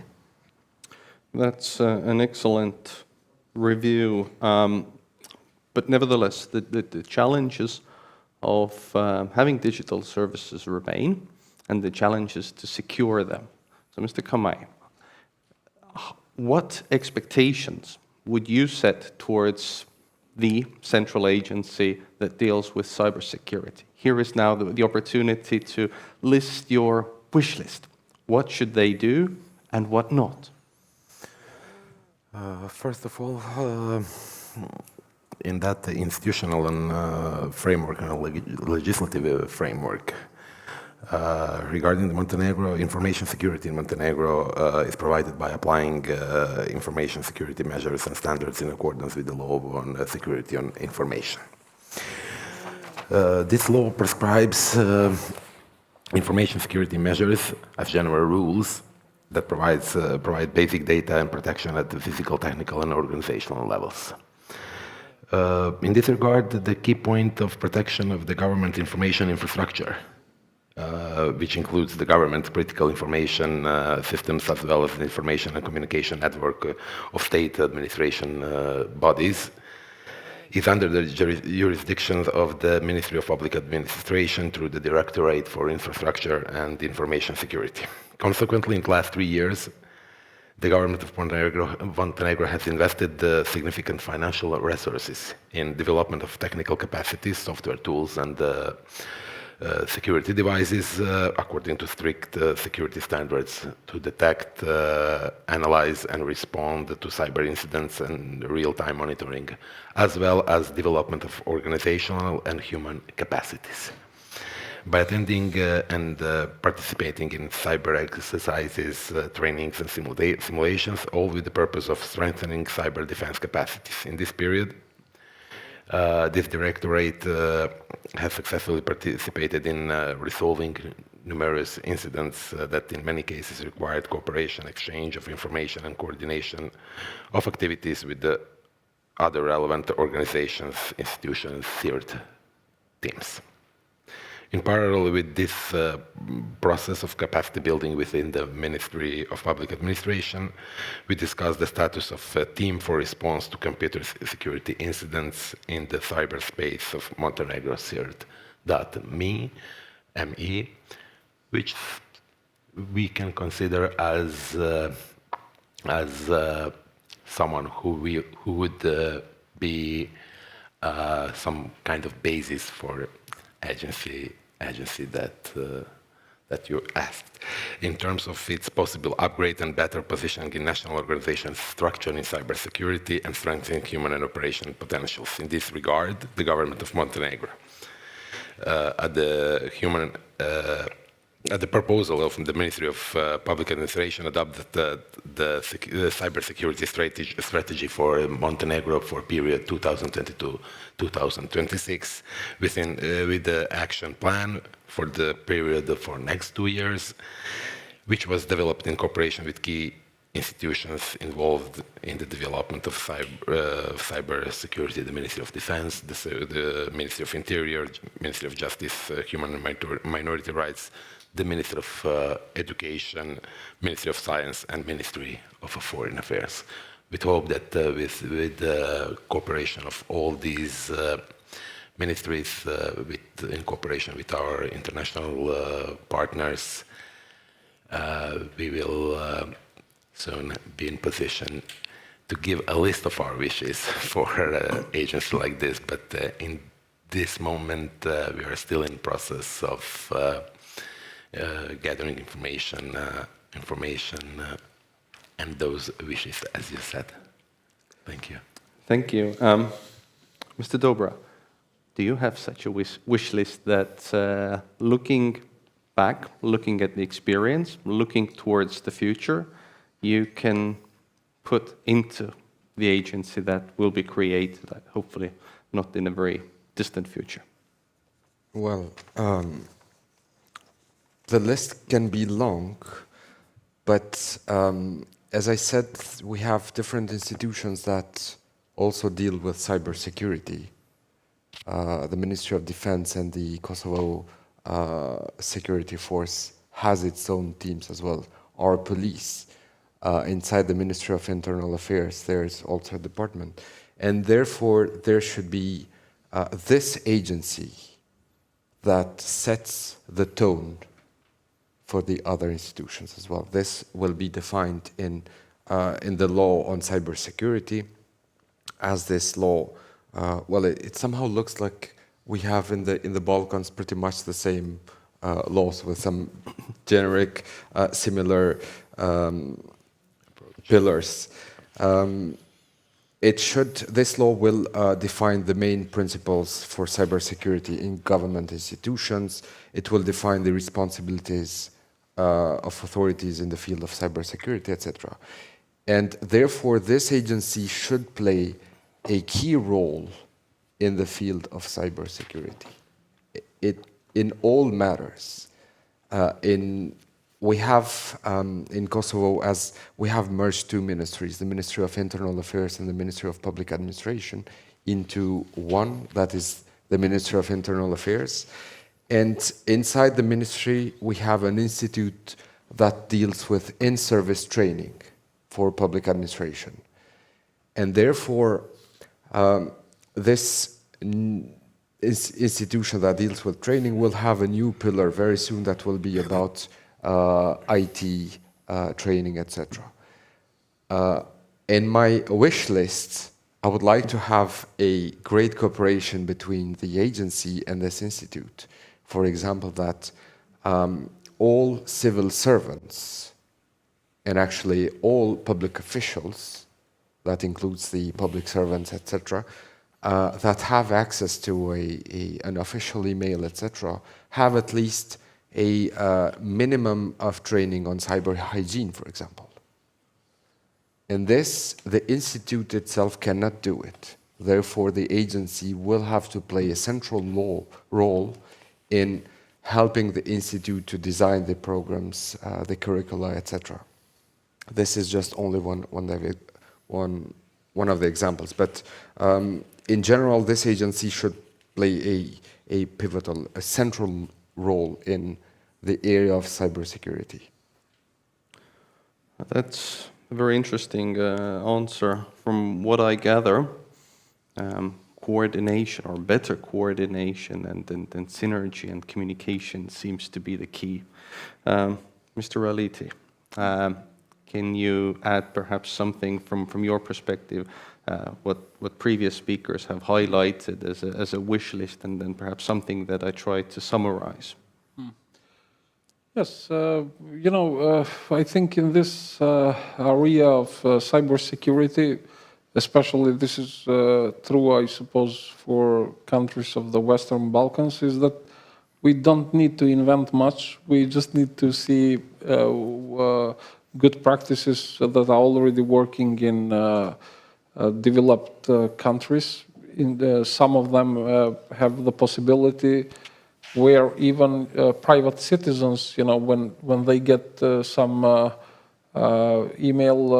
phishing emails or something, can report it, and authorities can prevent it. Even though I think that would be, more advanced level of security. So if we look conceptually what that agency should do, of course, first have information about every attack that happens in government institutions, and especially in institutions with critical infrastructure. So we have at least one institution that has answers to what has happened, which is not the case now. Now, let's say we recently had a DDoS attack in the website of the Ministry of Education, where no institution was responsible and was aware what has happened. So you needed to, we even as a government had to make a couple of questions to different stakeholders to find out that there were some kids from Greece, that because of political tensions, have attacked the ministry. So first, of course, having information, because when you have information, then you can better defend in the future. And second, of course, in cybersecurity, prevention is the key, because I think that all stakeholders should know that cyber is really very, very different from the real world attacks. Even in wars like what's happening now in Ukraine, you usually can anticipate when the enemy can attack or stuff like that, which is not the case in cyber. Every second attacks happen. So that's why the idea is that that agency analyzes all the patterns of attacks and is able to foresee attacks and be able to defend institutions, to defend institutions and companies with critical infrastructure. And in this context, I can mention that we as a ministry have one project supported by USAID, where for the first time we are bringing together all institutions with critical infrastructure, but also from the private sector, the telecoms, banking sector. What is lacking is only the academia, which we will be, involving them soon. And from the government side, it is our ministry that is leading the project, but from USAID side, there is a company, American company specialized in cybersecurity. And in fact, it's that working group, so to say, that has concluded that we need that focal point or that agency for cybersecurity. And they meet at least once per month. And we have already concluded that what they are discussing in those meetings that they meet one per month is already giving some good results. Even though it's more informal meetings, it's not that they are obliged, it's in voluntary basis. So the idea is what's happening now with those meetings. That agency makes that communication happen. And as I mentioned earlier, of course, we need some changes in regulations where we oblige institutions that get attacked to inform, so we have real-time information. But the concept of defending in cybersecurity, of course, has other aspects too, like the human factor. Many times human factor is the weakest link in one system, and it's part of the system. Since my ministry has this administration component of it too, we have also Academia for public servants, where until now we have had courses for how public servants should do their job, in the context of public administration. But in this context, we will be soon starting with courses on cybersecurity, because not sure who mentioned it earlier, but it's important that every public servant has some basic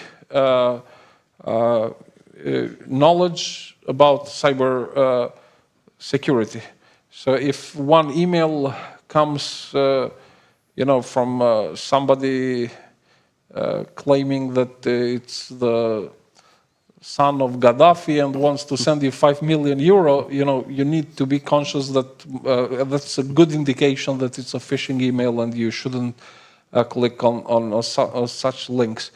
And so this part of making public servants and people in institutions more conscious about cybersecurity is also an important component, which usually is not done by the CERT or by this agency, but you have other institutions, like in this case our ministry, that can handle it through the academia, which already exists, but you need to add courses to it. So we know in security there is never 100% solution, but if we try to make it 99.9, I think we must have this holistic approach where we focus not only on technology, but also on educating people that are in institutions and that are an important link of the system. I think this wraps up quite nicely what you have said, that we need to focus on critical infrastructure, we need to focus on people, we need to share, whether it's within country or region or wider. And the best example I can give is that we have all shared the basic building principle of a wheel. I think we have all concluded that round tends to roll better than any other shape.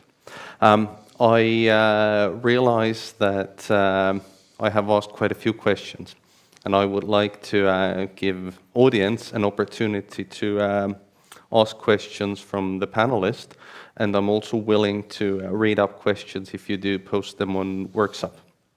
So do you have anything that you would like to ask regarding building resilience or taking steps further with cooperation between countries and critical infrastructure providers or something else?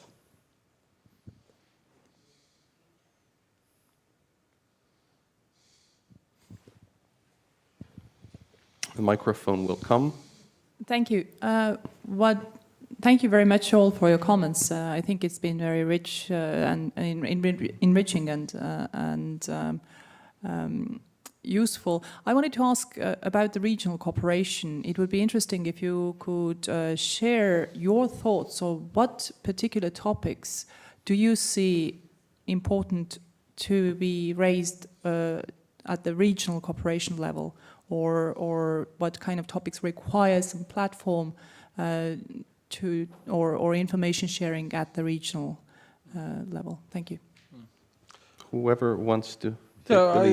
I think I can start with this because I really think it's a very good question. Thank you, Merle. For the fact that I think we as a region, especially in cybersecurity, have more in common and have similar problems. But also, since some of these undertakings are related also to, to the culture and to how people see institutions, I think we can learn much from each other. I believe that our certs on operational level already have that formal communication that is going on, but I believe today that is not enough.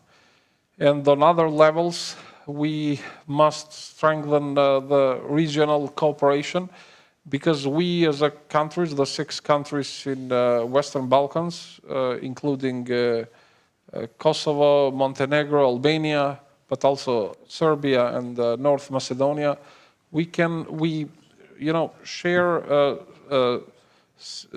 similar problems, and there are cases when one of the countries is, let's say, better in making the regulation, and sometimes when they tell us how they did it, it's a good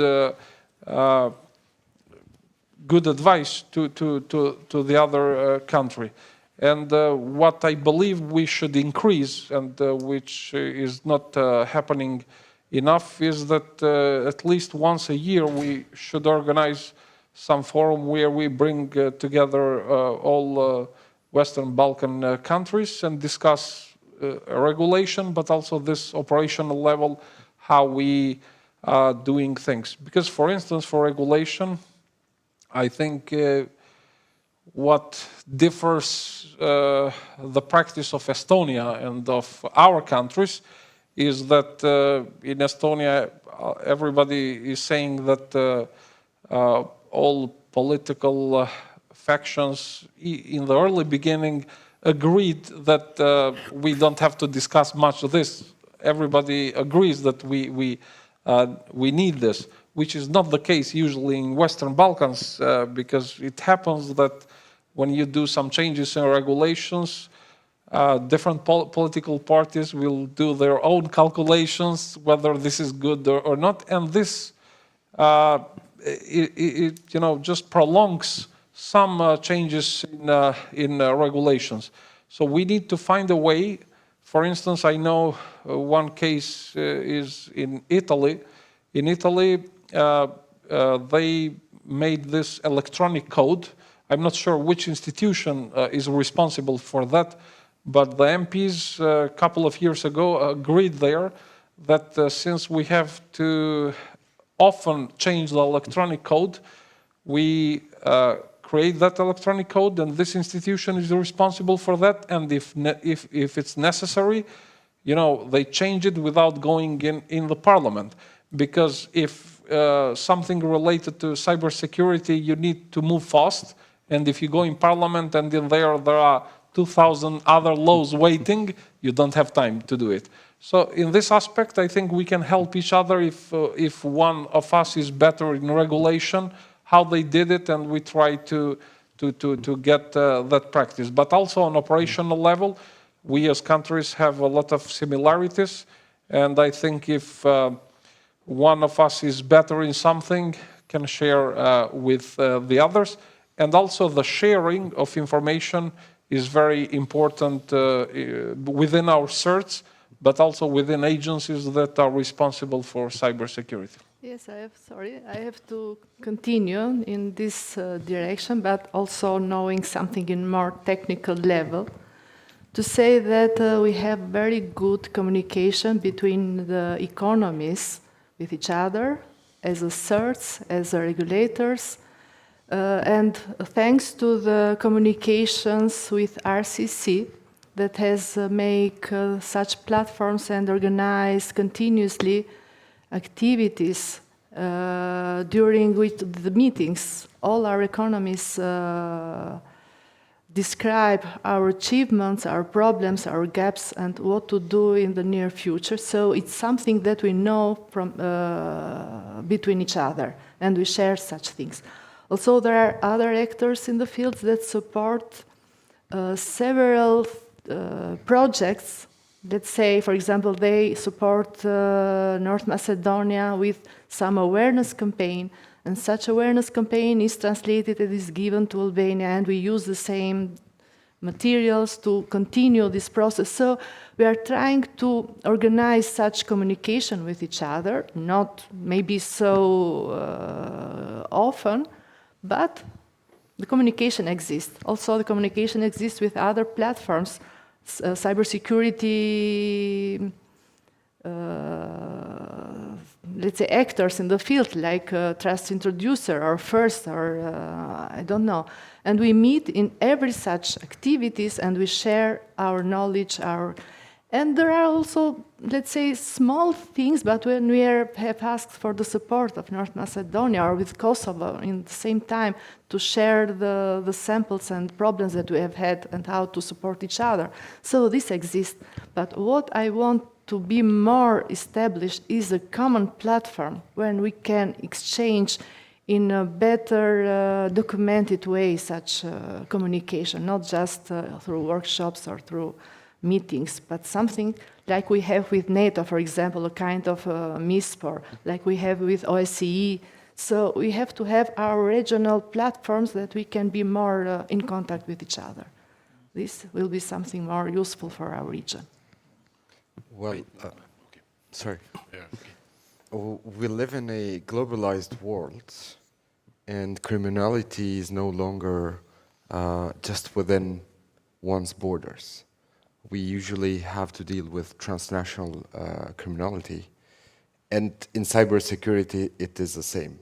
So it is absolutely necessary to work together.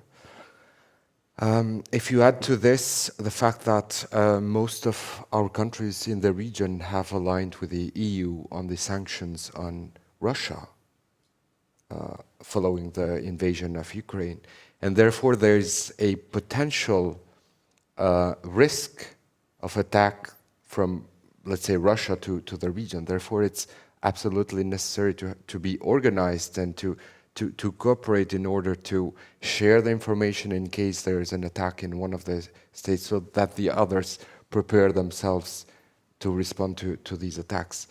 In addition to that, Minister Aditi mentioned the USAID project, and I think we have the same in Kosovo.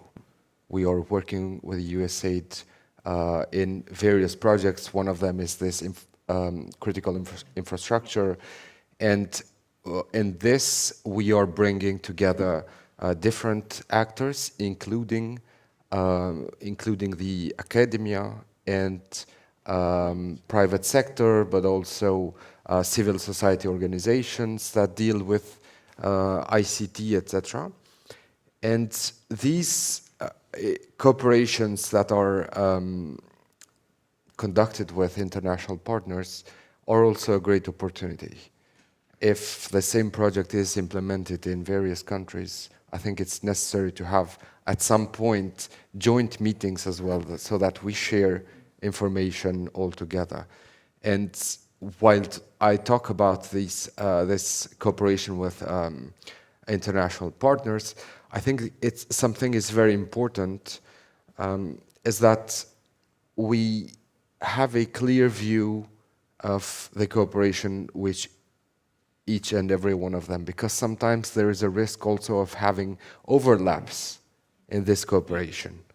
On the one hand, for example, the EU and different agencies, USAID, UNDP, and at some point, and after the war in Ukraine, all international partners have come up to us saying, hey, look, we see what's going on in Ukraine.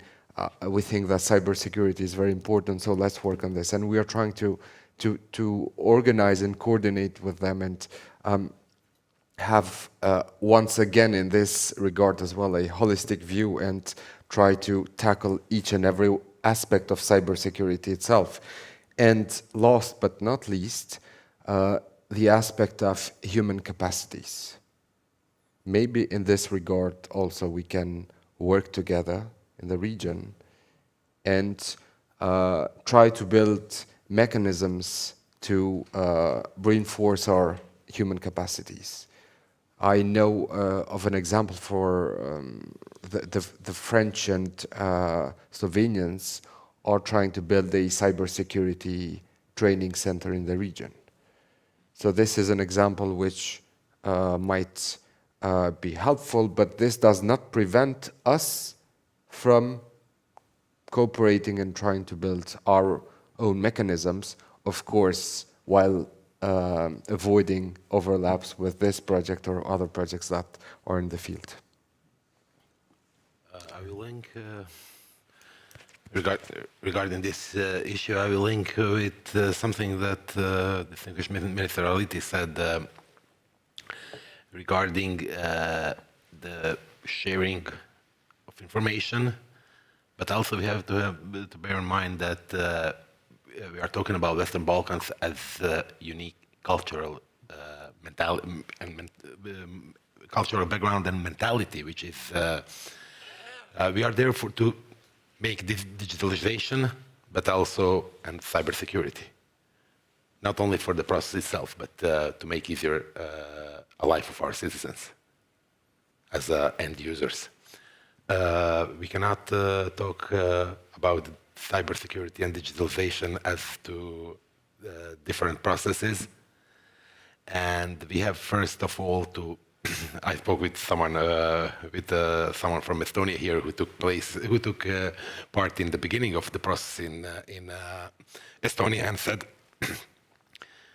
first you have to change the mindset of the own population to convince them that every single e-service will make their life easier. In that way, when we start to do processes, we can share on regional platforms. 6 countries of the Western Balkans can share, as he said, as Minister Aliti said, someone who can do better regulation, let it share with others. That was the case in many different processes in harmonization with acquis communautaire. And I think there is a key for better and easier access to our goals. Very interesting thoughts reflected back. Anyone else brave enough to challenge the panelists?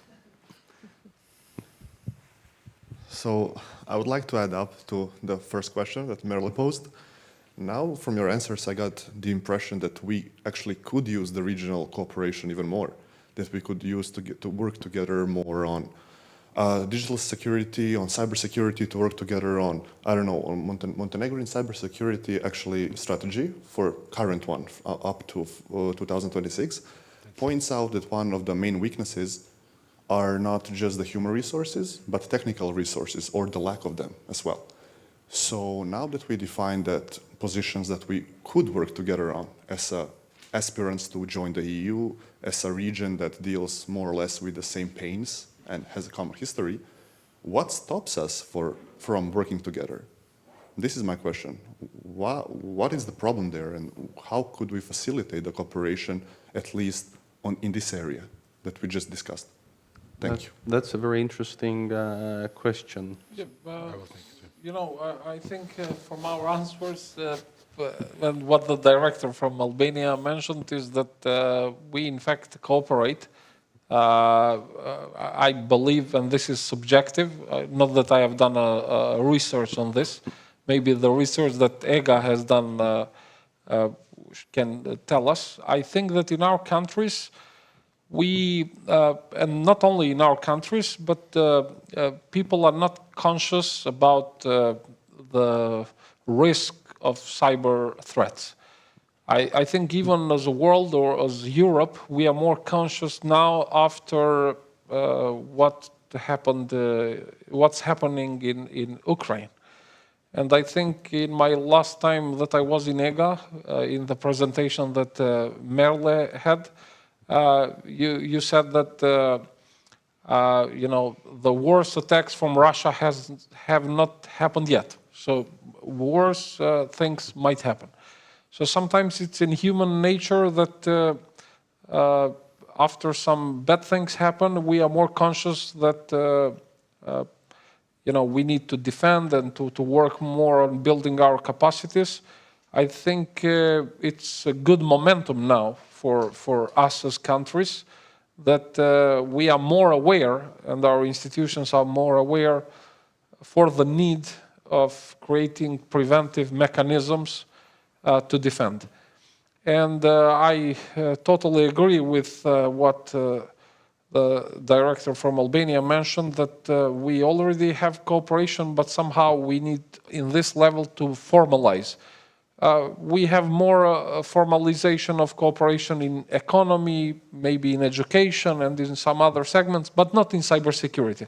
And I believe this is for the fact that we are not, as a society, is conscious enough for the need of cybersecurity, because frankly speaking, we still have, for instance, we have water management institution in a public company in North Macedonia, which is not digitalized. So they don't have any risk because they are not digitalized. But as soon as we accelerate digitalization, we are more conscious about the need of cybersecurity and the need to formalize the cooperation in cybersecurity segment.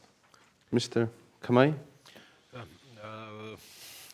Mr. Aliti, just to get a good point, there is more cooperation in Western Balkans within some other areas more than cybersecurity. We have, for example, a good example of CEFTA. It works. It really works, and that shows that countries of the economies of the Western Balkans can cooperate. Cybersecurity. Last year was in Podgorica. This year will be held in Kosovo, when we can have something that some summits that becomes traditional as the digital summits of the Western Balkan countries. Why we cannot have a similar one, or make a day more on the next digital summer, which will be held in September, if I'm right, Mr. Dobra, in Kosovo, and have some one day for representatives of the cybersecurity reforms in Western Balkan countries and talk about that. I think we will all gather in Kosovo in September, so this could be an opportunity to really, in operational level, to discuss these things. Actually, before I let you answer, I know you got a very good expectation set. Let's have a question from the audience. Able to, yes, make it work? Good. Sorry, just a very quick intervention. Actually, thank you very much for bringing up the topic of the digital summit that is coming in September. And I can say, coming from the European Commission, that we are planning a panel on cybersecurity, kind of dedicated to also reflect, I mean, the need really to discuss. And it's good to hear it also from from you, from coming from the region, and we will have e-governance academy also kind of presenting some of the findings and the study on this occasion. Yeah. Thanks. And we had also a lady asking the question, so we can get the question. We missed just one more comment from my colleague from Montenegro. Maybe I consider that maybe as a question we were accept highlighting the cooperation we had. Maybe the threat that is possible for the Western Balkans if we take into account that we have a very usual meetings of the people who are actually, I think that's the only place in our continent that supports Russian aggression on Ukraine. And in terms of cybersecurity also, I would like to emphasize that fact that usually sometimes we can have enemy in our own. Before I give the floor back to panelists, let's well, first of all, welcome the audience for the opportunity to question, and it seems they've really warmed up. Thank you very much. Okay, so my name is Pranvera Castrati. I'm from the Regional Cooperation Council, and I wanted to say that I fully agree with the Minister in saying that this is a whole government and a whole society topic and should be embraced as such. But the cooperation on the area of cybersecurity is a bit, let's say, earlier than this, and it started with the CSIRTs only. And it started from 2016, where CSIRTs are regularly meeting, discussing, explaining, and of course asking for support and calling upon many partners to support. And this is why we have, also due to the geopolitics and all new things happening, that many partners are supporting now. But what I wanted to say is one aspect that perhaps I also asked the panelists. Until now, in the 4 digital summits organized, cybersecurity has been at the core, but from the policy perspective and regulatory perspective discussion. While during the preparation of the upcoming digital summit in Pristina, there has been explicit and prominent and very vocal request from the private sector to consider a new approach in addressing the cybersecurity, how the business should react to the cybersecurity and not only the policymakers and the regulators. Because a lot is being done in this regard, while the way other actors react to this is also that it is very crucial. So I would very much appreciate to also hear from the panelists how you see that and how that could be within the wholly government and wholly society approach of the cybersecurity. Thank you. Well, thank you for the question. I will give you the opportunity to respond. Given we are touching upon the time, maybe we can try and perhaps wrap up in 30 seconds on what was asked. Sorry? Oh. Okay. Maybe before, it's really for a comment because I think it's timely or is important. The Commission has 2 years ago come up with an economic investment plans for the Western Balkans. And the aim is to support the recovery and to support the Western Balkans to embrace green and digital. And one of the flagship is on the rollout of digital infrastructure, particularly broadband, but there are many, let's say, angles. The aim is to mirror the support in member states and to ensure that the Western Balkans have the same possibilities to roll out the transition. I think what is important is that because cybersecurity and digital is a whole of society, a whole of government approach, it's important that cybersecurity is firmly in the design of everything is done on the digital transition front. And I think it's an important message which I would like to pass to the colleagues in the Western Balkans to ensure that their Minister of Public Works or their ministers of, for example, education when it comes to digital skills, that this element of digital or cybersecurity is really taken on board across the whole of government, because we are going to spend, you are going to implement large-scale infrastructure to roll out broadband. The issue of cybersecurity has to be incorporated fully in the design of this new infrastructure to make them resilient, to make them secure, and able to withstand any attack. I couldn't agree more. With capabilities, control need to be present. So I just wanted to come back for 10 seconds about the regional cooperation. Unfortunately, we as Republic of Kosovo, we face some artificial challenges in combating crime in general. We face the opposition of Serbia about integrating Interpol, for example. Yes. And unfortunately, we see other obstacles in regional cooperation in other domains as well.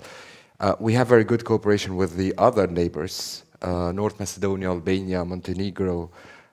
But when it comes to the cooperation with Serbia and the regional, as accepting Kosovo as a state in this, unfortunately, there's this obstacle which jeopardizes the cooperation.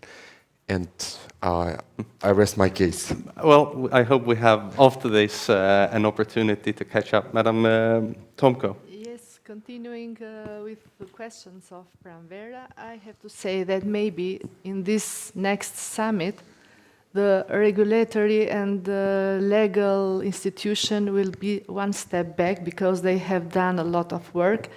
And other stakeholder needs to be in such a panel of the cybersecurity. Let's say that, for example, in Albania now, in this day, all, let's say, 99% of the public services are e-services, so everything is going online. And this has made a necessity, and it's very important to invest in cybersecurity, and they have begun such a big project to protect the all data infrastructure.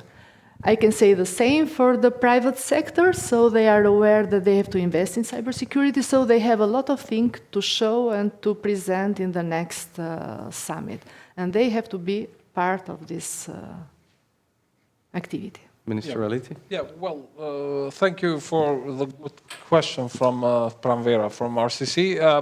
I think to be more as concise as possible, our countries need to find a way to create the cooperation between public institutions, private sector, and academia. Because when it comes to cybersecurity, many times it happens that for some problem, some solution exists, but if that solution exists only in some private company and we don't have this link, it's a problem. This is something that many countries have successfully done. For instance, I know for a fact in France, they have 2 campuses where physically they have put university building, private company buildings, and some public institutions dealing with cybersecurity. So somehow you impose this communication between them, and usually those countries that have this communication in this triangle are much better in cybersecurity, something that is lacking in our countries. And I think we need to talk and to share experience how we can do it as fast as possible, because this is something that doesn't wait. Yeah. So thank you very much to the panelists. I feel like a true party pooper, because I feel that you know, people started to warm up, and then Mela, next time you have to make a longer session so that I don't have to be crushing. But let's have a big applause to our panelists and to the audience. We can continue this discussion in Pristina. Absolutely. The yes, summit. Thank you. I think we can continue this discussion in thank you very much. Thank you. Thank you. In various formats. Yeah. Thank you. Thank you. Real pleasure. Thank you. Thank you all really very, very much. It was very exciting. And now I would like to give the word online to Michaela Matuela, Acting Director, Western Balkans, DG NIR, European Commission, please. Thank you very much. First of all, I'm really glad to join you for the closure of this important event on behalf of the European Commission, even though unfortunately I wasn't able to join you in person. And I must say I followed only part of the discussions, but I can certainly say it was an extremely interesting exchange. And indeed, as it has just been said, there will be opportunities also very soon to continue the discussion. This meeting has been a very important step forwards in our common goal of strengthening cybersecurity in the Western Balkans. The cooperation on security issues with the region as its closest partners is a geopolitical priority for the European Union.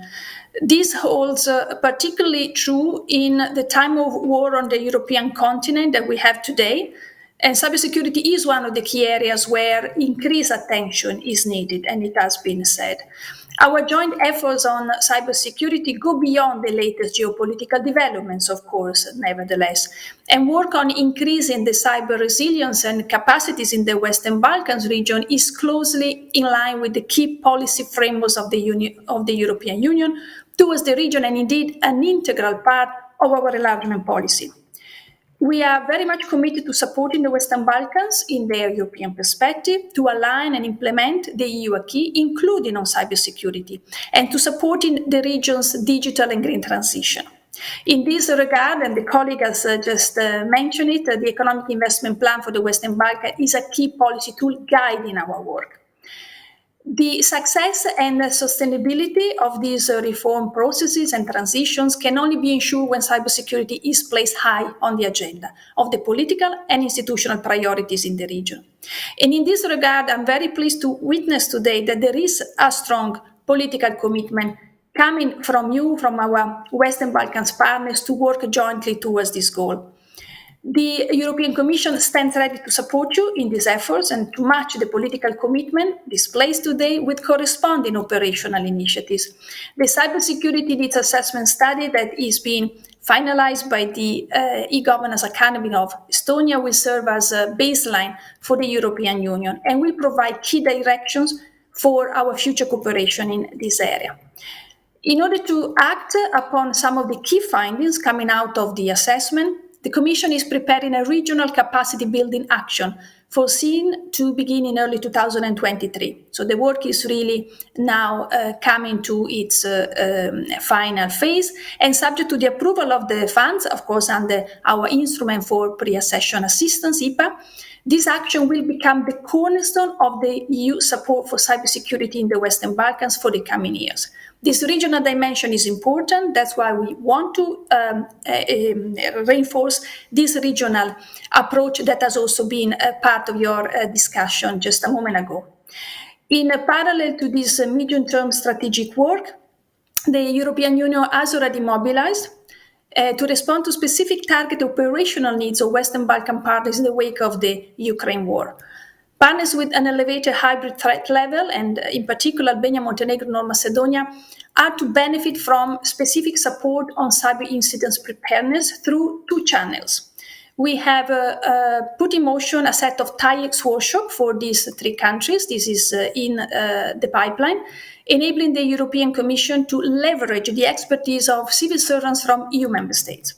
And secondly, the Commission Service for Foreign Policy Instruments is also mobilizing funding under a rapid response pillar, that is the term, in order to bridge and complement the planned regional action foreseen under the instrument of pre-accession assistance that, as I mentioned, will then start in early 2023, so bridging the beginning of those activities. So let me once again underline how pleased I am, and we are, to see the political support for this important agenda coming from the Western Balkans. Strengthening the cyber resilience of the region is of shared geopolitical interest, and therefore I very much look forward to our increased cooperation in this area in the future. So thank you very much.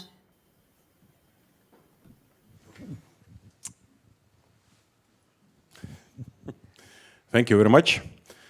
Thank you very much for kind words. So I think we are very much on the conclusions already. I'd like to thank everyone who participated. Thank you very much for those really great discussions. And really bringing in regional approach. I think this is really important. And as you heard, European Union is here to support continuously cybersecurity development in Western Balkans, and this was just the beginning. So we really hope that you get a lot of new ideas.